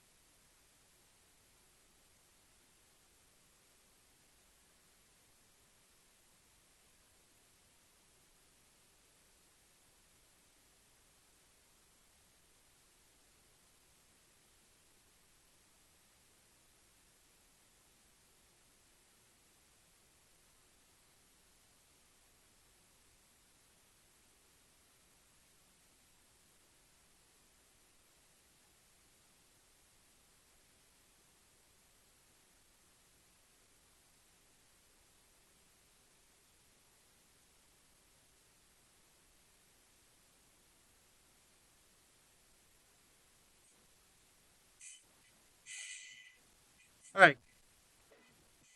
Good evening. Welcome back, everybody. We're going to call this meeting back to order. Let me get around, Madam Clerk, our first order of business. The first order of business is the Pledge of Allegiance. Hey, could all stand if you're willing and able as we wait for the Pledge of Allegiance flag right over here.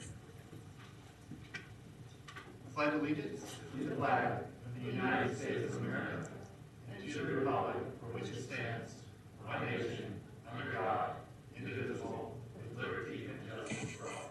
Thank you. Please be seated. Madam Clerk. The next item is our first proclamation. Item 210525, American Pharmacist Month, October 2021.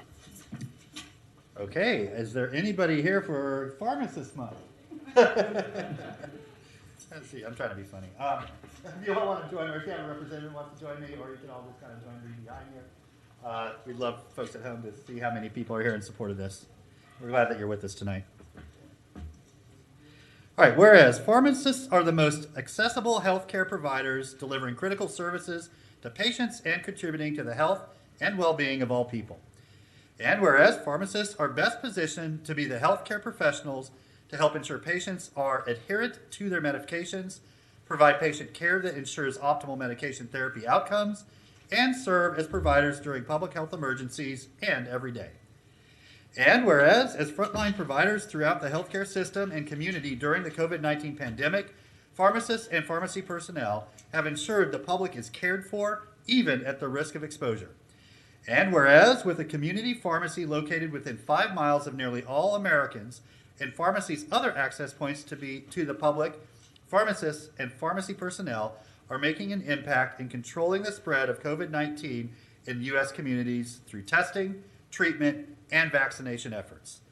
And whereas pharmacists are ideally suited to work collaboratively with other healthcare providers and help patients overcome illness and live healthier lives through chronic disease management and the fully effective use of their medicines. And whereas today there are over 300,000 licensed pharmacists providing care and serving as patient advocates to ensure access to the best and safest therapy for the patients they serve. And whereas the American Pharmacists Association, the Alachua County Association of Pharmacists, and the Florida Pharmacy Association have declared October as American Pharmacist Month. Now, therefore, I, Lauren Poe, by the authority vested in me as the mayor of the city of Gainesville, do hereby proclaim October 2021 as American Pharmacist Month in the city of Gainesville, and invite all of our citizens to join me in acknowledging the valuable services of pharmacists to provide safe, accessible, affordable, and beneficial patient care services and products to all residents and to protect the public health of our communities. In witness whereof, I have here to set my hand and cause to be affixed the official seal of the city of Gainesville, Florida, this 10th day of September, 2021. Since you're next to me, I'll give that to you and invite any of you to say a few words if you would like. Let me just get out of the way. As students at the University of Florida College of Pharmacy, we just want to thank the city of Gainesville and acknowledge the role of pharmacists during the COVID-19 pandemic in providing vaccinations to the population. And we hope that you will support pharmacists as they endeavor to provide accessible care to patients for the future. Thank you so much.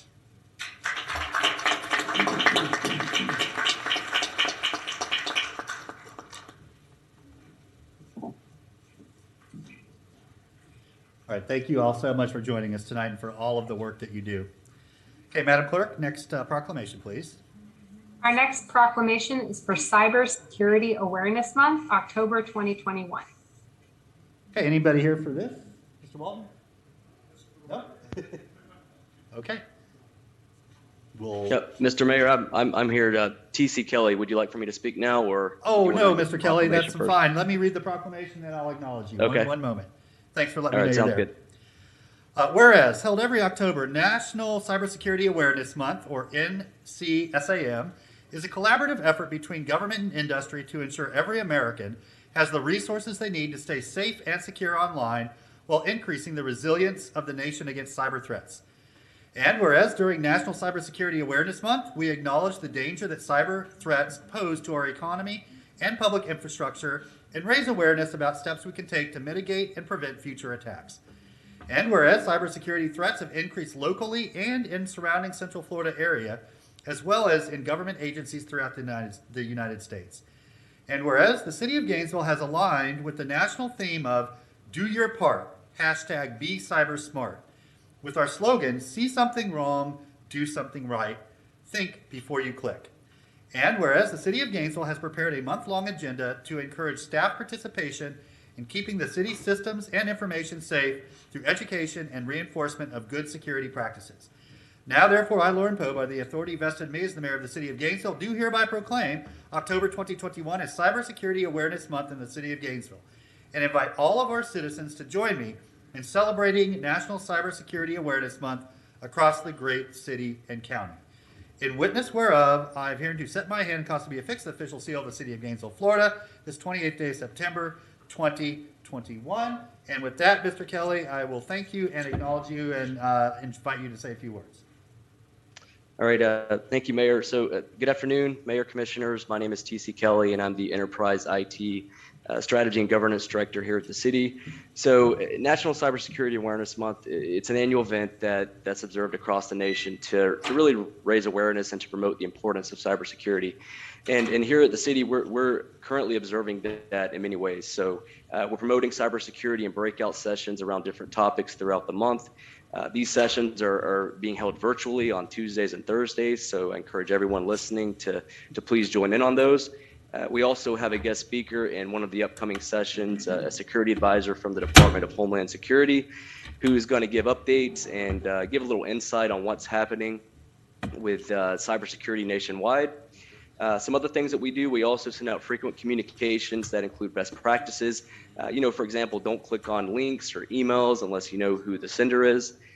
So communications that really contain a wide variety of information with links to videos and other activities. And another really important critical thing that we do is we provide the organization with security and awareness training through our training platform called Know Before. So we're still working through this month to get the numbers, but last year we had 50% of staff who used a computer complete the training. So that's really huge, and that's really shows that staff are really wanting to become a little more aware and be a little more cyber safe with some of these threats that are out there. So, with all that being said, a commitment to good cyber hygiene, it's really critical to protect the city's technology infrastructure and data from cyber attacks. So a couple more things I want to mention that we're working on outside of Cybersecurity Awareness Month to maintain and ensure good cyber hygiene. So we have a dedicated cybersecurity resource now that's working to establish a cross-organizational cyber incident response team. So a team that will learn together and work together when addressing cyber incidents. And also as part of the newly created IT Governance Committee, which includes representatives from both general government and GRU. And this committee's focus is really to discuss and implement controls for how we use technology here at the city. So we have several security policies, guidelines, and standards in the works, which will provide a consistent way of doing things and really ultimately lead to improved security across the organization. So we have a great team doing a lot of good things here to improve cybersecurity at the city. So I just want to brag on some folks here for a minute and also mention that we won an award. It was a CSO 50 award, which is an award that recognizes 50 organizations for their security programs. So big kudos to the team for their efforts. And in closing, thank you, Mayor and Commissioners, for the opportunity to share some of our successes. So let me know if you have any questions. Thank you. All right. Thank you, Mr. Kelly.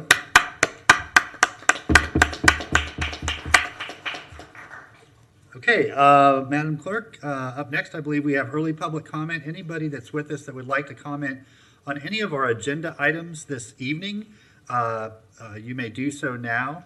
If you'd like to comment on one of those, you'll get the standard 3 minutes. If you'd like to comment on more than one, you get up to 5 minutes. You forego your opportunity to speak to the item later when it comes up. It's really about allowing you to speak now to an item that comes up later and then go on about your evening. Is there anybody in chamber here for early public comment? Come on down. Good evening. Yes, my name is Scott Day. I'm the branch manager at Gray Bar down the street on Main Street. And I'm new to the position, and I noticed the sign, the rezoning sign out front of the building. And reading through the minutes here, it appears like I'm pretty late. It looks like this was brought up in a meeting in March and adopted. This is a change in zoning. And it looks like there was a 30-day period for comment. That's now passed, so I'm assuming it's a done deal. So really, I have a question more than a comment. How does this impact us as the leaseholder? We have a 4.5 years remaining on the lease, and then a re-up clause for 6 more years. Yeah. So I think I have some good news for you.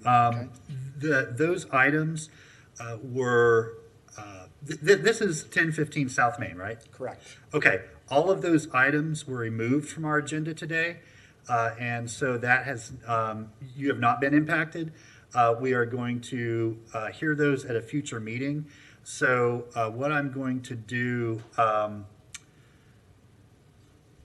Mr. Mann, if this gentleman gave you his contact information, we'll contact you when this is on our next agenda.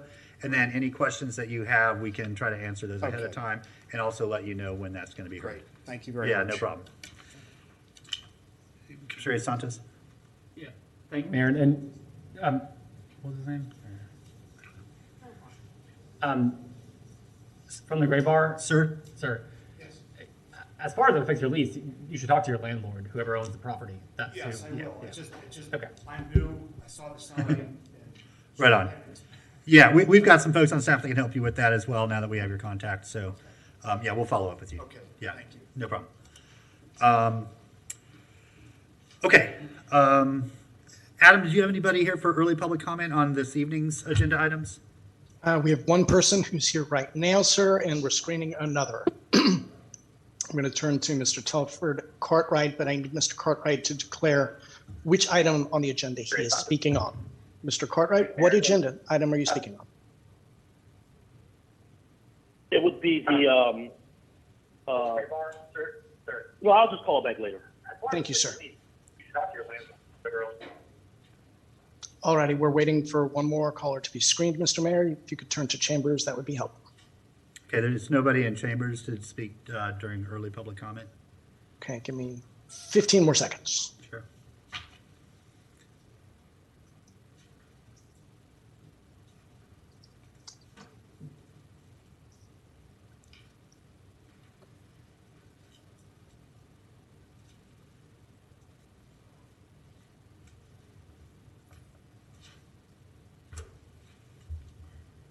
I lied, I needed more than 15 more seconds.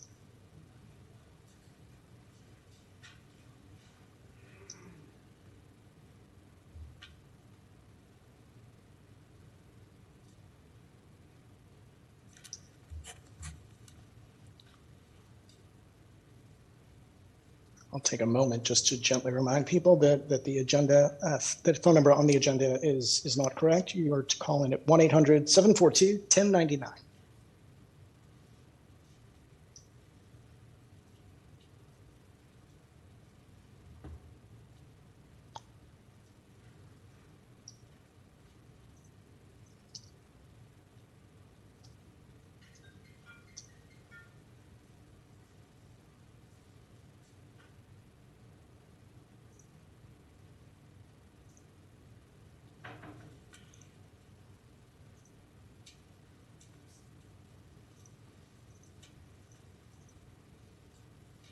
All right, we do have a caller, at least one, on early public comment. And I apologize if I mispronounced the name. Jordanos Mala. Jordanos, you have 3 minutes. Yeah. Okay, let me know when I should start. You can start now. You may start Hi, now. my name is Jordanos Mola. Hi, my name is Jordanos Mola. Good evening, City Commission. I'm the Deputy Field Director at Equality Florida. Equality Florida is the largest organization in Florida dedicated to securing full equality for the LGBTQ community. We have always understood that the movement for abortion rights and LGBTQ equality are causes in common. Equality Florida is also a founding member of the Floridians for Reproductive Freedom Coalition, which is a statewide coalition to advocate for reproductive rights, justice, and freedom at the state and local level. We believe that everyone should be able to have access to safe, affordable, quality, and comprehensive reproductive health care, including abortion. Last month, Texas Senate Bill 8 was enacted that would ban nearly all abortions in Texas. This sets a dangerous legal precedent and can make a path for states to override people's individual constitutional rights. We have already seen a similar bill introduced here in the state, legislator in Florida, and anti-abortion attacks happening across the state on the local level. We believe it is now more important than ever for local elected officials to speak out and pledge a commitment to support abortion access. I encourage all of the City Commission members to protect reproductive rights and vote in favor of the Reproductive Freedom Resolution. Thank you. Thank you. That was our last caller. The floor is yours. Okay, thank you for participating in early public comment on that issue. Madam Clerk, we'll move to our next item, please. Our next item is Resolution 1-210163, Redistricting Resolution, a resolution of the City of Gainesville, Florida, providing the intent of the City Commission to redistrict the City of Gainesville's election districts in accordance with Sections 2.02 of the Charter Laws and in consideration of the 2020 census conducted by the U.S. Census Bureau, providing an immediate effective date. Okay, thank you. Ms. Shalley, did you want to give any introduction to this?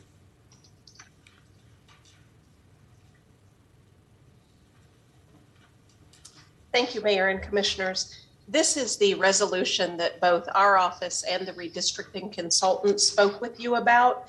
And in short, what it does is it puts the public on notice. As you all know, you directed that we undertake a very public and transparent redistricting process with a number of public meetings and interactive software that allows the public to draw their own districts. And if they look at this resolution, it gives them the guidelines for that. So it outlines public participation, the redistricting criteria that are required under law. And so they'll have an idea of what they need to keep in mind and what will guide you all when ultimately you adopt new maps redistricting the city. Okay, thank you very much. Are there any questions or is there a motion? Commissioner Santos. Thank you, Mayor. I just have one request. I know we talked about different district maps that would come back and kind of keeping the same boundaries. I would like to see what it would be if they're more contiguous too, at least having an option for that. My district is very, I would say, gerrymandered, and it crosses the whole entire city, and I would not say it's contiguous and kind of meets that. I would just like to see what it would look like if we had another option for that too. I would like to move Resolution 210163. Okay, motion by Santos, second by Sacco to adopt the proposed resolution. Any members of the public wish to speak to the motion? Adam, how about you? At this time, we do not have anybody waiting on the lines. Okay, anybody else in chambers? Move back to the commission for a roll call vote. Commissioner Sacco? Aye. Commissioner Ward? Aye. Commissioner Ariola? Aye. Commissioner Hayes Santos? Aye. Commissioner Johnson? Oh, my apologies. Commissioner Duncan Walker? Aye. Mayor Poe? Aye, that motion passes unanimously. Next item, please. Next item is RE2, resolution authorizing an allage to the variable rate subordinated utilities system review bond 2018 Series A, with the recommendation that the City Commission approve an amendment to the supplemental subordinated utility system revenue bond resolution, authorizing an allage to the bond, extending the maturity date on the Series 2018A revenue bond, and authorize the execution and delivery thereof, subject to the approval of the city attorney as to form and legality. Okay, thank you. Mr. Pilarski. Yes, Mayor. Yeah, I'm sorry, go ahead. I saw Claudia there, but go ahead. Yeah, I'm just the introduct. I'll provide the introduction. Yeah, I'll I'll turn it right over to Claudia. Go ahead, Claudia. Thank you, Mr. Mayor. I'm actually going to turn it right over to Mr. Benton. Thank you. Thank you both. Yeah, Mr. Mayor, in 2018, GRU established a $25 million tax exempt line of credit with Truist Bank. This line of credit gives us access within 24 hours to a low-cost source of liquidity that assists us in the event of unforeseen operational or financial events. Agreements of this type, which preserve our financial flexibility during uncertain financial times, are looked upon favorably by rating agencies and investors alike. This particular line of credit expires on November 30. GRU staff, our financial advisor, and our bond counsel have worked with representatives from Truist Bank to negotiate a 3-year extension to the line of credit to maintain the liquidity that this agreement provides. The facility fee for the unused portion of the line of credit is 25 basis points or $62,500 per year. This is the same rate we were paying on the original agreement. In the event that we actually draw down on the line of credit, the rate that we would pay would be 79% of the sum of the daily secured overnight financing rate and 1.85%, and that's currently just under 1.9% in total. And so what we are requesting is that the City Commission approve an amendment to the subordinated revenue bond resolution that authorizes the extension of the maturity date of this line of credit. This item was brought before the Utility Advisory Board at their October 14th meeting, and they unanimously recommended that the City Commission approve this extension. Okay, thank you, Mr. Benton. Are there any questions or is there a motion? Commissioner Ariola? Mr. Mayor, I move adoption of resolution 210533. Okay, motion by Ariola, seconded by Santos to adopt the proposed resolution. Any members of the public wish to speak to the motion in the chamber? Mr. Shepard? I'm not educated as well as Nathan Scott in this format, but I think that is a subject to be reviewed.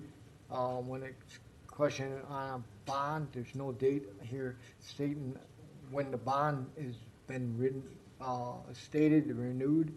So I am in question of what to do. So I'm going to leave it in your hands. Thanks. Real quick, Mr. Shepard, our current expires at the end of November. This would authorize an extension of that for 3 more years. Adam, do you have anybody on the line? Mr. Mayor, we are clear. The floor is yours. Okay, back to the commission. Roll call vote. Commissioner Ariola? Aye. Commissioner Sacco? Aye. Commissioner Duncan Walker? Aye. Commissioner Ward? Aye. Commissioner Hayes Santos? Aye. Mayor Poe? Aye, that motion passes unanimously. Next item, please.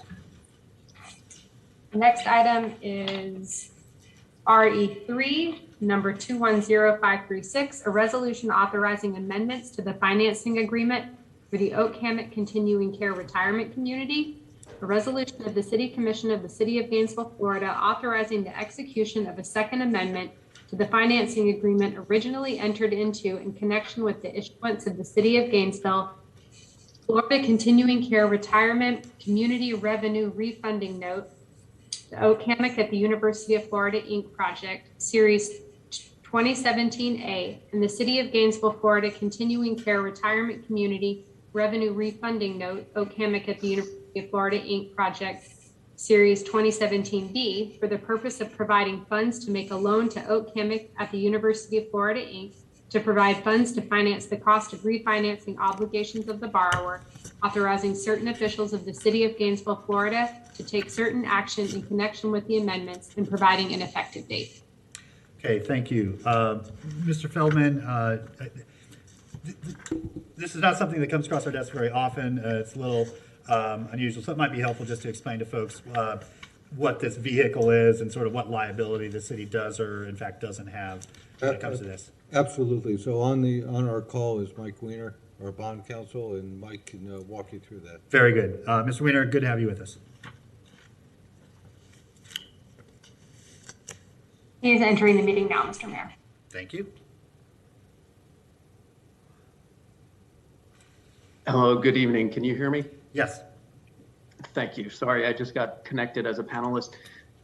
Again, Mike Weiner with Holland and Knight. I'm bond counsel on the transaction, and you've seen me before in front of the commission as bond counsel to the city and Gainesville Regional Utilities as bond counsel as well. I'm going to start my video for you. So this is what's called a conduit bond transaction. The city is able to assist not-for-profit borrowers in serving as a conduit lender for financings. The city has no liability or obligations under these bonds. The borrower borrows from a bank. In this case, it's TD Bank. TD Bank makes a loan through the city, which is the conduit issuer, and then funds the loan to the borrower. So the city has no liability on this loan, but it only facilitates the not-for-profit in doing what they are set up and created to do, which is a charitable purpose for providing senior care, retirement living in the city of Gainesville.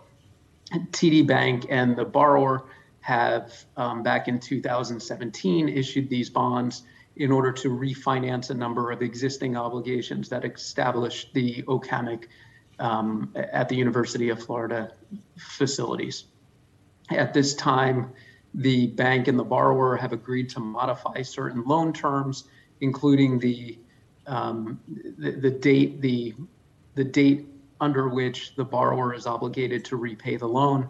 The bank has agreed to extend that through 2031. And they've also agreed to modify the interest rate to replace LIBOR with a new SOFR rate and make some other changes along with those lines. I'm happy to answer any questions if there are any from the commission. All right, thank you, Mr. Mayor, for that reminder. And again, this type of vehicle doesn't come before us often, so I thought it was nice to get a little bit of refresher. Commissioner Hayes Santos. Thank you, Mayor. I move resolution 210536. Motion by Hayes Santos, seconded by Ward, to adopt the proposed resolution. Any members of the public wish to speak to the motion in the chamber? Okay, Adam, do you have anybody? We do have two speakers on the line, sir. Excuse me. First of which is Mr. Telford Cartwright. Mr. Cartwright, you have 3 minutes.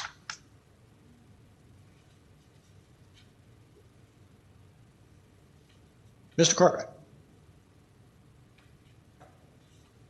Yes. Can you hear me? Yep, you have 3 minutes, sir. Yes. Once again, well, my name is Telford Cartwright. Good evening, city commissioners, mayor, servant leaders. And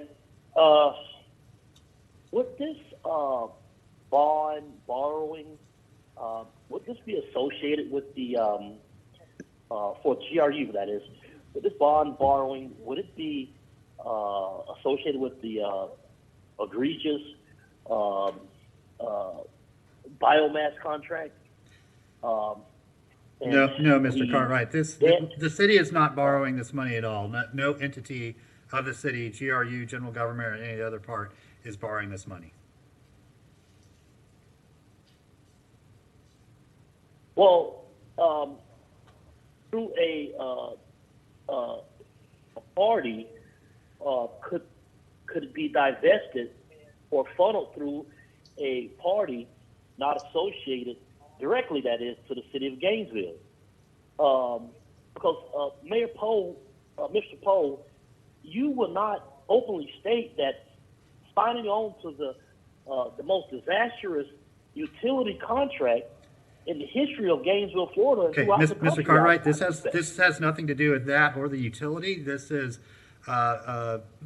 amendment to a loan term from OCAMIC. Well, OCAMIC is associated with the University of Florida, and right, not GRU or the. Do they pay property taxes? Do they pay property taxes? Are they afforded a subsidized utility rate at the cost of the hardworking taxpayer and the working poor? We do not subsidize utility rates for anybody. Well, water for the University of Florida. They pay the same rate for water as everybody else. Well, water usage, Mr. Poe. for a long time, many people living in the eastern portion of the city have been forced to subsidize water usage by the University of Florida. Yeah, that's They can not never correct. afford that, That's Mr. not Pope. correct. We charge everybody in the same class, the same rates for water usage, electric usage, University of anything. Florida does not pay for water. Yes, they University absolutely of Florida do. does not pay for water. The The water university. use, Okay, so the water you're usage- speaking about some other topic that's not the one in front of us right now. So and- Adam, and I'm they going to don't ask you to pay go to the GRU. next caller, please. They have a All righty then. Tana Silva, you're the next speaker, and you have 3 minutes. Okay, thank you. Although this has no impact and no liability for the city still is expending some level of resources to provide this service. And I want to know why. Why isn't the university doing this? Why is the city being called on to be this conduit? It's considered a charitable purpose, as the gentleman just said.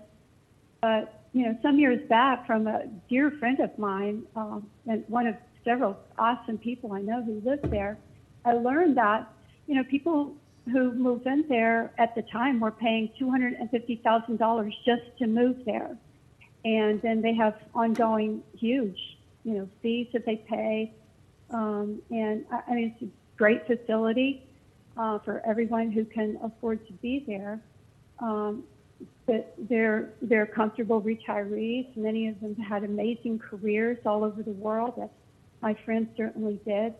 And it's super nice. I've had many meals with her over there and walked on the trails and all that. But, UF got millions in CARES money last year for Ocam. I guess my main question is, why is the city involved in this at all? Thank you. All righty, thank you, Ms. Silva. We have one more caller who's being screened. Bear with me another minute. And we have Ms. Debbie Martinez. Ms. Martinez, you have 3 minutes.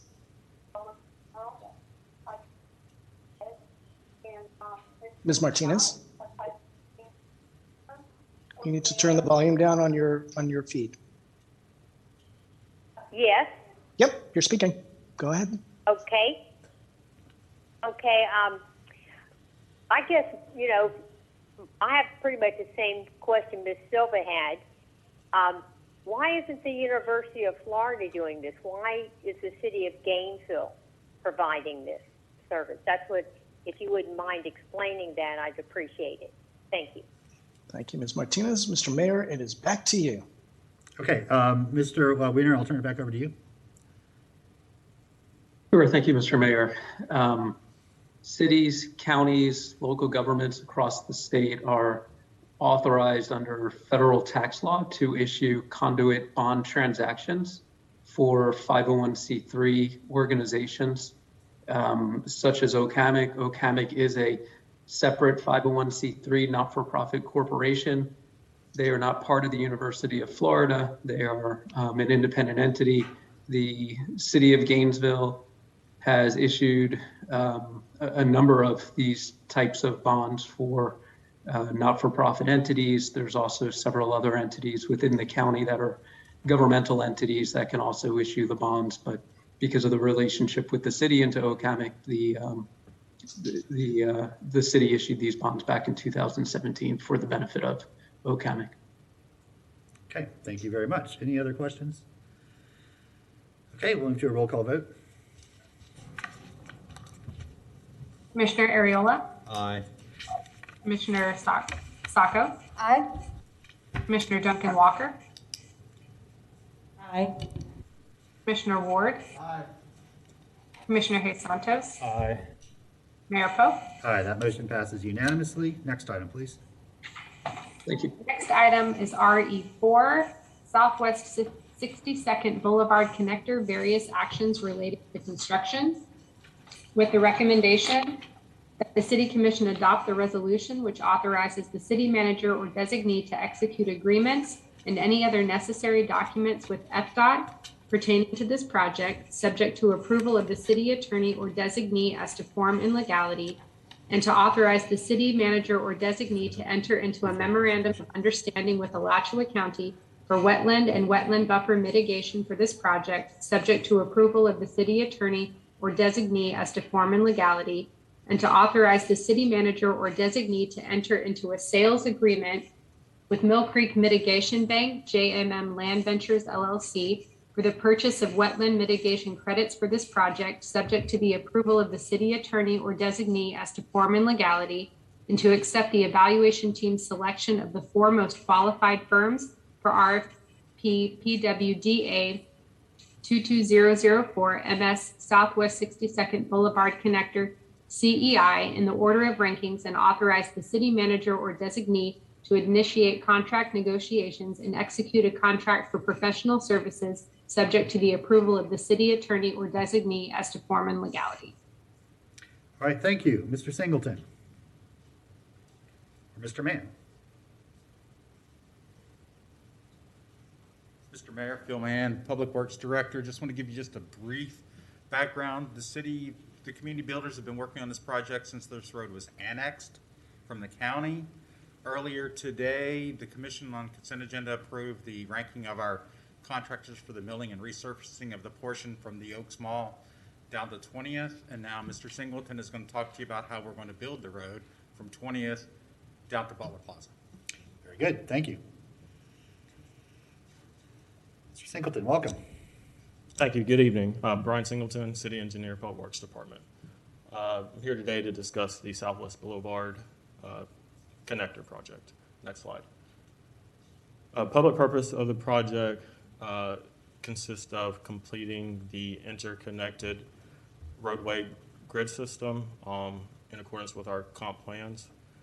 The premise behind our comp plans is to provide an interconnected multimodal transportation corridor with parallel facilities opposed to widening existing roadways and facilities. So this will be to complete some of the roadway network in that area to alleviate congestion on some of the surrounding roadways. Next slide. Here's a map of the general project area. If north being to your left, towards the left is North Florida Regional Medical Center, as well as the Oaks Mall, and then towards the right at the bottom is the new VA site. The project limits are right there in the middle in that coral color, connecting 20th Avenue in front of Cabana Beach down to the hard bend and Butler Boulevard at the north end just by Walmart. There have been several other grid projects recently completed in the area, such as on the other side of the interstate, the Southwest 8th Avenue connector completed by the county. Adjacent to that and connecting to our project is a future bridge project, which would be to expand the 20th Avenue bridge over the interstate and to provide a separated pedestrian lit corridor to connect the 8th Avenue connector to the 62nd Boulevard connector. Moving south, you see there the expanded roadway grid network that was completed by Butler Plaza, as well as Celebration Point.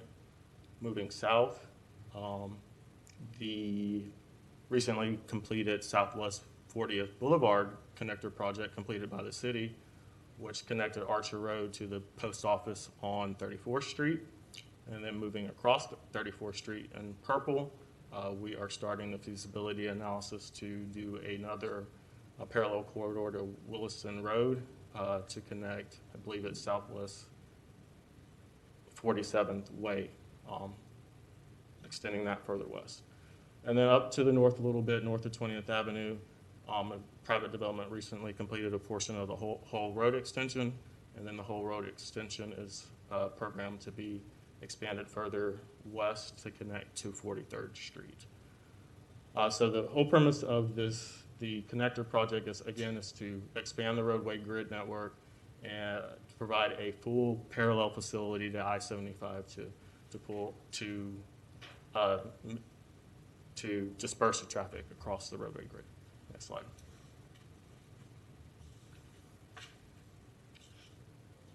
History, this is a project established by FSWA FDOT through the MTPO process. It's been the #1 priority for like 15 years or so. It's being delivered, or it has been delivered via grant agreements by both the county and the city. It originally started with the county back in 2007 through a project development and engineering study, and then it was transferred to the city when the area was annexed. A total of 11 routes have been analyzed so far. Next slide. From 2014 to 2016, preliminary engineering reports were prepared, and then between 16 and 22, we received the federal aid and FDOT approval for the alignment. FDOT started the right-of-way acquisitions, and the city began the permitting and the design of the facility. The project is 1.1 miles in length. The right-of-way that has been acquired varies from 100 to 154 feet. There'll be 11-foot travel lanes, 10-foot shoulders, with the shoulders, 7 foot of those being paved and marked as bike lanes. And then there will be a 10-foot multi-use path on the north or east side of the roadway.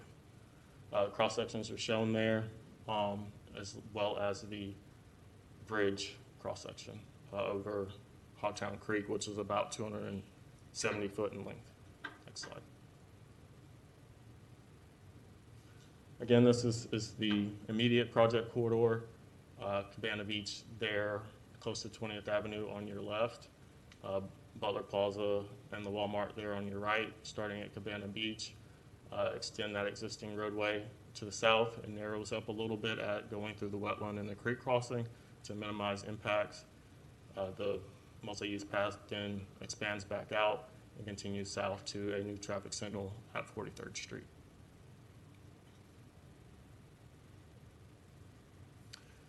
There, as I alluded to, there are some wetland impacts for the project. The direct wetland impacts are regulated by the state. The buffers are regulated by the state, county, and city, with the county having the most stringent standards. Also, the state does not recognize our local standards as being part of a participating cost to mitigate.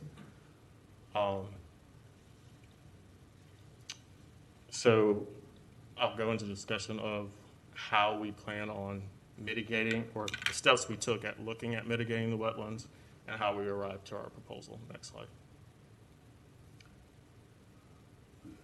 So our first thing to do is we always try to just avoid wetlands. Like I said, we evaluated 11 alternatives. The alignment selected was determined to be the most appropriate based on cultural, environmental resources, operation, safety, and cost. Avoidance was not feasible, except in the no-build option. The other route we could have taken would have been by expanding 20th Avenue, but that wetland facility, or that wetland area is much larger there, so there would have been more impacts trying to expand 20th Avenue. As such, this alignment was selected. Next slide. Then we try to look to mitigate wetlands and buffers on site. In this case, it was not feasible due to the limited property that was available in the immediate area. A lot of it's already under conservation easement or existing wetlands. So we had to find a location off-site to mitigate these wetlands. Next slide. With the federal funding source, the city is not able to obtain right-of-way or property on our own related to the project without de-obligating the funding from the federal government. So we had to look within our existing inventory for our buffer impact mitigation. So we reviewed all city-owned property for potential options. Next slide. So there's a total of 11.2 primary and secondary impacts with the project. The calculation in Florida statutes calculates to 4.5 approximately credits will be needed to be mitigated. Next slide. So for the direct impacts to the wetland, we are proposing to purchase credits from Mill Creek Mitigation Bank.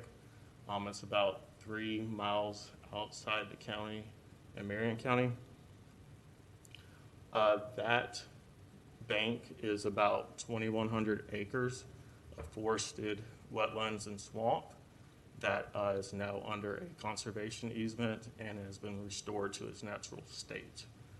The benefit of purchasing credits is that there is no long-term maintenance costs. They are these, when you construct wetlands for mitigation, they're then regulated in perpetuity, and you have to ensure that they function as a wetland in perpetuity. So by purchasing them from another entity, it transfers that risk over to the other entity. Next slide. So for the buffer mitigation, our local regulations, we're proposing to do some work within the city's Bivens Arms Nature Park. If you're not familiar with Bivens Arm, to your left, the north-south road is 13th Street. On your right, the north-south road is Main Street, and the diagonal one on the bottom is Williston Roadway. So back in the 60s, there was a canal dug that drained the historic marshes. So we are proposing to fund the design and permitting phase of the Boardwalk Wetland Marsh restoration for the project. That would include $100,000 in local funds to complete the modeling work to verify that the project is in fact feasible. Next slide. So there's currently $200,000 in DCRA's budget for the construction work. However, they don't have enough funding to do the design, which is why we're proposing to use the project funds for the design. The restoration will consist of removing the vegetation that has grown in and restoring the historical vegetation by constructing water control structures so that water level elevates back to where it used to be. We'll also use our existing funding to leverage for grant funding to complete a full project, because the project total is about $500,000 to $600,000.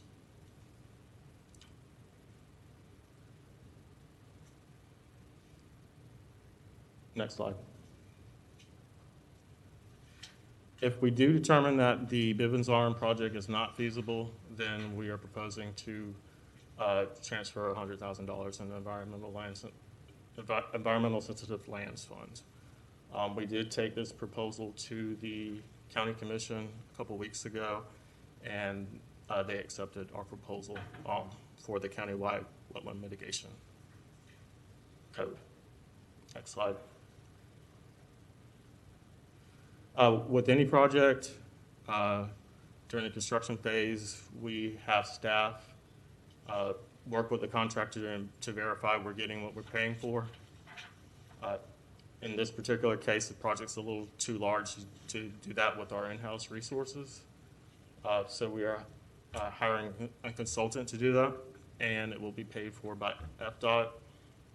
We went through the Competitive Consultants Negotiation Act in accordance with Florida statute, and the evaluation team ended up with these rankings for these firms.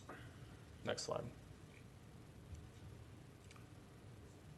Project funding, we've received about $8.5 million, county and the city, for this project and studies to date and for design.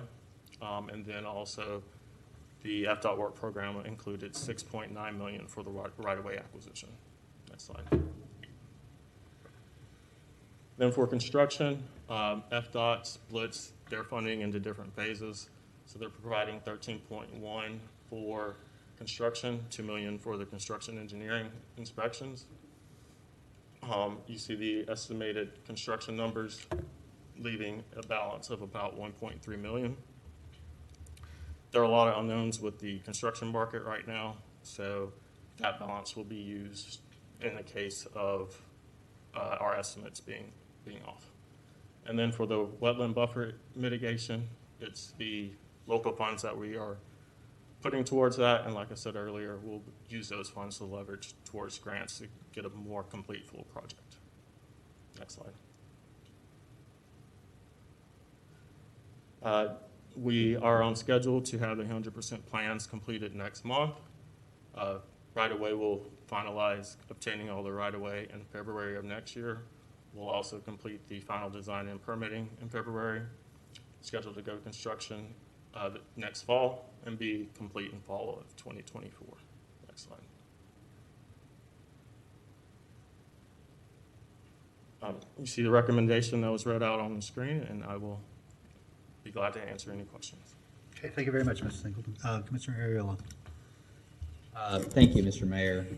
This project has been a long time coming. Not just the repaving of 62nd, but this connector road and the traffic flow that has been changing in that area of town, I think has been positive. It's been reducing trips on I-75, and I would like to go ahead and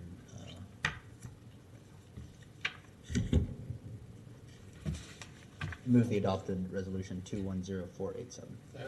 Okay, motion and a second to adopt the proposed resolution. Motion was by Ariola, second by Hayes Santos. Commissioner Sacco. Mr. Singleton, if I may ask a question, partly for the benefit of the public, if we could go up 2 slides, I think to the one that shows the project funding, or in general, like 2 sentences. How much is the city spending versus how much money we've received? So, just so the public is clear on that. The city will be spending approximately $313,000 for the wetland buffer mitigation. The rest will be grant funding. So we are not spending $13 million ourselves. Correct. It will all be grant funds. Okay, thank you. Just wanted to make that clear out there. Thank you, sir. Thank you, Mr. Mayor. Okay, thank you very much. I have a motion on the floor. Any members of the public wish to speak to the motion inside chambers? Adam, let me start with you, and then we'll come back to chambers. Thank you, sir. There is nobody on the line at this time. Okay, thank you. Mr. Platt? Real brief, so you're welcome. I yearn for the day when Homo sapiens sapiens decides to be cooperative with the planet, and a project like this is made of permeable surface. Thank you. Commissioner Hayes Santos? Thank you, Mayor. When is construction expected to start, and when is construction supposed to be in? Are we not Fall there of yet? 22, completed in fall of 24, correct? Correct. Construction will start fall of 22, complete fall 24. Sorry, my bad. Adam, one last check. Yep, we have somebody being screened at the moment. Give me a few more seconds, please, sir.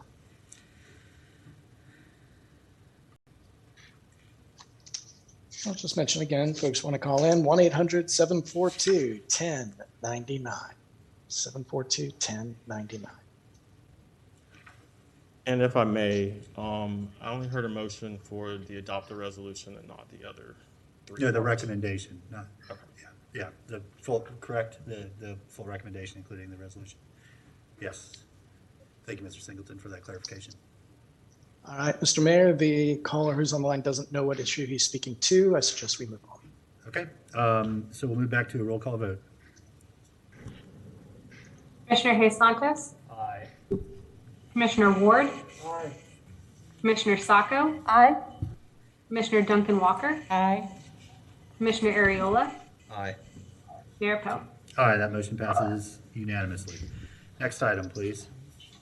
Next item is RE5, First Budget Amendment to the FY 2020 General Government Financial and Operating Plan Budget, a resolution of the City Commission of the City of Gainesville, Florida, relating to its general government budget for the fiscal year beginning October 1st, 2021 and ending September 30th, 2022, amending resolution number 210430 by making certain adjustments to the general government financial and operating plan budget and providing an immediate effective date. Okay, welcome. Thank you. Karen Fiore, Budget Manager. Starting with the general fund on the revenue side, We're transferring $1.4 million between revenue buckets, and this is due to our new chart of accounts with Workday. So when we adopted the budget, we had them in certain categories, but the new chart of accounts, we're just shifting them to the correct categories. It's not increasing the budget in any way on the revenue side. And again, that's $1.4 million.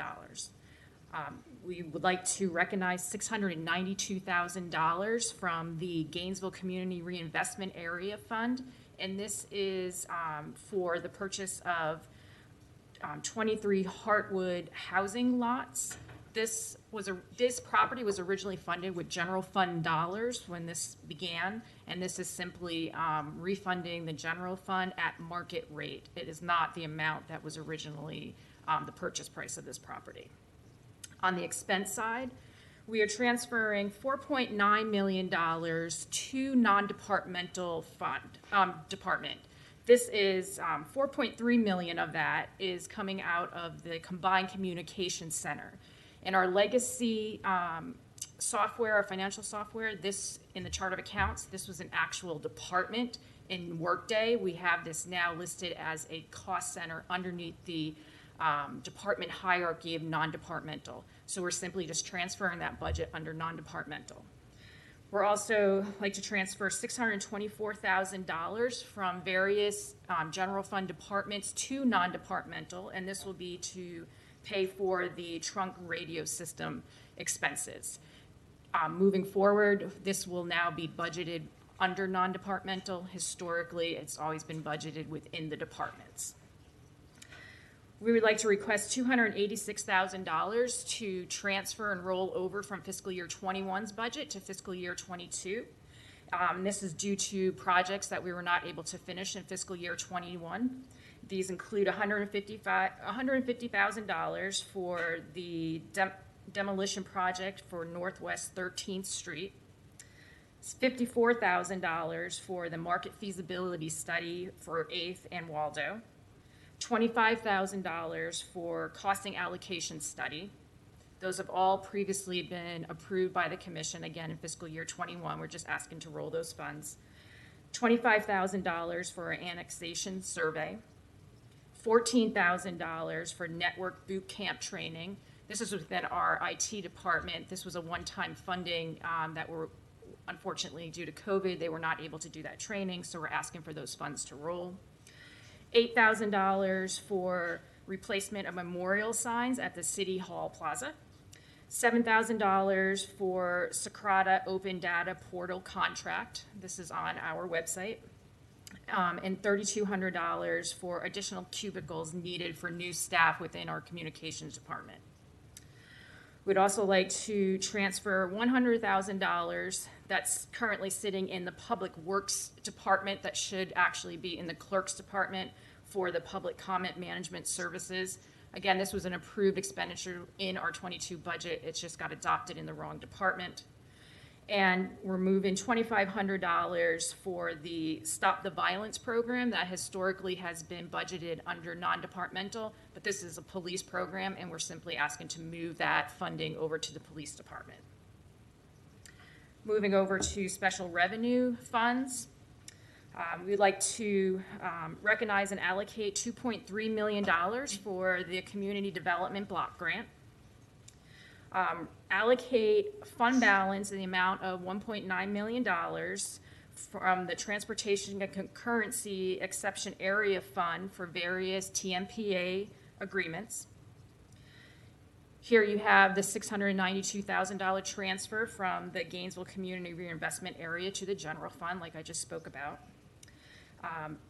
Recognize $543,000 for the home grant, $76,000 for Division of Arts and Cultural General Support Grant, $6,000 for the Florida Department of Transportation Grant. This is for sidewalk design, and $200 to true up the Grace Marketplace grant. This was previously approved in a previous amendment. However, it was $200 short on that amendment. Capital project funds. Here we would like to transfer $50,000 to our fleet fund from Wild Spaces Public Places Fund, and this is to purchase electric vehicles. like to transfer $20,000 from Wild Spaces contingency to Wild Spaces Northside Park Improvement Project, and transfer of $9,300 between the two Wild Spaces Fund for the fixed and variable costs related to the electric vehicles. The proprietary funds, here you have the other side of the transfer from Wild Spaces for $50,000 for the electric vehicles. And we would like to recognize and allocate $5.7 million for the U.S. Department of Transportation Capital and Operating Grant for RTS. And that's all I have. Okay, thank you, Ms. Fiore. Are there any further questions, or is there a motion to adopt the budget amendment resolution? Commissioner Duncan Walker. Thank you, Mr. Mayor. I need a few points of clarity where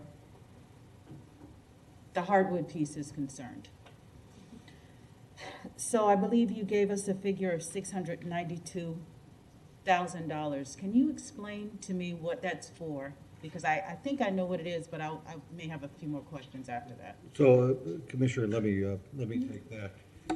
So, years ago, as you know, the city's general fund purchased the Kennedy Homes property in excess of $2 million. The intent at that time was that the city's general fund would be repaid out of the proceeds of the sale of the land. Subsequently, the Heartwood project was designed, and there were 34 lots, 23 lots which were to be considered to be at market, and 11 lots which are affordable housing. When we expend public dollars, there has to be a public purpose. And as it pertains to affordable housing, there's clearly a public purpose. The issue has arisen with regard to the the at-market rate lots, the 23 at-market rate lots. And we are at a point where, in order to get the project to move forward in the current real estate market, the city would have to sell the lots at a subsidized or below market rate in order to make the project feasible. I did not find that subsidizing market rate properties met the public purpose of the general fund. However, it would meet a public purpose if the funds were being spent out of the special revenue fund where the GCRA dollars are kept, because their definition of public purpose is slightly different than the definition of the general fund's public purpose. Subsequently, what we're doing through this budget amendment is we are reimbursing the general fund from the special revenue fund the market rate that we would have been charging for these 23 lots to the buyers. That way, in order to make the sale of the properties work, the lots can be sold at a rate that is below market there in order to meet the public purpose of the GCRA. Did I hear you say there are two different definitions of public purpose? There are lots of definitions of public purpose, but for this for this analysis, there's two. And those are the two I'm referring to. So would you tell me what those are? Right. And I may need some assistance from the city attorney to clarify if I misspeak.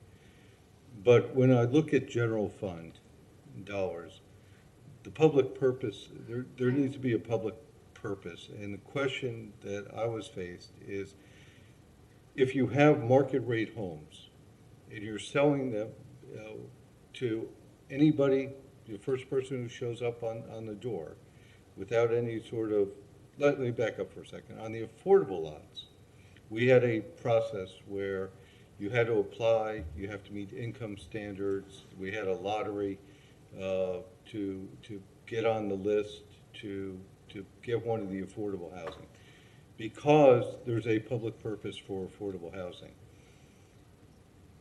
The market rate lots were open to anybody. Anybody can knock on the door of the sales office and buy one of those lots.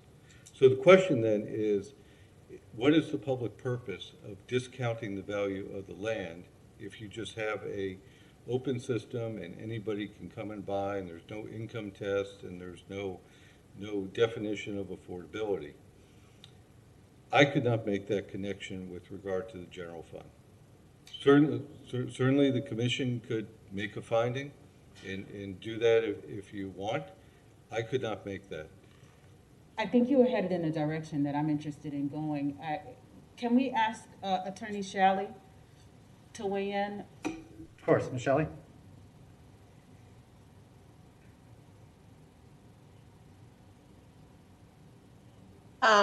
Mayor and Commissioners, yes, I can confirm that the city, when you're spending general fund dollars, you need to have a public purpose for doing that.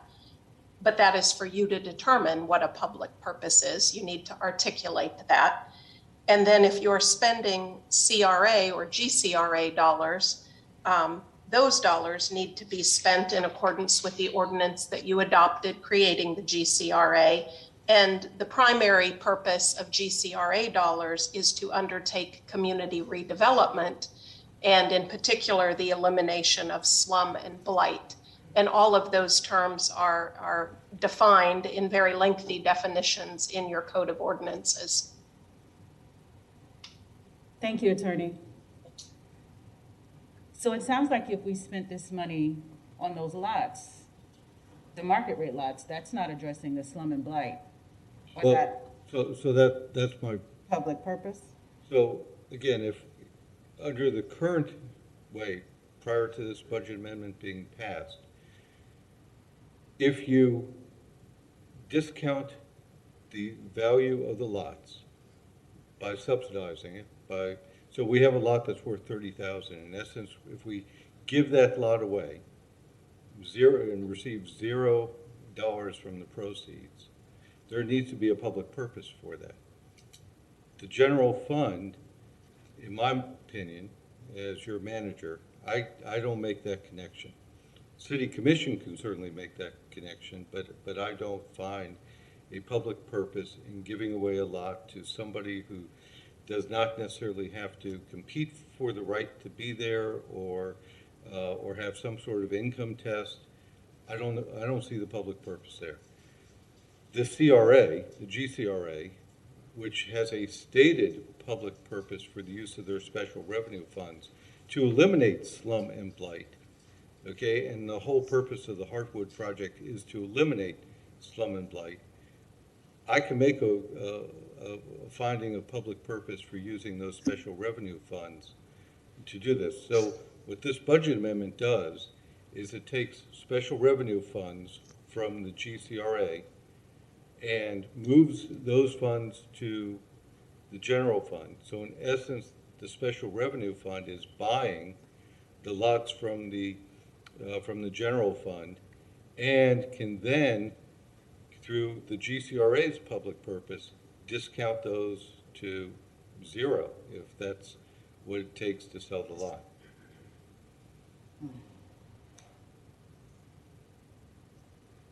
So I wasn't on the commission when this project was started. So I probably have one more question and then I'll kind of be where I'm going to land on this. Weren't there properties that were already conveyed? How was this process? Where are we in terms of the process, in terms of the conveyance? And what was the understanding for the public purpose or for the people who were already actively getting involved in wanting to purchase these properties? So I wasn't on the commission, as your city manager, I wasn't with the city when this whole concept was developed either. But we're at the point where we're selling the lots. Mm-hmm. We have contracts that are pending for most of the affordable housing lots, and this transaction does not affect those. We have a handful of contracts that are pending or will be pending once we resolve this issue of how much is the land worth, right? So there's an appraisal out there that says the lot 12, I'm just making the lot number up, is worth $27,000. If we throw the lot in for free, Okay, who's going to reimburse the general fund for the loss of those proceeds? That's the question. And in this case, under what we're proposing is the GCRA Special Revenue Fund will reimburse the general fund for the loss of the proceeds. The general fund will never make back the 2 point some odd, it was about 2.4 million that was for the purchase of the Kennedy homes, and another 1.4 million to put in the infrastructure. The infrastructure will be repaid back by the GCRA at some time in the future, but there still needs to be some dollars that come back in. Now, if all the lots, all 34 lots were affordable housing lots, there'd be a public purpose that's clear. But because it was set up that 23 of them were to be market rate and 11 affordable housing, then the 23 lots that are in question, in my opinion, the general fund needs to be reimbursed. I have one last question, and I'd like to, is Ms. Fadolfin or Deborah Bowie with us? Hi there, I am. Sarah's actually not here. Hi, Assistant City Manager Boyd, thank you so much. I just need a little context. So I know what I've read, I know what I've heard, but can you kind of walk me through this entire process from the beginning to the end and get me to where we are today? I can. Actually, the manager did that. The only thing, I think you had asked the question, and it was before my time as well, but I happen to know the answer to it. I think you had asked specifically for any historical context on whether we had conveyed lots. And there are at least two examples where we have. One was the recent solicitation for Habitat, 11 lots in Duval. That was conveyed at no cost. Again, these aren't market rate houses, right? And then the other example is the Lot 10 deal, the commercial lots that were conveyed with conditions. So we have some precedent for it, but I think the manager already articulated that he saw no public purpose in conveying the lots. We do have about 4 families who are interested in the market rate houses. It's worth noting that construction is about 40% higher just because of where we are. So this issue about the lots being conveyed and whether they're going to be included or not included, we really needed to settle that issue because we've got 4 families right now that are in negotiations on the market side. Right, okay. All right, thank you very much for that. Thank you. Okay, thank you. Any other questions? Commissioner Santos? Thank you, Mayor. I move resolution 21043. Motion by Hayes Santos, second by Ward, to adopt the proposed resolution. Any members of the public wish to speak to the motion? I'll start with you, Adam. All righty, sir. We do have one speaker on the line, Mr. Telford Cartwright. Mr. Cartwright, you have 3 minutes. Yes, Telford Cartwright. Once again, good evening, commissioners, mayor, servant leaders.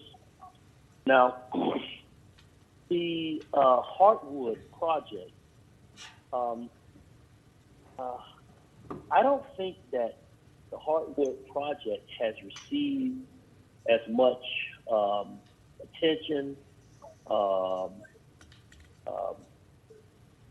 compared to other projects currently being discussed, or take, for example, the UF Oak Hammock. And that project has been in the constructing phase for quite some time now. I think that's the site where I refer to it as the former public plantation project apartment housing, known as Kennedy Homes. I would refer to it as the House of Horrors, where many low-income, socio-economically and governmentally dependent African Americans were packed and stacked, no different than how many of their ancestors were packed and stacked in the slave ships. I think that it's a good idea in regards to the revitalization of the eastern portion of Gainesville, Florida. and yet it would add value to the community. But I don't like the fact that the Grace Market, if you want to call it Grace, homeless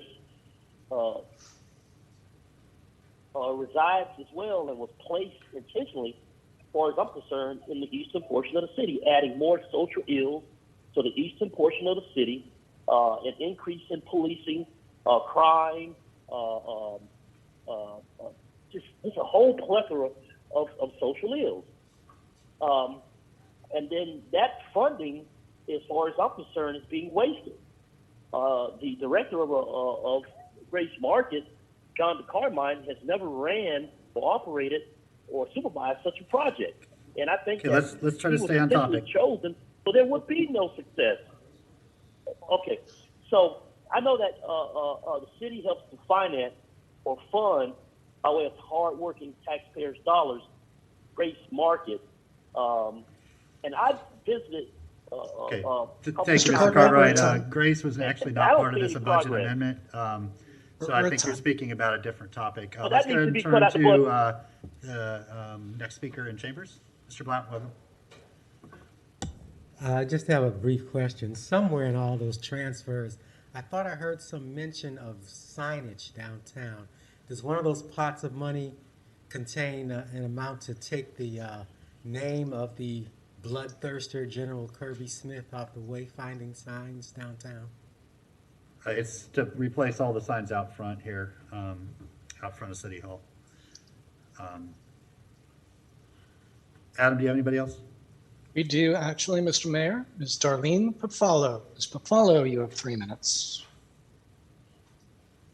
Thank you. Commissioners, I guess I kind of got in a little bit late on this whole thing, but if there's the land or the lots that the city owns, and I mean, I would say you're not even getting tax money if you own those lots.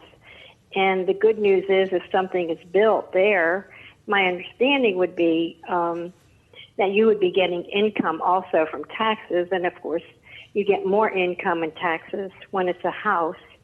I don't know who's buying it or things like that, but that's my 2 cents, 2 cents for what it's worth, that it could be a positive.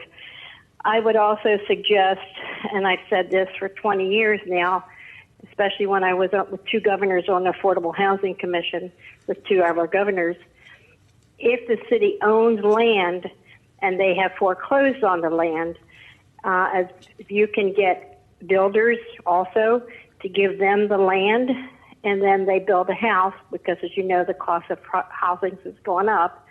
But the benefit is it's not just sitting there, and then you get income when it's assessed for real estate taxes. So for what that's worth, I hope it gives you a little bit more insight on vacant land that you may still own. Thank you for your time. Thank you. Thank you. Mr. Mayor, that was our last caller. Okay, thank you, Adam. Welcome. Hello, Mr. Mayor. We have to keep our mask on, correct? Sir? We have to keep our mask on, correct? We prefer that you do. Okay, I will. All right. Mr. Mayor, the one thing I wanted to say in response, Mr. Mayor, I will speak to you, to my District 1 Commissioner, is I think that at the end of the day, we don't want to get caught up in the legal mumbo jumbo. So coming from the GCRA, which it wasn't that it wasn't effective, it was effective. I heard that earlier. We'll get to that another time. But the goal was, the premise of the GCRA was to address urban blight and decay, and the manager was certainly correct. The public purpose, so we don't get caught in the legal mumbo jumbo of things, is you have families that are wanting to have homes. It's a socioeconomic blended community that is supposed to address blight and people that want to have state-of-the-art housing. I think what it's really left up to all of you to decide and to take the guesswork out of is, what's the public purpose? Because at the end of the day, you have families that just want to get into housing. We could get them caught up in, what side of who wants to do what to whom, and maybe we shouldn't do it, or maybe we should. I don't want to get caught up in what people's motivations are or what we might think they are. At the end of the day, the decision was made to have a GCRA. We decided to have Heartwood. That was decided up here. Before you, not before you, doesn't matter. We are where we are now. The public purpose is what are we looking at?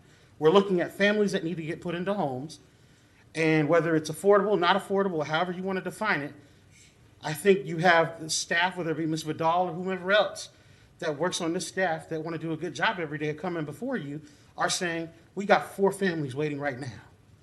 I talked to my friends and neighbors that are lined up. People want to move there. Are we going to hold them up and play it because of legal mumbo jumbo, whether it be in the city attorney's office or the manager's office, whoever, it doesn't matter. I'm asking you all, let's make a decision. And at the end of the day, it doesn't matter who's doing what. It's your decision. You decide. And so we have 4 families. Let's make a decision. Is it a public purpose? I'm not here to make that decision, but you can. And so I think that let's take the guesswork out of it and not let's decide. Let's just make a decision. Because at the end of the day, we're here. Costs are going up.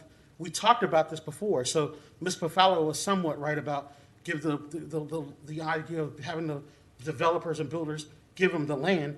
But we also didn't expect the previous administration to put tariffs and raise everything to high hell too, right? So we got a lot of things that have gone up. So, but what we can do is mitigate some of those things and help those families, help a lot of families get into state-of-the-art housing that have never had access to it before. And I think that's what really the public purpose is. Thank you. Thank you. Adam, do you have anybody else? No, sir, there's nobody on the line at this time. Okay, motion on the floor. I'll move to a roll call vote. Commissioner Duncan Walker, Aye. Commissioner Ward, Aye. Commissioner Sacco, She's absent. thank you, Commissioner Ariola, Aye. Commissioner Jesus, Aye. Mayor Poe. Aye, that motion passes unanimously with Sacco absent. Next item, please.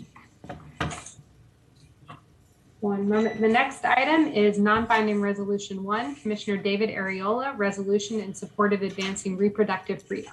Okay, Mr. Ariola, Commissioner Ariola, sorry, would you like to introduce us? Thank you, Mr. Mayor. I'd just like to thank Quality Florida and the various statewide organizations who are really getting prepared for what will be a contentious session where the Florida legislature will be attempting to mirror exactly the measures that were taken in Texas to limit people's freedom for choosing their own reproductive rights. So with that, I'd like to move adoption of the resolution 210406. Okay, motion by Ariola, second by Ward to adopt the proposed resolution. Any members of the public wish to speak to the motion? We'll start with you, Adam. There's nobody here now, but I'd like to give it a couple of extra minutes and remind people to call 1-800-742-1099. Okay, thank you. Anybody in chambers wish to speak to the motion? Shepherd. Mr. Shepherd, I'm asking if this has anything to do with Democratical power or Republican power in this resolution. It has to do with supporting women's reproductive rights. Women's. It has nothing to do with Okay. Democrats or Republicans. Okay, I support it then. Okay, very good. Thank you. Women's activism. Adam, I'll check back with you. We do have some callers jumping on the line, quite a few actually. The first of which looks like Cullen Stephen. Cullen, you have 3 minutes. Hi, that's not actually my name. That's my dad's name. Phone plan situation, I guess. My name is Ollie Knight. I'm a Gainesville resident, small business owner, and UF graduate. I'm just calling in to say that I think it's absolutely crucial that Gainesville take whatever steps necessary to support reproductive freedom, reproductive rights. So I support the resolution for. Thank you, sir. A person got cut off. I apologize. Telford Cartwright, you are the next caller, and you have 3 minutes. Please shut down your volume, sir. Yes, I have. Please shut your background volume, sir. Yes, can you hear me? Yes, please Can you hear turn me? down. Please turn down the volume in the background. Yes, I have. Can you hear me? Thank you. Yes, we can. You have 3 minutes, sir. Yes. My name is Telford Cartwright. Once again, good evening, commissioners, mayor, servant, leaders. Now, this reproductive freedom, language, or name, I practice skepticism, especially when it comes to this form of governance, which I refer to as diabolical and deceptive, and quite debilitating, shall we say. You know, take, for example, look at the eastern portion of Gainesville, Florida, for generations, unfortunately. Now, this reproductive freedom, verbiage, or language, would this be in any way, shape, form, or fashion associated with Roe versus Wade? I suspect it does. Supreme Court case 1973. Now, let's think about something. Here in the United States, the slaughtering of unborn, the most defenseless and innocent of us. Now, think about that. We, as a people, we slaughter our greatness. We have been slaughtering our greatness in regards to the unborn, the most defenseless and the most innocent. Now, how intelligent is that? But who in his or her right mind would forego with promoting the slaughtering of the unborn, the most innocent and the most defenseless of us? And mind you, greatness as well. We slaughter our greatness here in the United States thanks to the far left, the so-called elitists, who look upon the less fortunate, by design in many cases, as nothing but sheeple, chattel, or chattel, property. Take, for example, the city's vaccine mandate. The men and women who work at the city, they are human beings. They are not property. And I have mentioned this before. I only have heard the city commission mention two words: the science and the medicine. Nothing pertaining to conscience. Refrigerators don't have a conscience. They are property, or refrigerators are property. Now, the unborn have a conscience. Once again, the unborn humans are not property. They are humans. Now, Commissioner Ariola. All right, thank you, Mr. Cartwright. We'll take the next speaker in chambers. Make this in. Look at Mr. Gomez. I'm surprised that we're getting really, some of us in certain genders and will probably never have to make this decision, and I'm purposely being ambiguous, but reproductive rights extends far beyond, choices of just pro-choice or pro-life. And pro-choice, to folks out there, we need to definitely have some understanding with this issue, does not equate to pro-death. And if we were to take some of the previous callers or whoever, Mr. Mayor, that we're talking about, they value the quote-unquote sanctity of life. Well, it's interesting because we're watching some folks of different political persuasions in other areas that are defunding foster children's and ability, but we care about life, right? So it's interesting that it's a public health issue, and anybody that educates himself on, somebody had quoted, I forgot what the caller's name was, but talked about the case of Roe versus Wade, which was a privacy issue. Had nothing to do with abortion. That's number one. Number two, it's interesting that we're talking about someone who has to make a decision with their body. And I support absolutely a woman's right to do whatever they want to do, or whoever to do with their body, as they should. That's their choice.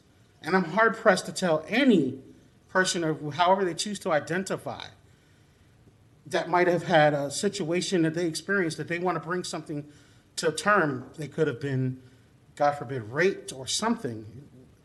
Who are we to tell them, and why should government, if to my friends that identify as conservatives, why is government in the birthing business? Why is government in the marriage business? You say you want less government. Find it very interesting. Help me understand that, make it make sense, and explain that when you say, I want less government. Because it doesn't sound like to me you want less government and telling people what to do with their bodies, who you should love, who you should marry. And I think it's really interesting. And we have these conversations, and this should be past ideological. We should be past ideological, right? This is a person's decision of what they should do with their body. So kudos for having the courage to protect people's right to do what they need with their bodies and what's best for them and their families. Pro-choice does not equate to pro-death. And if you want to say a particular party is advocating for late-term slaughtering, show me the numbers, because that doesn't add up either. It's called murder when you do that.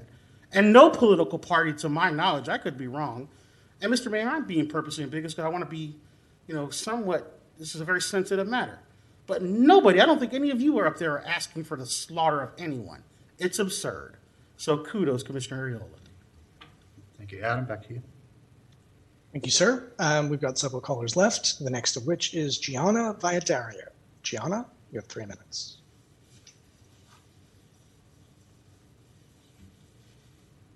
Gianna, you out there? Hi. Hopefully, yeah. Can you hear me? Yep, we can. Okay, perfect. Hello and good evening.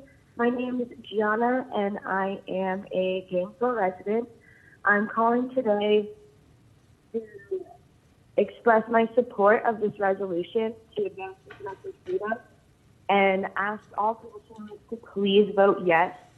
Despite clear and widespread demonstrations of support by the majority, especially the constituents here in Gainesville, our legislators and courts are regressing our reproductive health policies. The impact that this has on ourselves, our families, our communities, and your constituents is both immense and harmful. By voting yes, your support will declare reproductive freedom as the value that our community holds it to be and establish a commitment to pass the policies we need rather than ones that hurt us. Thank you. Thank you. Mr. Mayor, back to you. Nobody else in chambers. Got a couple more here. Next up is Kai Christmas. Kai, you have 3 minutes. Awesome. Hello, y'all. Good evening. My name is Kai Christmas, and I am the regional organizer for Planned Parenthood of Southeast and North Florida here in the Gainesville area. Reproductive rights and reproductive freedom are one of our natural human rights. It is all about the right to medical care. And the right to medical care should be available and accessible to all without shame, without harassment, without stigma, and other barriers to care. And this right is being attacked on all levels, federal, state, and local. And I am calling to thank the City Commission of Gainesville for hearing this resolution in support of advancing reproductive freedom. Additionally, I also wanted to thank the resolution sponsor, Commissioner Ariola, and all of the city commissioners that we were able to meet with in preparation for this resolution to be heard tonight. And I will just end by saying that the vast majority of Floridians support reproductive freedom. Thank you. Thank you, Kai. Our next speaker is Kaylee Coventry. Kaylee, you have 3 minutes. Hi, my name is Kaylee Coventry, and I'm a resident of Gainesville. I'm calling today to show my support to advance this resolution to reproductive freedom and ask everybody to vote yes. As a nurse and also as a resident, this is a medical right. Abortions happen with or without, even when they're illegal, and it just puts people at risk when it becomes illegal. State and federal governments are backsliding on reproductive health, and they're not protecting us.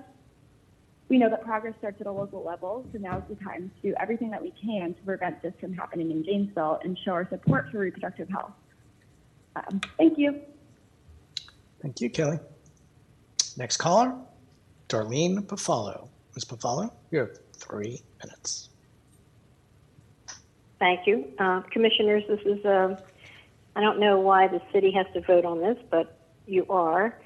I just want to tell you, I remember when this law came into effect. I can tell you also that I had a very, very good friend of mine many years ago, probably 40 years ago, got pregnant.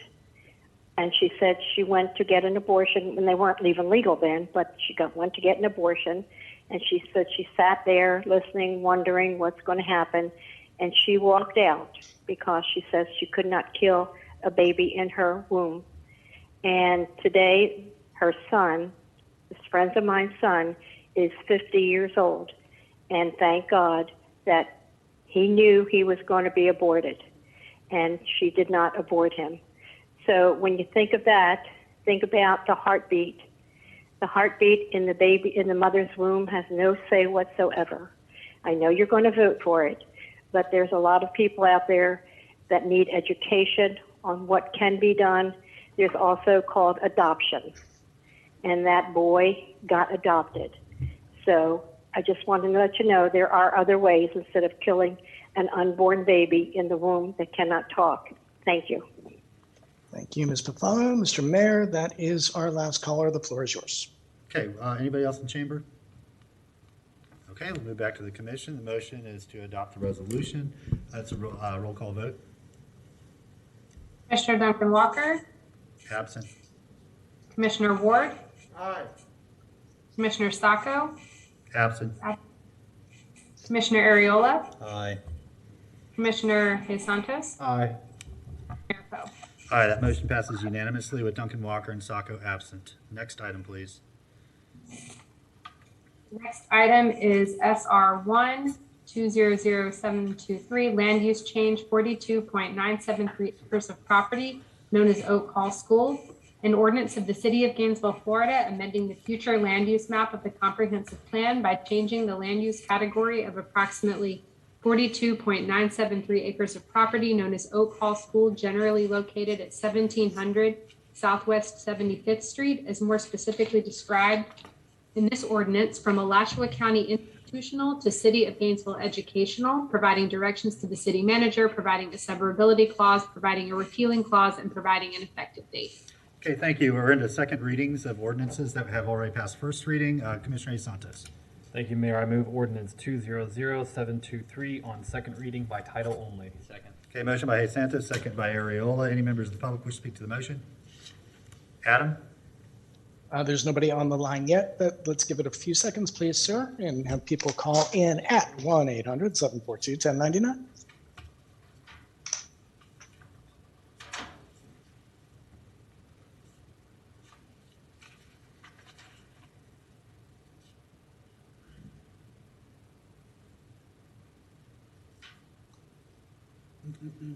Okay, Madam Clerk, we'll move to a roll call vote.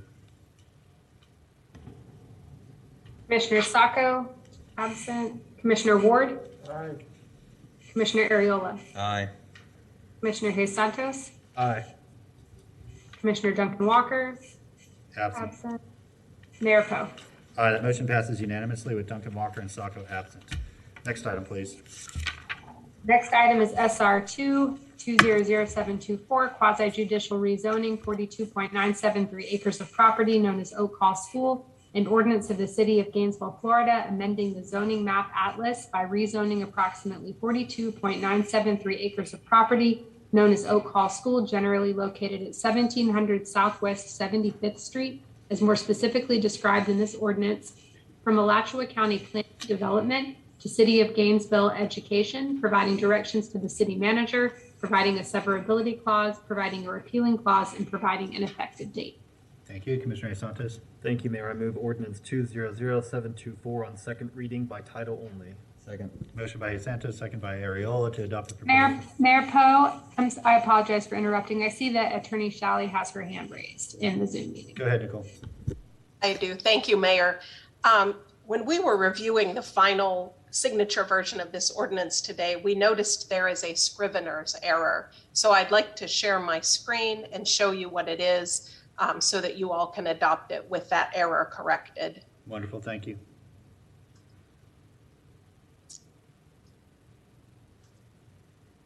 Can you see my screen? Yes. If you'll see there on page 2, line 49, the version in the backup that you have says it's being rezoned from Alachua County PD to City of Gainesville education, and it should read as it does here, educational services. Okay. So we will make that correction in the final version. Okay, so thank you for catching that, whoever did, and pointing it out to us. With that, the motion is to approve with that one modification, Yes, correct? I'd like to make that modification. Okay, and we'll go to anybody in chambers that wishes to speak to the motion. Adam, over to you. Don't have anybody on the line at this time, sir. Okay, that's a roll call vote. Commissioner Ariola, Aye. Commissioner Sacco, SR2, right? Yes. aye.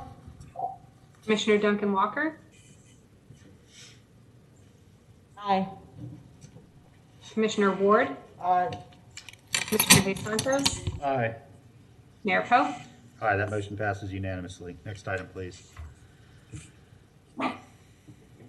The next item is SR 3210033, quasi judicial rezoning of 0.945 acres of property located at the southwest corner intersection of West University Avenue and Southwest 12th Street.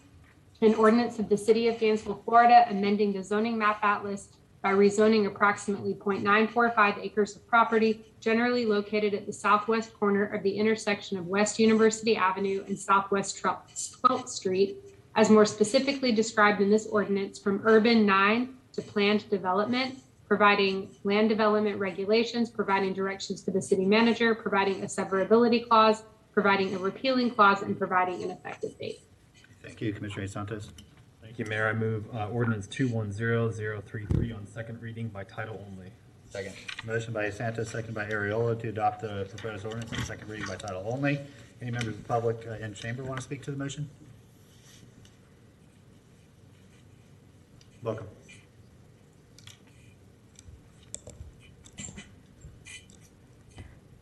So I wasn't planning on speaking today. In general, I tend to avoid exercises. Ma'am, if you just introduce yourself for us. Oh, I'm sorry. My name is Claudia. It's spelled Claudia, and then last name Tio. So I wasn't planning on speaking today. In general, I tend to avoid exercises in futility. And given that this has already been approved unanimously by this commission in first readings, I'm not expecting to change anyone's mind today. But my friend pointed out that I did call out of half my shift for this, so I might as well talk. I feel misled when I'm being told there isn't an affordable housing emergency, and to act like the solution to it is to build more mixed-use developments and more luxury student housing is dangerous, plain and simple. 15 affordable housing units tossed in at the end is simply not enough. In another life, I used to be a math TA, so I'm used to telling people to do the math. So I am encouraging this commission to do the math. Because I, someone who makes $12 an hour as an essential worker, have found the time to start doing the math.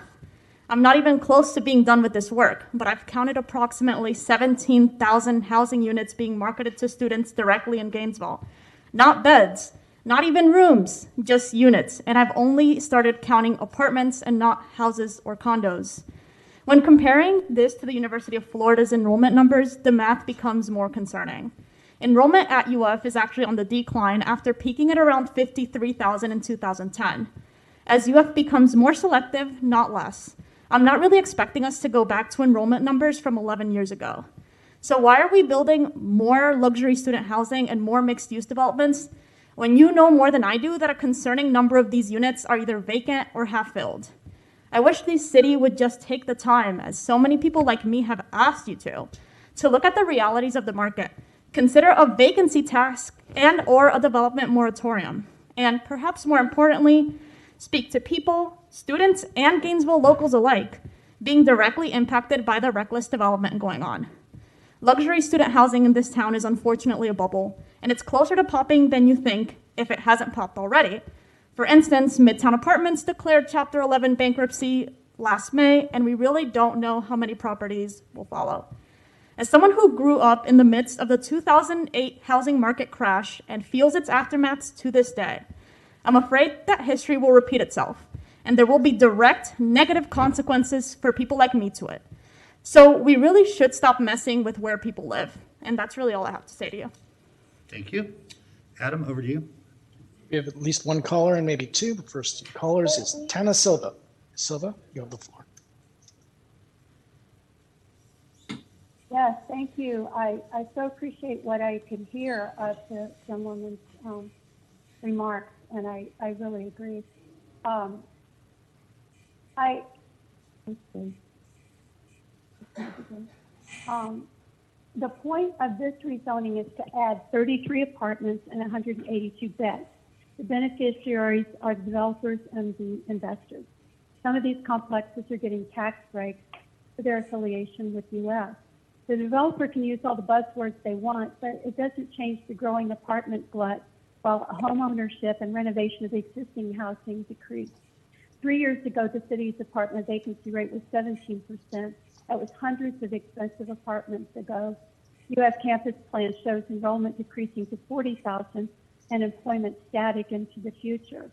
Some people see a straight line between more units and cheaper rent. That is way, way too simplistic. More new apartments don't resolve the most critical housing needs at all. They add to the concentration of ownership and to environmental and economic problems. What's happening now is globally is trillions of dollars circling the globe looking for anywhere to land. Opportunity zone tax breaks incentivize destruction of neighborhoods and building huge projects that extract wealth from communities. The Miami Herald this week reported that real estate is now a principal target of money laundering. I'm not saying that's behind any particular project, only that there's a reason apartment building exceeds the need for more expensive, new, poorly constructed housing that might not even last 30 years. Already people are unhappy with the low quality of the expensive apartments that have been built in town now. And it's great if developers want to lower the rent to accommodate renters who otherwise wouldn't be priced out. Page 15 of this presentation shows a quite different table than the one for Lot 10. This one shows only 50 to 80% AMI. Lot 10 and other charts show workforce housing as 140% AMI, at least $72,000 a year for one person. Schimberg Center has said the most urgent need is 50% AMI and less and preservation of existing housing. These apartments don't nearly meet that level or address the real problems of the housing in this community. As the young woman said, I know you're going to vote for it anyway, but I hope the city will take a really good step back and reassess what's really going on here. Thank you. Thank you, Ms. Silva. Okay, we have one more speaker. Before I turn on his mic, Mr. Cartwright, I need to remind you, you have 3 minutes. Mr. Cartwright, you have the floor. Yes, my name is Telford. Yes, my name is Telford Cartwright. Once again, good evening, commissioners, mayor, servant leaders. Now, Gainesville, Florida, continues to, as far as I'm concerned, look like New York City. The many apartment complexes throughout the city, primarily close to the University of Florida, and it appears to me that the city is more so tax-driven than people-driven. And the foregoing with continuing to build more apartment complexes will not add to the existing private housing stock, and thus then keep the market in what's referred to as a seller's market versus a buyer's market for private be in the market for purchasing a dwelling for themselves and their family so they can experience the American dream, or shall I say the American reality. Like many of those who would live in Blues Creek, L Plantation, the Mill Hopper,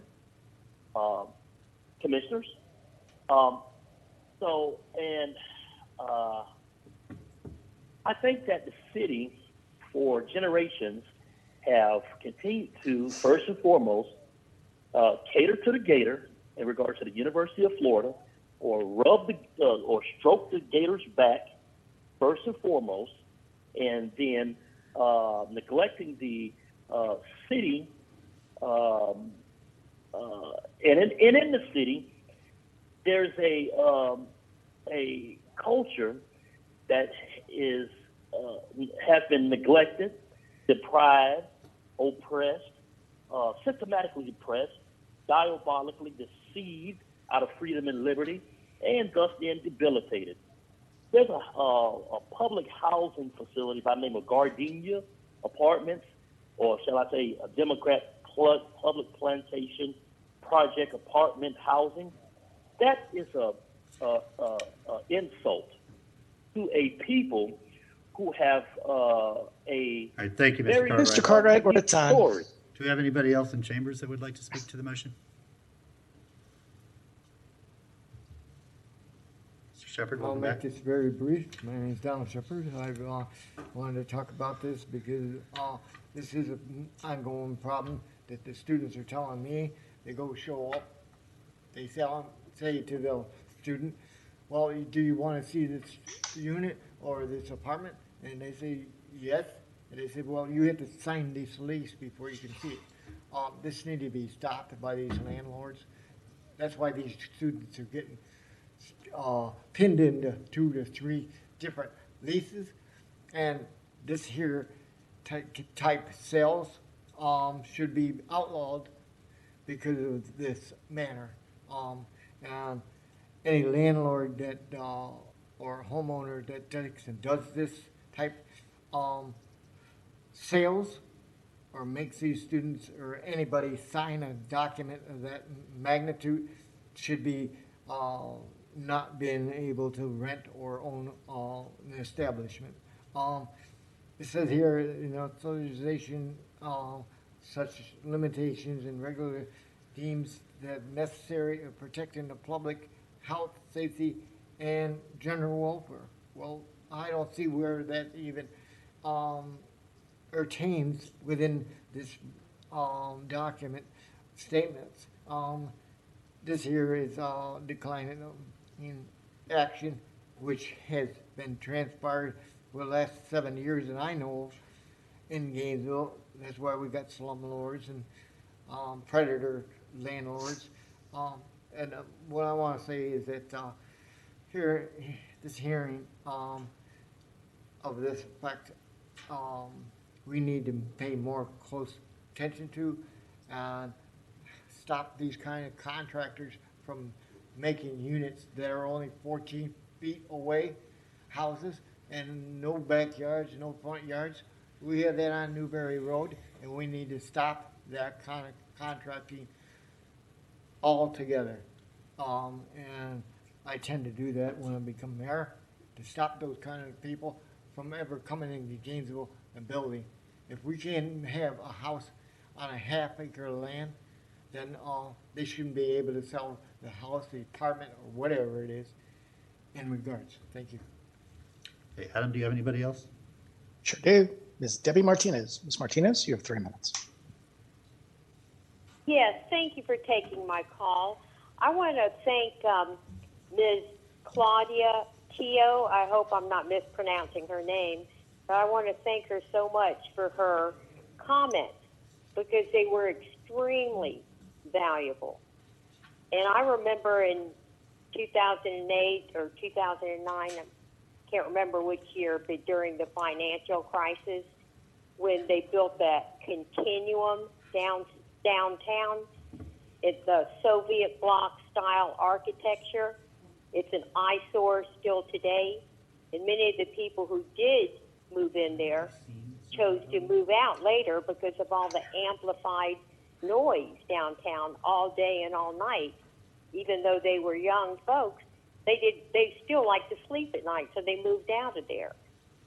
So I also want to thank Ms. Tana Silva, who obviously does all of her research before she participates in these meetings, especially on affordable housing.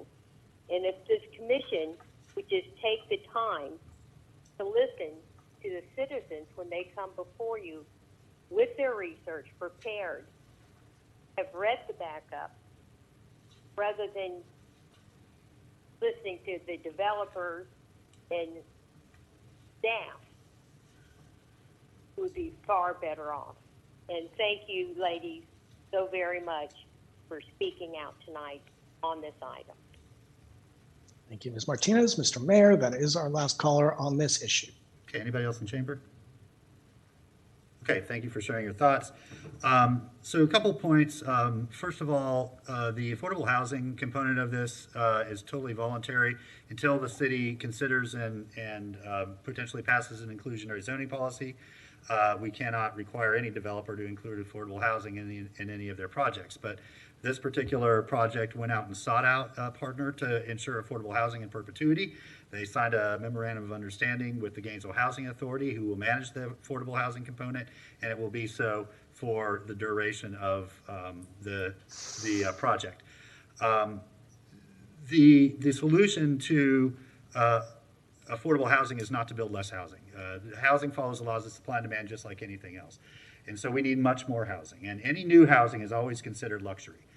When I first went to buy a house, I didn't buy a brand new house because I was a teacher. I had a limited income. So I had to buy a 60-year-old house that was run down and needed work. The person who I bought my house from bought a nicer house that was a little bit newer. And they bought their house from somebody who bought a nicer house above them. There's a downward filtering effect to when you build new housing, it opens up other housing at more affordable ranges down the ladder. That is especially true for student housing. Because Florida's student body population has stayed stagnant, any new student housing that is built frees up that housing that they were living in before and that they were leaving for workforce housing and for other more affordable housing options in our community. And so we need much more housing. The vacancy rate in Gainesville is incredibly low. It has been for quite some time. During the height of the pandemic, apartments were at 96% leased 9 months before that leasing season started. And so we have an incredibly tight market, which is exactly what is driving up rents and is driving up home prices for owner-occupied homes. So I'm happy to support this. I think it's an excellent model to partner with the Gainesville Housing Authority to ensure that there is affordable housing embedded in a new housing project. And I just hope that other folks can look at this model and see that it adds great value to both their project as well as our larger community. So with that, Madam Clerk, we'll move to a roll call vote. Commissioner Ariola? Aye. Commissioner Sacco? Aye. Commissioner Duncan Walker? Nay. That was a nay. That was a nay. Thank you. Commissioner Ward? Aye. Commissioner Hayes Santos? Aye. Mayor Poe? Aye, that motion passes 5-1 with Duncan Walker in dissent. Next item, please. Next item is SR4, text change amending the Land Development Code to comply with the Federal Emergency Management Agency FEMA mandated update, an ordinance of the City of Gainesville, Florida, amending the Land Development Code, Chapter 30 of the City of Gainesville Code of Ordinances related to floodplain management regulations provided in sections 30-8.23 through 30-8.38, providing directions to the codifier, providing a severability clause, providing a repealing clause, and providing an effective date. Thank you. Commissioner Santos. Thank you, Mayor. I move ordinance 210195 on second reading by title only. Motion by Santos, second by Saka to adopt the proposed ordinance on second reading. Any members of the public wish to speak to the motion? We'll start in chambers. FEMA maps. Okay, Adam, over to you. Nobody in chambers. We don't have anybody on the line at this time, but I just want to remind the commission that there is that delay between the streaming and when you take your votes. If we can give it a little bit of extra time, it'd probably be good.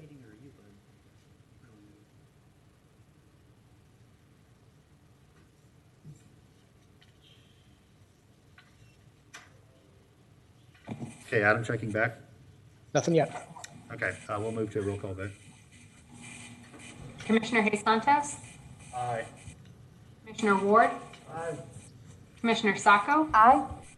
Commissioner Duncan Walker? Aye. Commissioner Johnson? I apologize. Mayor Ariola? Aye. Mayor Poe? Aye, that motion passes unanimously. Next item, please. The next item is SR 520038, City of Gainesville Registry of Protected Public Places, Phase 3 listing. An ordinance of the City of Gainesville, Florida, adding specified real properties owned in fee simple by the City of Gainesville to the City of Gainesville Registry of Protected Public Places, providing a severability clause, providing a repealing clause, providing an immediate effective date. Thank you. Commissioner Santos? Thank you, Mayor. I move ordinance 200038 on second reading by title only. Second. A motion by Commissioner Santos, second by Ariola, to adopt the proposed ordinance on second reading. Any members of the public wish to speak to this motion, starting in chamber? Welcome. Mr. Mayor, we're talking about, it was for historic places and persons. Can you repeat that? Oh, I'm sorry, I didn't hear that word. The Registry of Protected Public Places, adding a few pieces of property to the list. Okay, I misunderstood that. I don't have anything to say. Sure thing, no problem. Adam, over to you. I don't have anybody at this time, sir. Okay, back to the commission for a roll call vote.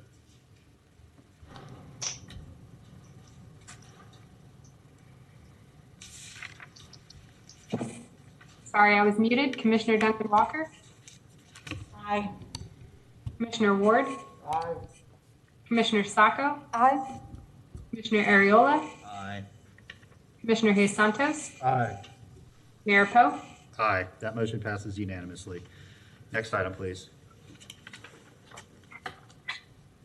The next item is SR 620092, renaming of certain city parks, an ordinance of the City of Gainesville, Florida, amending Section 18-18, listing of city parks to rename certain parks, providing directions to the codifier, providing a severability clause, providing a repealing clause, and providing an immediate effective date. Thank you. Commissioner Santos? Thank you, Mayor. I move ordinance 200292 on second reading by title only. Second. Motion by Santos, second by Sacco, to adopt the proposed ordinance on second reading. Any members of the public will speak to the motion in chambers? Okay, Adam, I'll turn it over to you. Let's give it a couple seconds. Thank you, sir.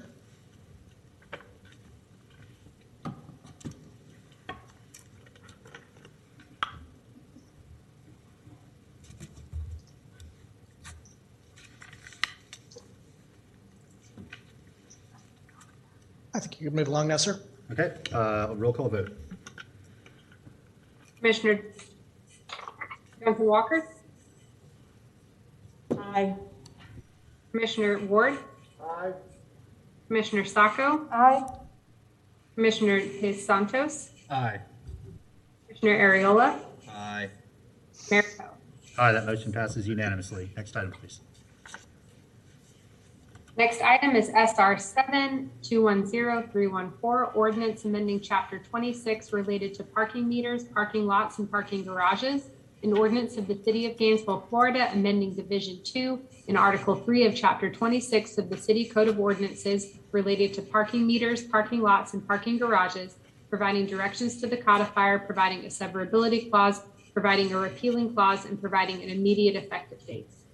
Okay, thank you very much. Commissioner Sacco? Mayor, I move ordinance 210314 on second reading by title only. Second. Motion by Sacco, second by Hayes Santos, to adopt the proposed resolution on second reading. Any members of the public wish to speak to the motion in chamber? Okay, Adam, I'll go over to you. Let's give us a few more seconds. We do have one caller in the room.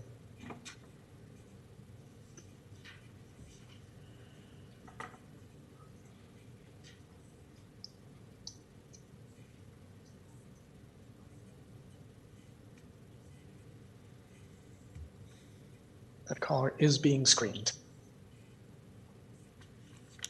And I'm sure given guidance on staying on topic and keeping to 3 minutes.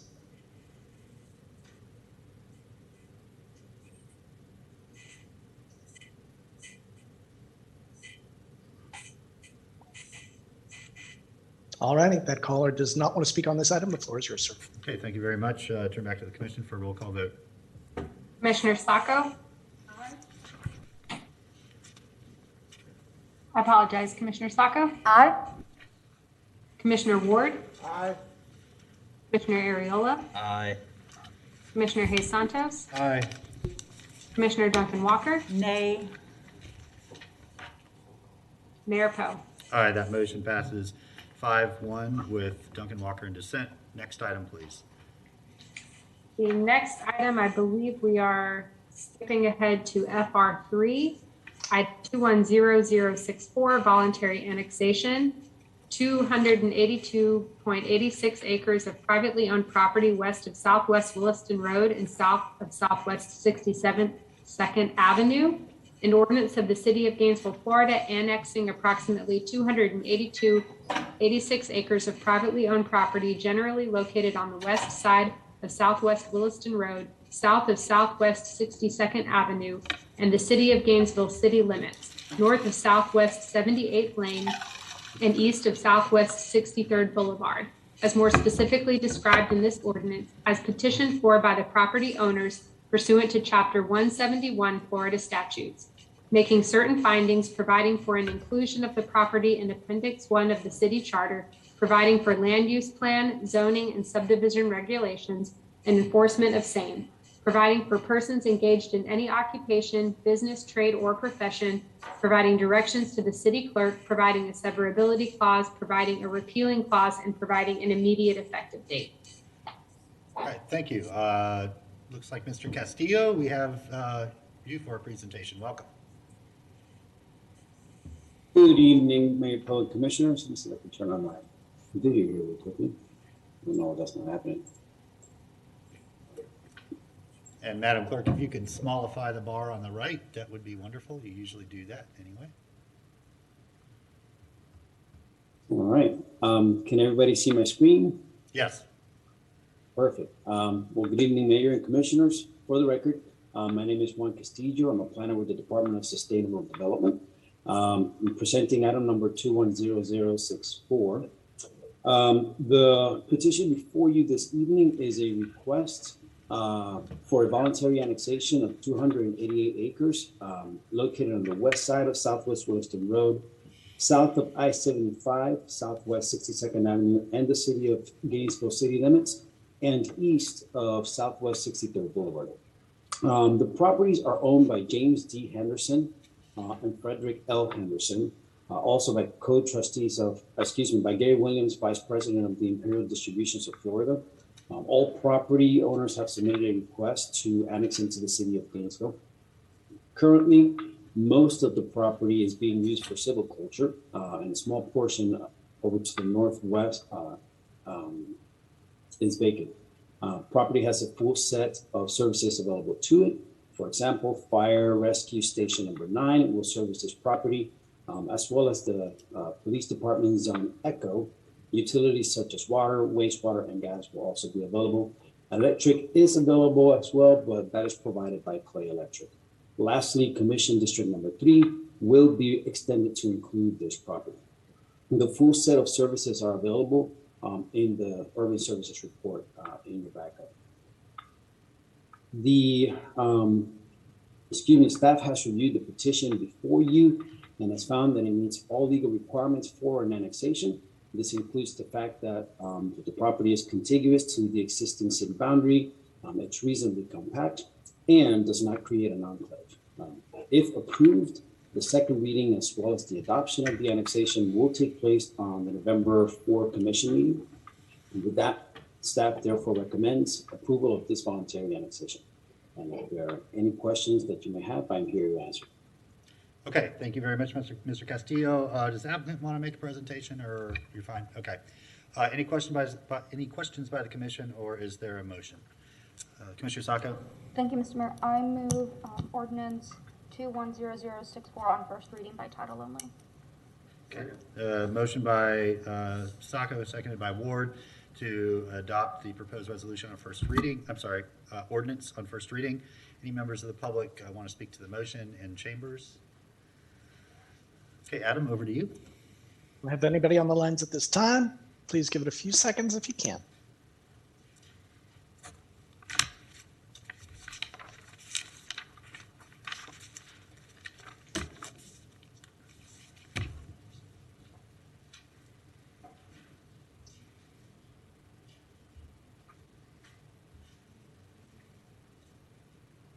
All righty, go forth, sir.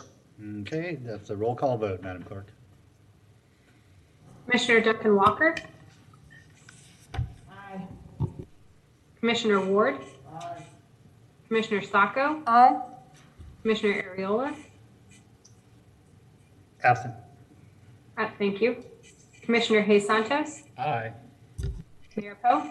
Aye, that motion passes unanimously with Ariola absent. Next item, please.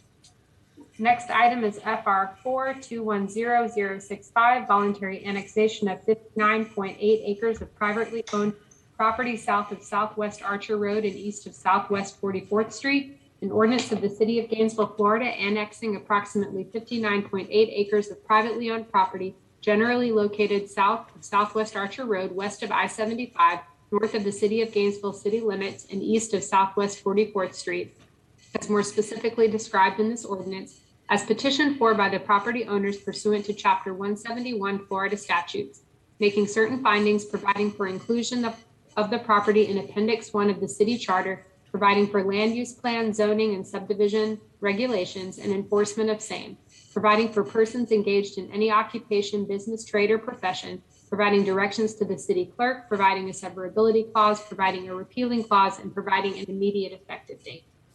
All right, thank you, Madam Clerk, and I believe we have Mr. Chan with us.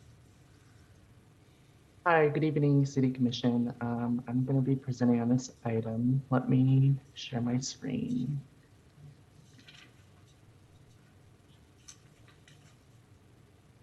All right, can you see my screen? We can. Awesome. Again, good evening, City Commission. My name is Nathaniel Chan. I'm a planner for the City of Gainesville, Department of Sustainable Development. This is the Fred Bear Health Park voluntary annexation, or item number 210065, an annexation of the subject area located on the southwest corner of Southwest Archer Road and I-75.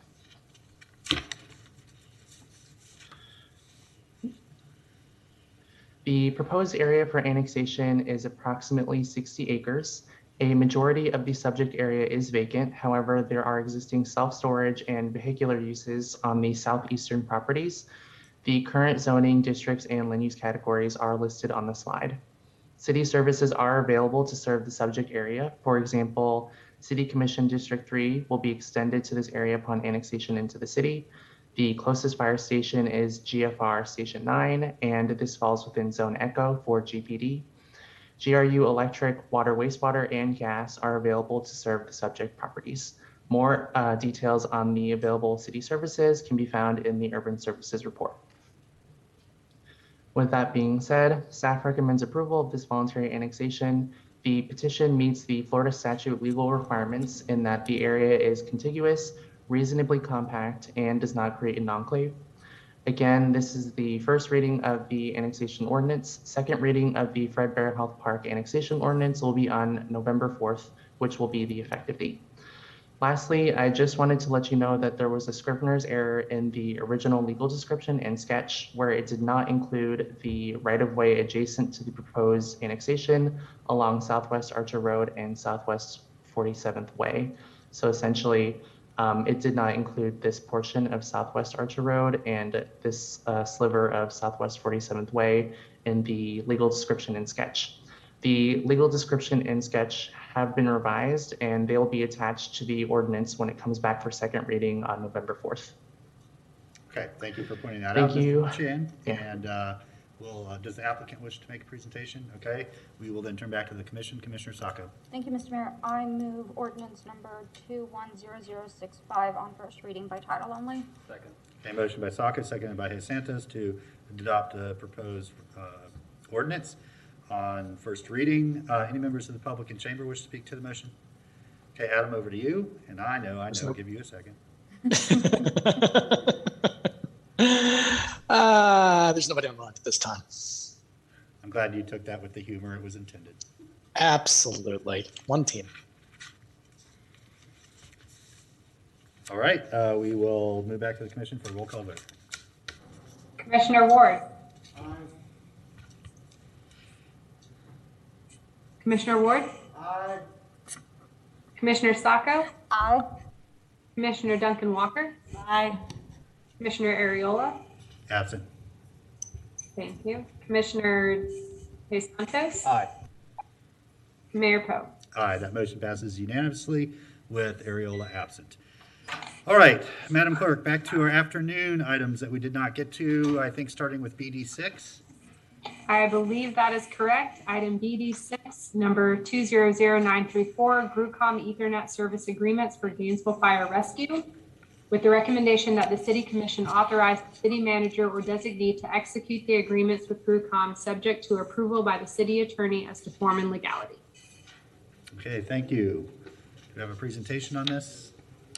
You don't have a presentation, but I'll make a couple introductory remarks. Sure. So this provides high-speed internet through GRUCOM. It's before you because it's a multi-year agreement, and we're a little bit under a time crunch. GRUCOM has graciously extended the September 30th discount period because of our meeting, but I'd like to get action on this so we don't miss the next potential price break. Okay, thank you. Commissioner Santos. Thank you, Mayor. A few things. I think extending the discount period, I think the general government or GRU, whatever services are going back and forth, should always get the discount. I think that's important. I don't know why we have such a long agreement between ourselves. It should just be agreeing with ourselves. But one of the big things is just, and from being someone who has bought, companies have bought internet from GRUCOM on the business side, it is widely varying costs all over the place for what is paid for business services. And I think it's one of the things that as we move forward, we should have standardized prices. I think that's a fairer way. And I think customers want it more, but that's something that I've been to multiple companies and we have paid very different prices at different companies based on how well they, I guess, negotiate in a sense. And that doesn't really lead to a fair process. That's something hopefully we can move forward in the future. But I'll move staff recommendation. Okay, motion by Santos, seconded by Sacco. Commissioner Ward. Thank you, Mr. Mayor.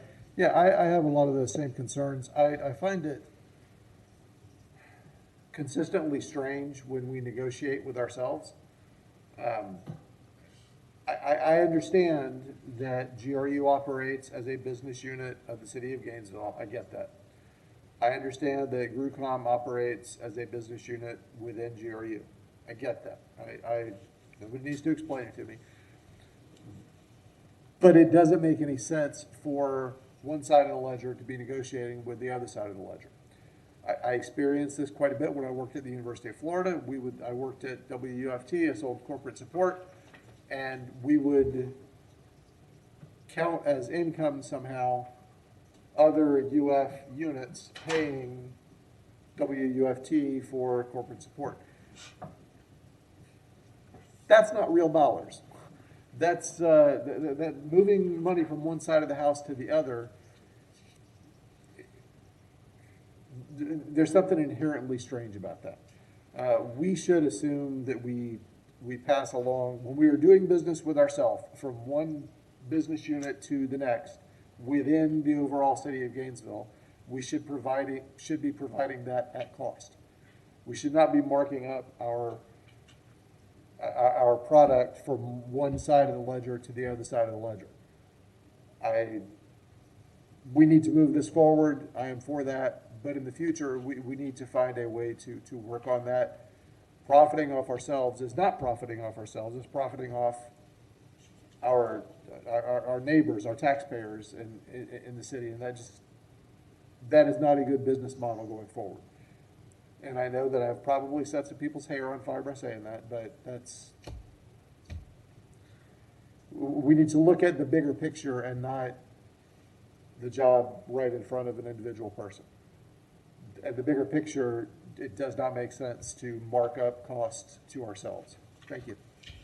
Thank you, and I think that's falls under the category that I know that you and Commissioner Areola and other commissioners have repeatedly said recently. It falls under the kind of bucket, under the category of duplication of services or redundant services, and included in that is what we charge ourselves for services. And so, we need to put together an inventory of all these areas. and probably set aside an entire day to sit down and talk about what they are and how we can move forward. I certainly want to give our new interim city manager a chance to, figure out where the office is and, where the public works building is and that sort of thing. But it's something I think early next calendar year, we really need to start getting into. And certainly it's under the commission's purview to develop an internal policy that we do true cost recovery, and that's it. So I think that's point is well taken, and I'll certainly support and help facilitate a path that allows us to discuss those things. But with that, we do have a motion to approve the recommendation. Mayor Poe, Mr. Bilarski has his hand raised. Sure, go ahead. Yeah, I just wanted to mention that this is, and I have Lewis Walton, he is on the line as well. But this is not what the commissioners suspect. This is not an internet service that is a switched Ethernet service. It's a much more sophisticated product that we're offering 24/7 support, 2-hour call out service. We are 1/2 the price of AT&T in quoted prices that they have given us. We are offering the proper service here. GRU is doing what is proper. And we have to consider in this situation with a competitive organization like GRUCOM that has bonds that don't allow us to subsidize other parts of the organization, that we are doing the proper thing. I don't know if you want to add to that, Lewis. You're muted. Thank you, Ed.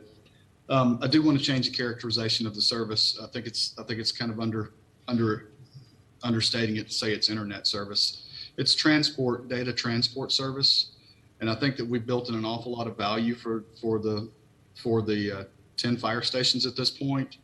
We're offering 100 megabit service to each one of those, and then we are also, as part of that offer, bringing the headquarters up to 1 gig, so that in any extraordinary instance where communication is so important, there's every station can be maxed out to headquarters and effectively continue that communication in whatever systems that they have that need to be supported there. So I did want to say that this is a cost recovery model. And in this case, as in many cases, we're highly competitive with the other carriers, and as Ed said, it's more than half the price of what the other competitor was offering, and as well, it's an actually expanded offer beyond that.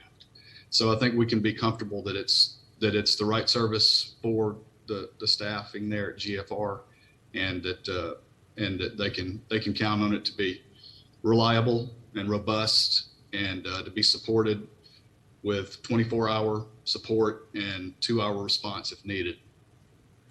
Okay, thank you both. I don't think that what was in question is the quality of the service. There was not a dispute about that. And I also think you both heard us say that this is something we'd like to discuss at a later date when we look at a much more global picture of duplication of services, redundancy of services, and true cost recovery within the organization, whether that be between fleet and another part of the organization. So, I think you heard that the motion was to approve this for today, and we'll get into those finer details and have I think a really healthy discussion, in a couple months here. Adam, was there anybody from the public that wished to comment on this particular I've got item? nobody on BD6. I've got one person on BD7 at the moment. Okay. So with that, we'll move back to the commission. All in favor of the motion, say aye. Aye. All opposed? Motion passes unanimously with Duncan Walker absent. Okay, up next, Madam Clerk.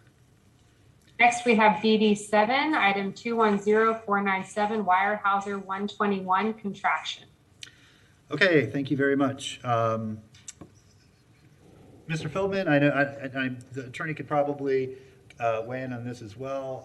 This has been a discussion that's been going on for a little while, but did you want to maybe give us some context on this particular item? Sure. Tonight, we just really intended to provide the statutory notice that the commission would be at a future date considering an ordinance that would contract the city's boundaries to remove what's known as the Warehouse or 121 property.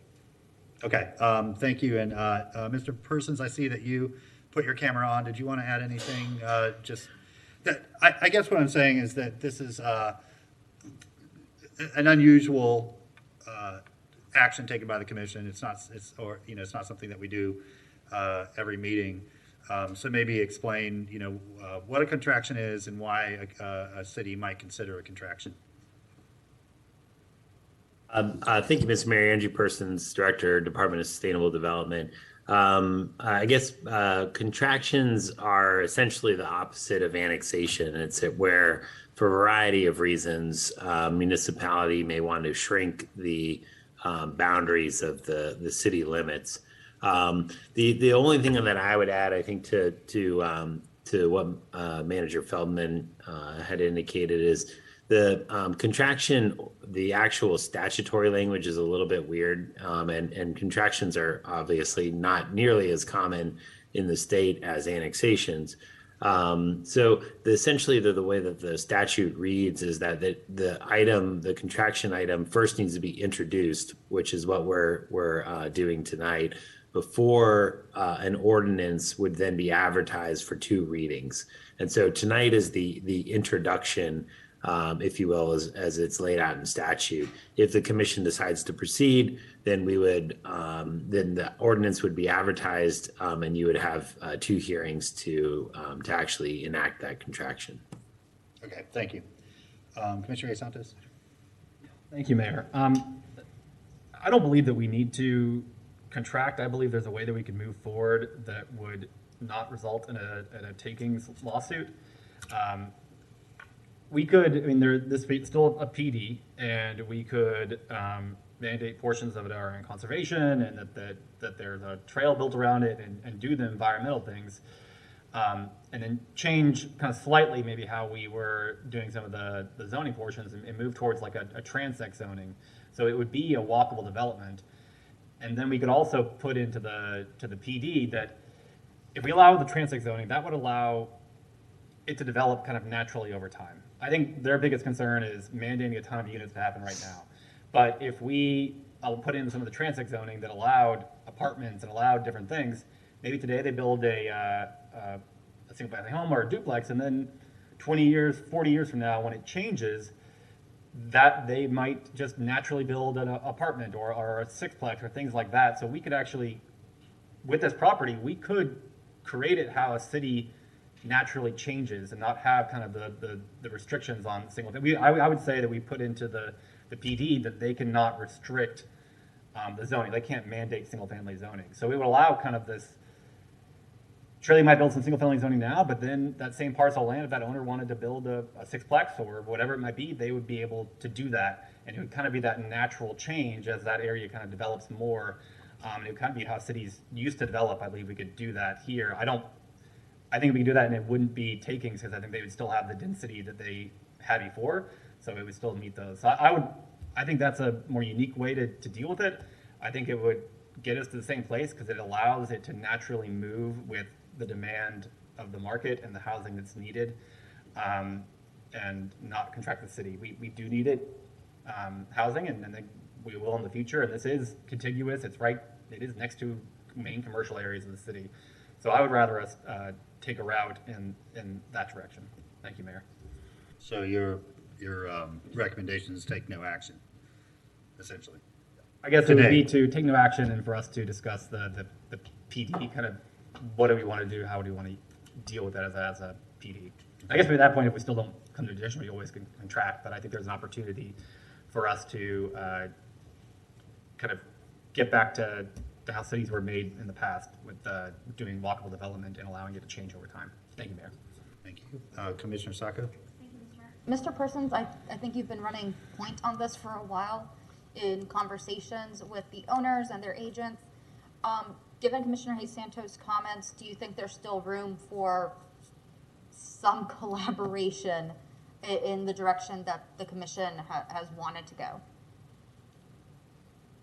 I would probably be. I guess I have been pointing on this for a little while, and I would probably wouldn't want to speak for them. I guess maybe it would be helpful in sort of the sort of recent history. As you know, the commission denied their PD zoning request. They filed a administrative appeal of that request. That went to an administrative law judge provided by DOA. The judge found for the city that the commission did lawfully, using the right elements of law, denied the PD. There's been a number of pieces of litigation that have been filed in the court. I guess anything is sort of possible. Depending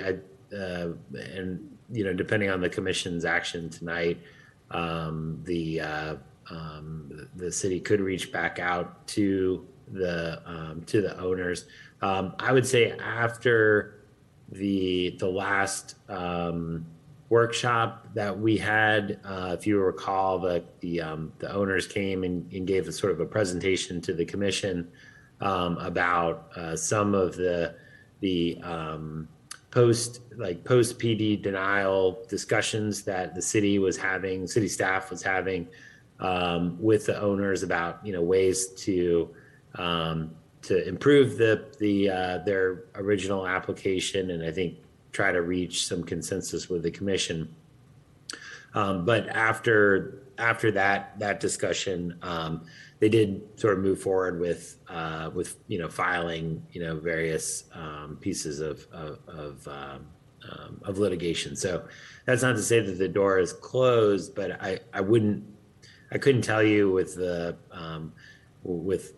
all sort of honesty that if we bring this to the table, they're totally going to be like, oh yeah, I'm 100% for that, just given the history. But yeah.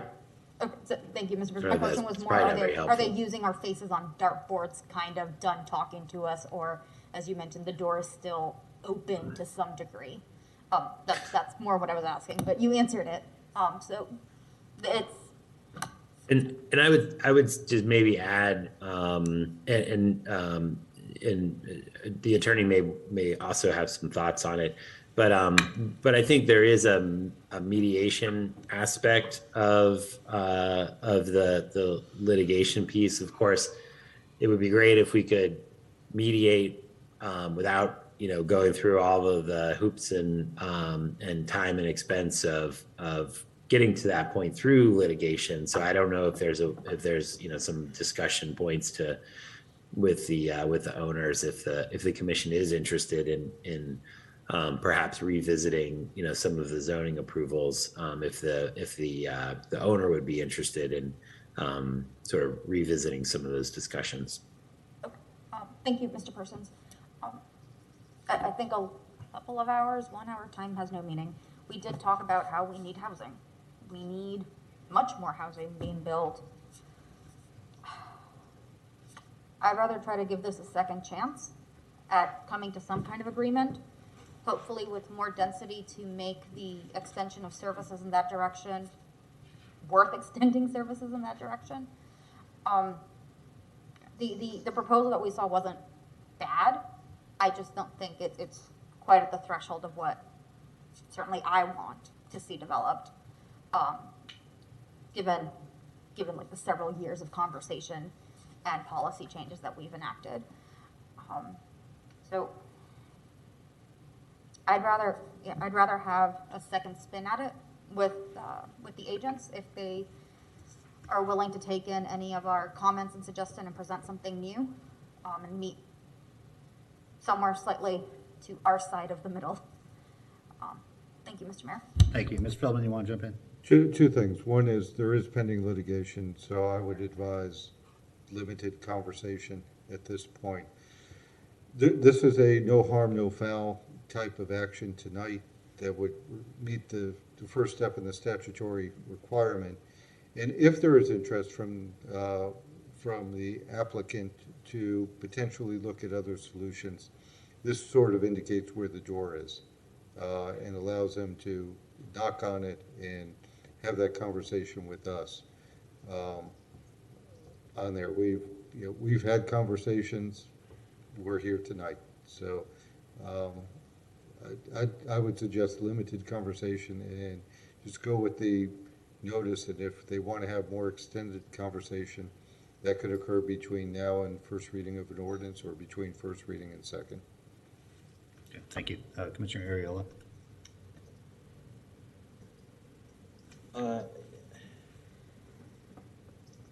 I think I'd be okay with taking no action today. I'm fine with that. Commissioner Ward. Thank you, Mr. Mayor.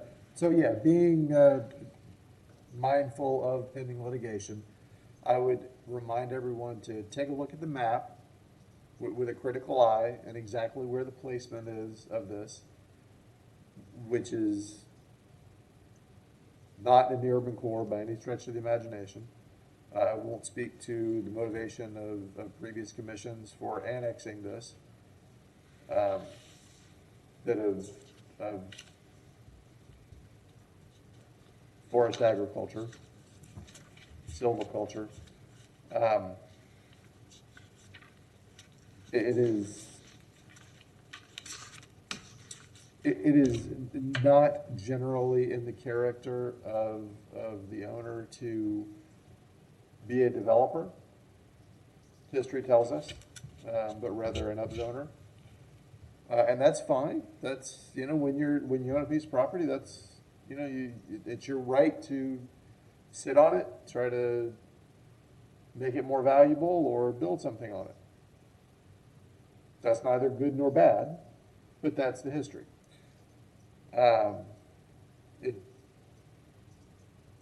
It sounds like there's no appetite for this, but I'm going to go ahead and move staff recommendation anyway. Okay, there's a motion to move forward with the notice to the state. Is there a second? The motion dies for lack of a second. Commissioner A. Santos. Thank you, Mayor. Well, it's not our downtown Commissioner Ward. It is inside the urban boundary that our whole entire county said that our city should be built inside that area. So it is the area that our whole entire county said this should be city area. And that's why I believe that it should be developed by the city. It is on the edge of that area, and there is ways, and that's why I think there's ways to conserve the outer portion of it so that we can have that continued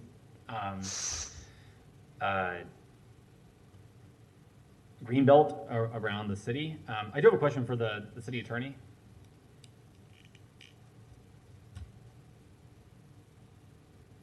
Are you here?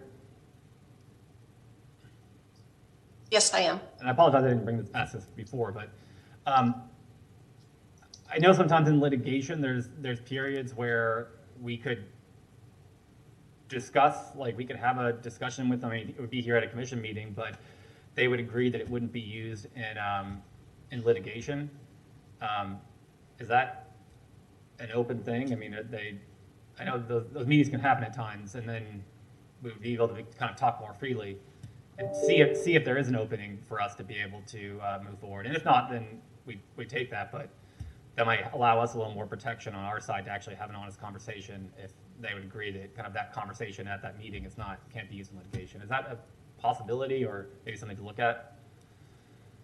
I don't know. I'm certain they're watching your meeting this evening, so I would anticipate that they will be in touch with us, and or we could certainly reach out to them to see what their where they are with this. I would just remind you all, this item tonight is simply a contraction item. That's a legislative decision for you all, whether you want to move forward. The land use and zoning is not an agenda item tonight. So I would move that we take no action today. We don't need to move to take no action. Oh, I guess we that's can true. just take no action. All right. Commissioner Ward.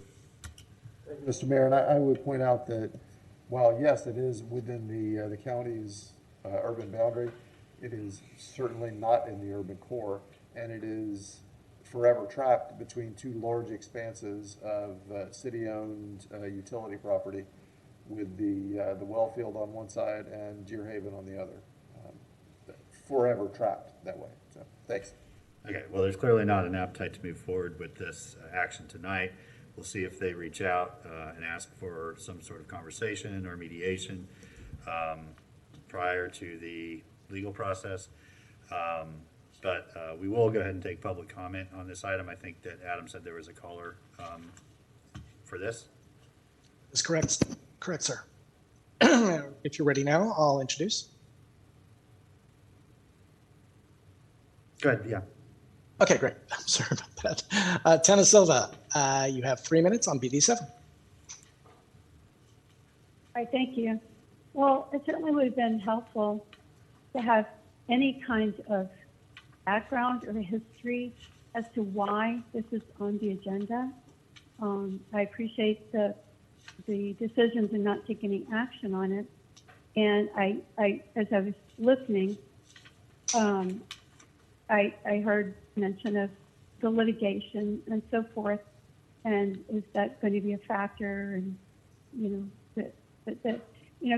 to just throw out there that for some unknown reason, some mysterious reason, that the city wants to contract its boundaries by more than 2,600 acres in an area that it is growing. I mean, the city just approved a horrible development, maybe a mile away on 53rd, that will turn 10 acres of woods into 10 acres of impervious surface for cookie cutter side-by-side housing at market rate. And if it's inside the urban boundary, the city owns property contiguous to it. There are businesses on 441 and on 53rd. What harm would it be to leave it in the city limits and at least get some of the taxes that it generates, which are pretty considerable? The other thing is that a lot of it is wetlands, so it will never be developed. It will remain in privately owned open space. So that's a plus for the city.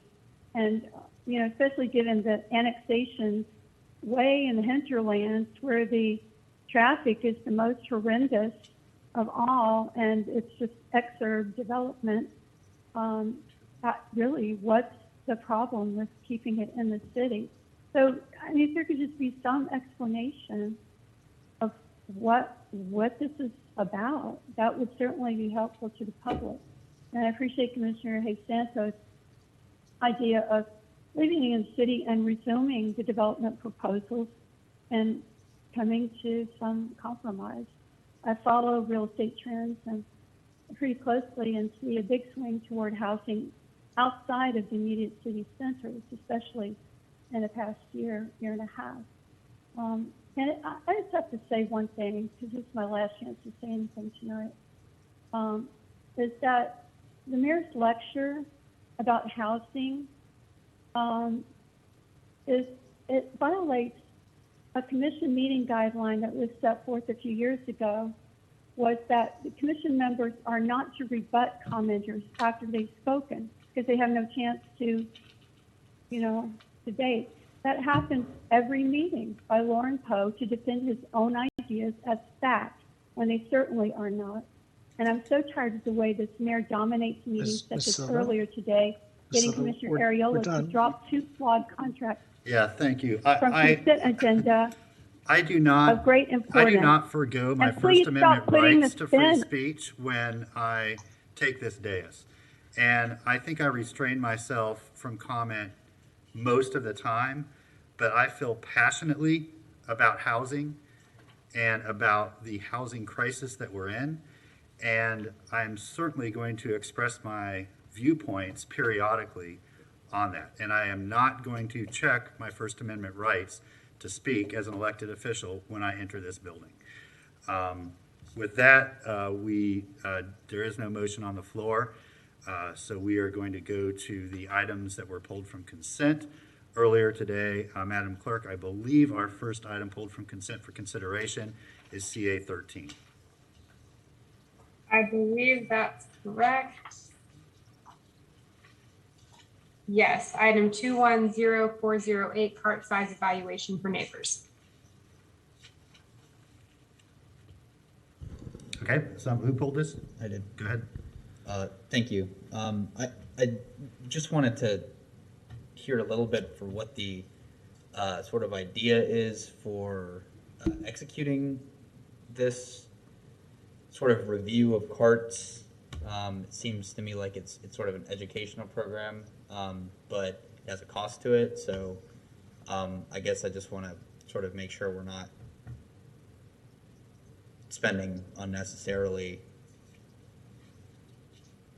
I don't know. What's the implementation plan? Absolutely, be glad to talk about that. So this is an idea that came out of the special meeting that you had on this topic, and we were directed by the commission to come back within 90 days with a plan to educate and I think the actual motion was to actually do an inspection on everybody's cart on there. So this would be a month-long program where we would go and, in essence, look into every large cart to see the volume at which it's filled over a period of time. So 1 month, it'd be 4 inspections. If we find that the cart is not being utilized to its full potential, then we would provide a note to the neighbor that would indicate that they should consider downsizing, and we will waive the downsizing fee for this this effort on there. Our intent is to use participants in our BOLD program and pay them a living wage to do this, and trying to blend a couple of ideas together in that method. Okay, thank you. I'd be very interested to see the results of this program, and I'd like to move the staff recommendation. Okay, motion by Ariola, second by Hayes Santos to approve the recommendation. Adam, any members of the public wish to speak to the motion? No, sir. There's nobody on the line at this time. Might want to give them a couple more seconds, though.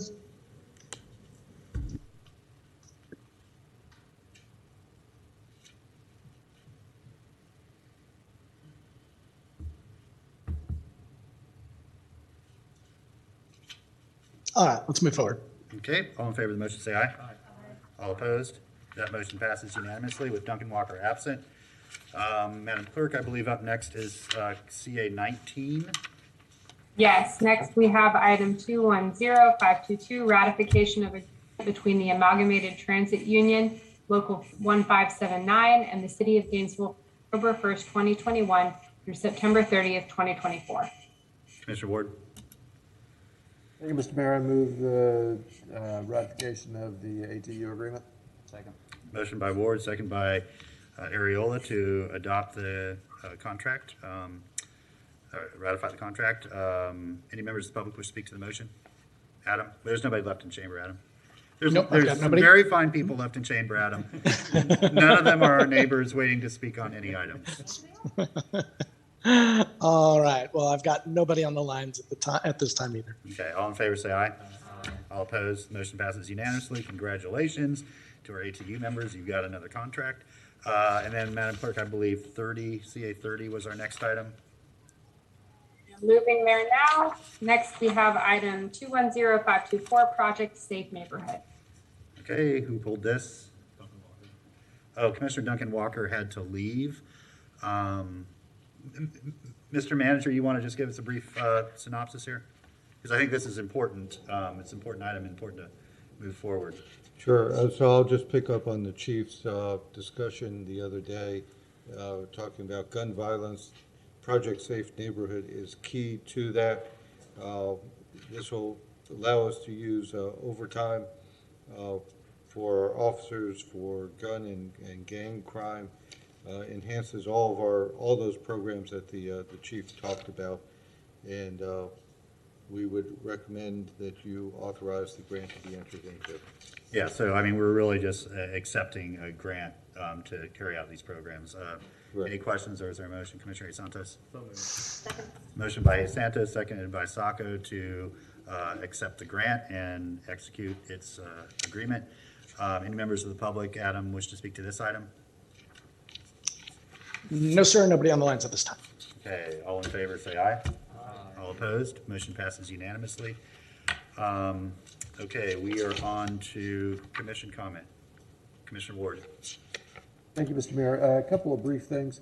First, I wanted to say that I'm not prepared to make a motion tonight because I'm not really sure how it would go together, and I would like y'all to give this some thought. I would like us to offer to the county that we would take possession of 16th Avenue within the city limits. If we do that, we need to get something back for that. You know, some kind of some consideration, so that it isn't just an expense on our part. The reason I think we should do it, frankly, it's a dangerous highway in many parts. We have brought it up at MTPO meetings more than once that there is danger there, and everybody nods their head and agrees, yes, it's dangerous. But the county's not, as far as I can tell, taking any action to make it less dangerous. The people using it primarily live in our city, and someone is going to get killed there. A child crossing the street, crossing 16th Avenue, which happens a lot, is going to get killed there. I'll promise you that's going to happen. I don't know if it's going to be tomorrow. I don't know if it's going to be 5 years from now. But it's going to happen because the road needs some changes. If the county isn't going to do anything with it, then let's have a conversation with the county about how we might make that transfer. And again, I don't think we're prepared to put the details of that together today, but it's been hanging out there for years at this point, and it's time to have the conversation, or to kick the conversation off at the very least. The other thing that I am prepared to make a motion on is regarding the Stringfellow Gray Bar South Main property.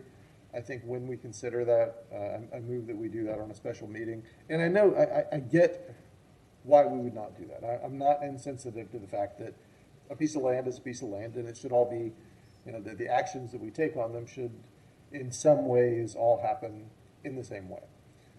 But we know that there are a lot of people who have something to say about that particular piece of land. We know it has an effect on more than just what it sits on. And rather than saying, we'll just take it when we take it, we've kicked it forward twice now, at least maybe 3 times. I would rather we said, this is the day we're going to do this. Let's have the conversation, and let's start it at 6 o'clock at night instead of starting it whenever we get to it, which might end up being 10 o'clock at night. We make better decisions when we know what we're doing and when we can do it at a reasonable time. So that's the position I would like to put us in, and that's my motion, that we have a special meeting for that land use. Okay, motion, is there a second to schedule, ask the clerk to schedule a special meeting for the, I believe, I know it now, 1015 South Main property? Second by Sacco. Okay, that's administrative. Does anybody want to make any comments on that? I'll say that I support that. I just think there are certain items that are large and take an inordinate amount of our attention and staff time, and it's just cleaner and I think more fair to our neighbors to isolate those and focus those at a particular meeting. Commissioner Santos, did you want to comment on that? I thought you were waving at me. I was on 16. Okay. Well, why don't you comment on 16th, since they're both Commissioner Ward's comments, and then we'll get to a vote on the motion. Thank you, Mayor. All that is in the city is also in the county. It's their residents. They have more money than we do. I mean, they believe in complete streets too, or they've all said that they do. While we've brought it up in MTPOs, I don't think we've ever taken an official, why don't we take an official action and send a letter like, please make 16th Avenue a complete street? There are temporary ways to do it, and for pretty cheap. I mean, relatively cheap in the whole grand scheme of things. I agree it's a dangerous highway, and they can easily make change. It is not a highway that's full. So I taking that road over is a massive liability that we would take on. I think the county should do the right thing and make their roads safe. We don't have to fix all of their issues. I think they can take responsibility for their roads. So I don't know if you'd be amenable to us making a request to them, like an official request, that it would be that they would make 16th Avenue a complete street. I'm comfortable with that. I mean, like I said, I didn't make a motion. I just want us to start the conversation. Yeah, and I mean, I think Commissioner Ward, it's incumbent upon you now to start working with staff and our colleagues across the street to talk about a framework. Obviously, we're not just going to take it and that's it. So, I think it's up to you now to figure out something that you can bring back to us to even discuss. Commissioner Santos. Yeah, I mean, why don't we haven't asked them to actually make it a complete street. I mean, it's their road. I guess, would it be able to, with the motion okay with adding that we send an mayor's letter? There's no motion. Oh, okay. He's just telling us he's thinking about it. No, with the meeting, just adding to that. You already have the motion on the floor, just adding to that motion that we send a. Oh, sure. Okay. I'm happy to. Asking that they make 16th Avenue. Okay. A seconder Street. is fine. Soccer. Okay. Go ahead. Yeah, I think that there is a way for the city and the county to have a really good discussion on how we both share the burdens of the roadways and how we can handle it more efficiently.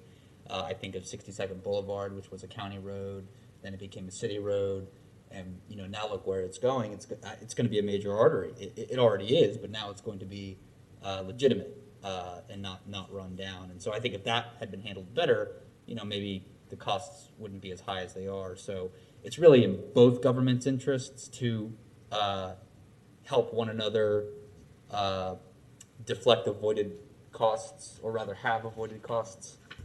So it's a conversation I'm interested in having. And I know there's interest in the county commission as well. Thanks. Okay, thank you. Okay, so all in favor of the motion, say aye. Aye. All opposed? Motion passes unanimously. Commissioner Ariola. Yeah, I just wanted to comment briefly about the issue that was brought up at public comment at the very beginning of the meeting regarding the enforcement of our rental housing ordinance. Without objection, I would just like to get an update, perhaps later in memo from charter officers on strategies for enforcement there. Anytime we have an ordinance, the burden falls on the government to enforce it. And so I know that there are strategies that can be implemented to make sure that we enforce that ordinance uniformly across the board, because it's very important. Mr. Feldman?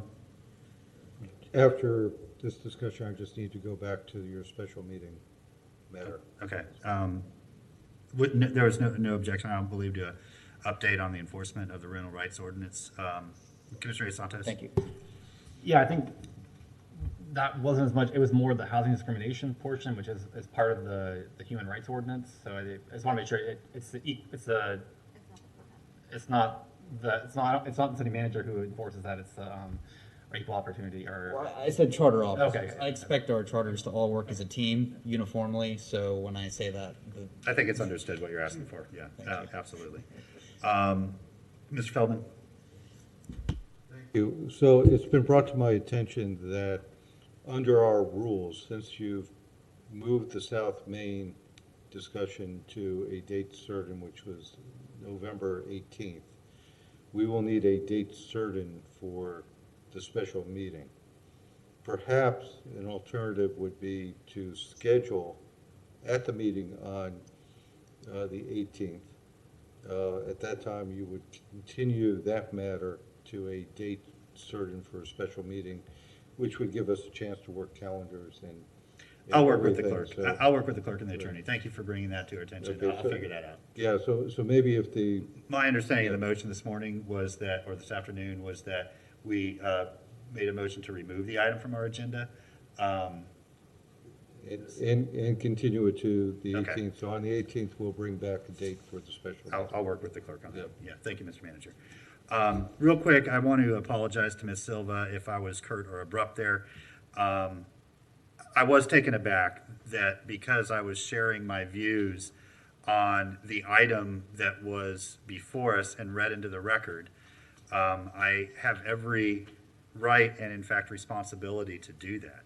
And I think I was surprised that I was being admonished for lecturing folks simply because I was sharing my view on the item before us.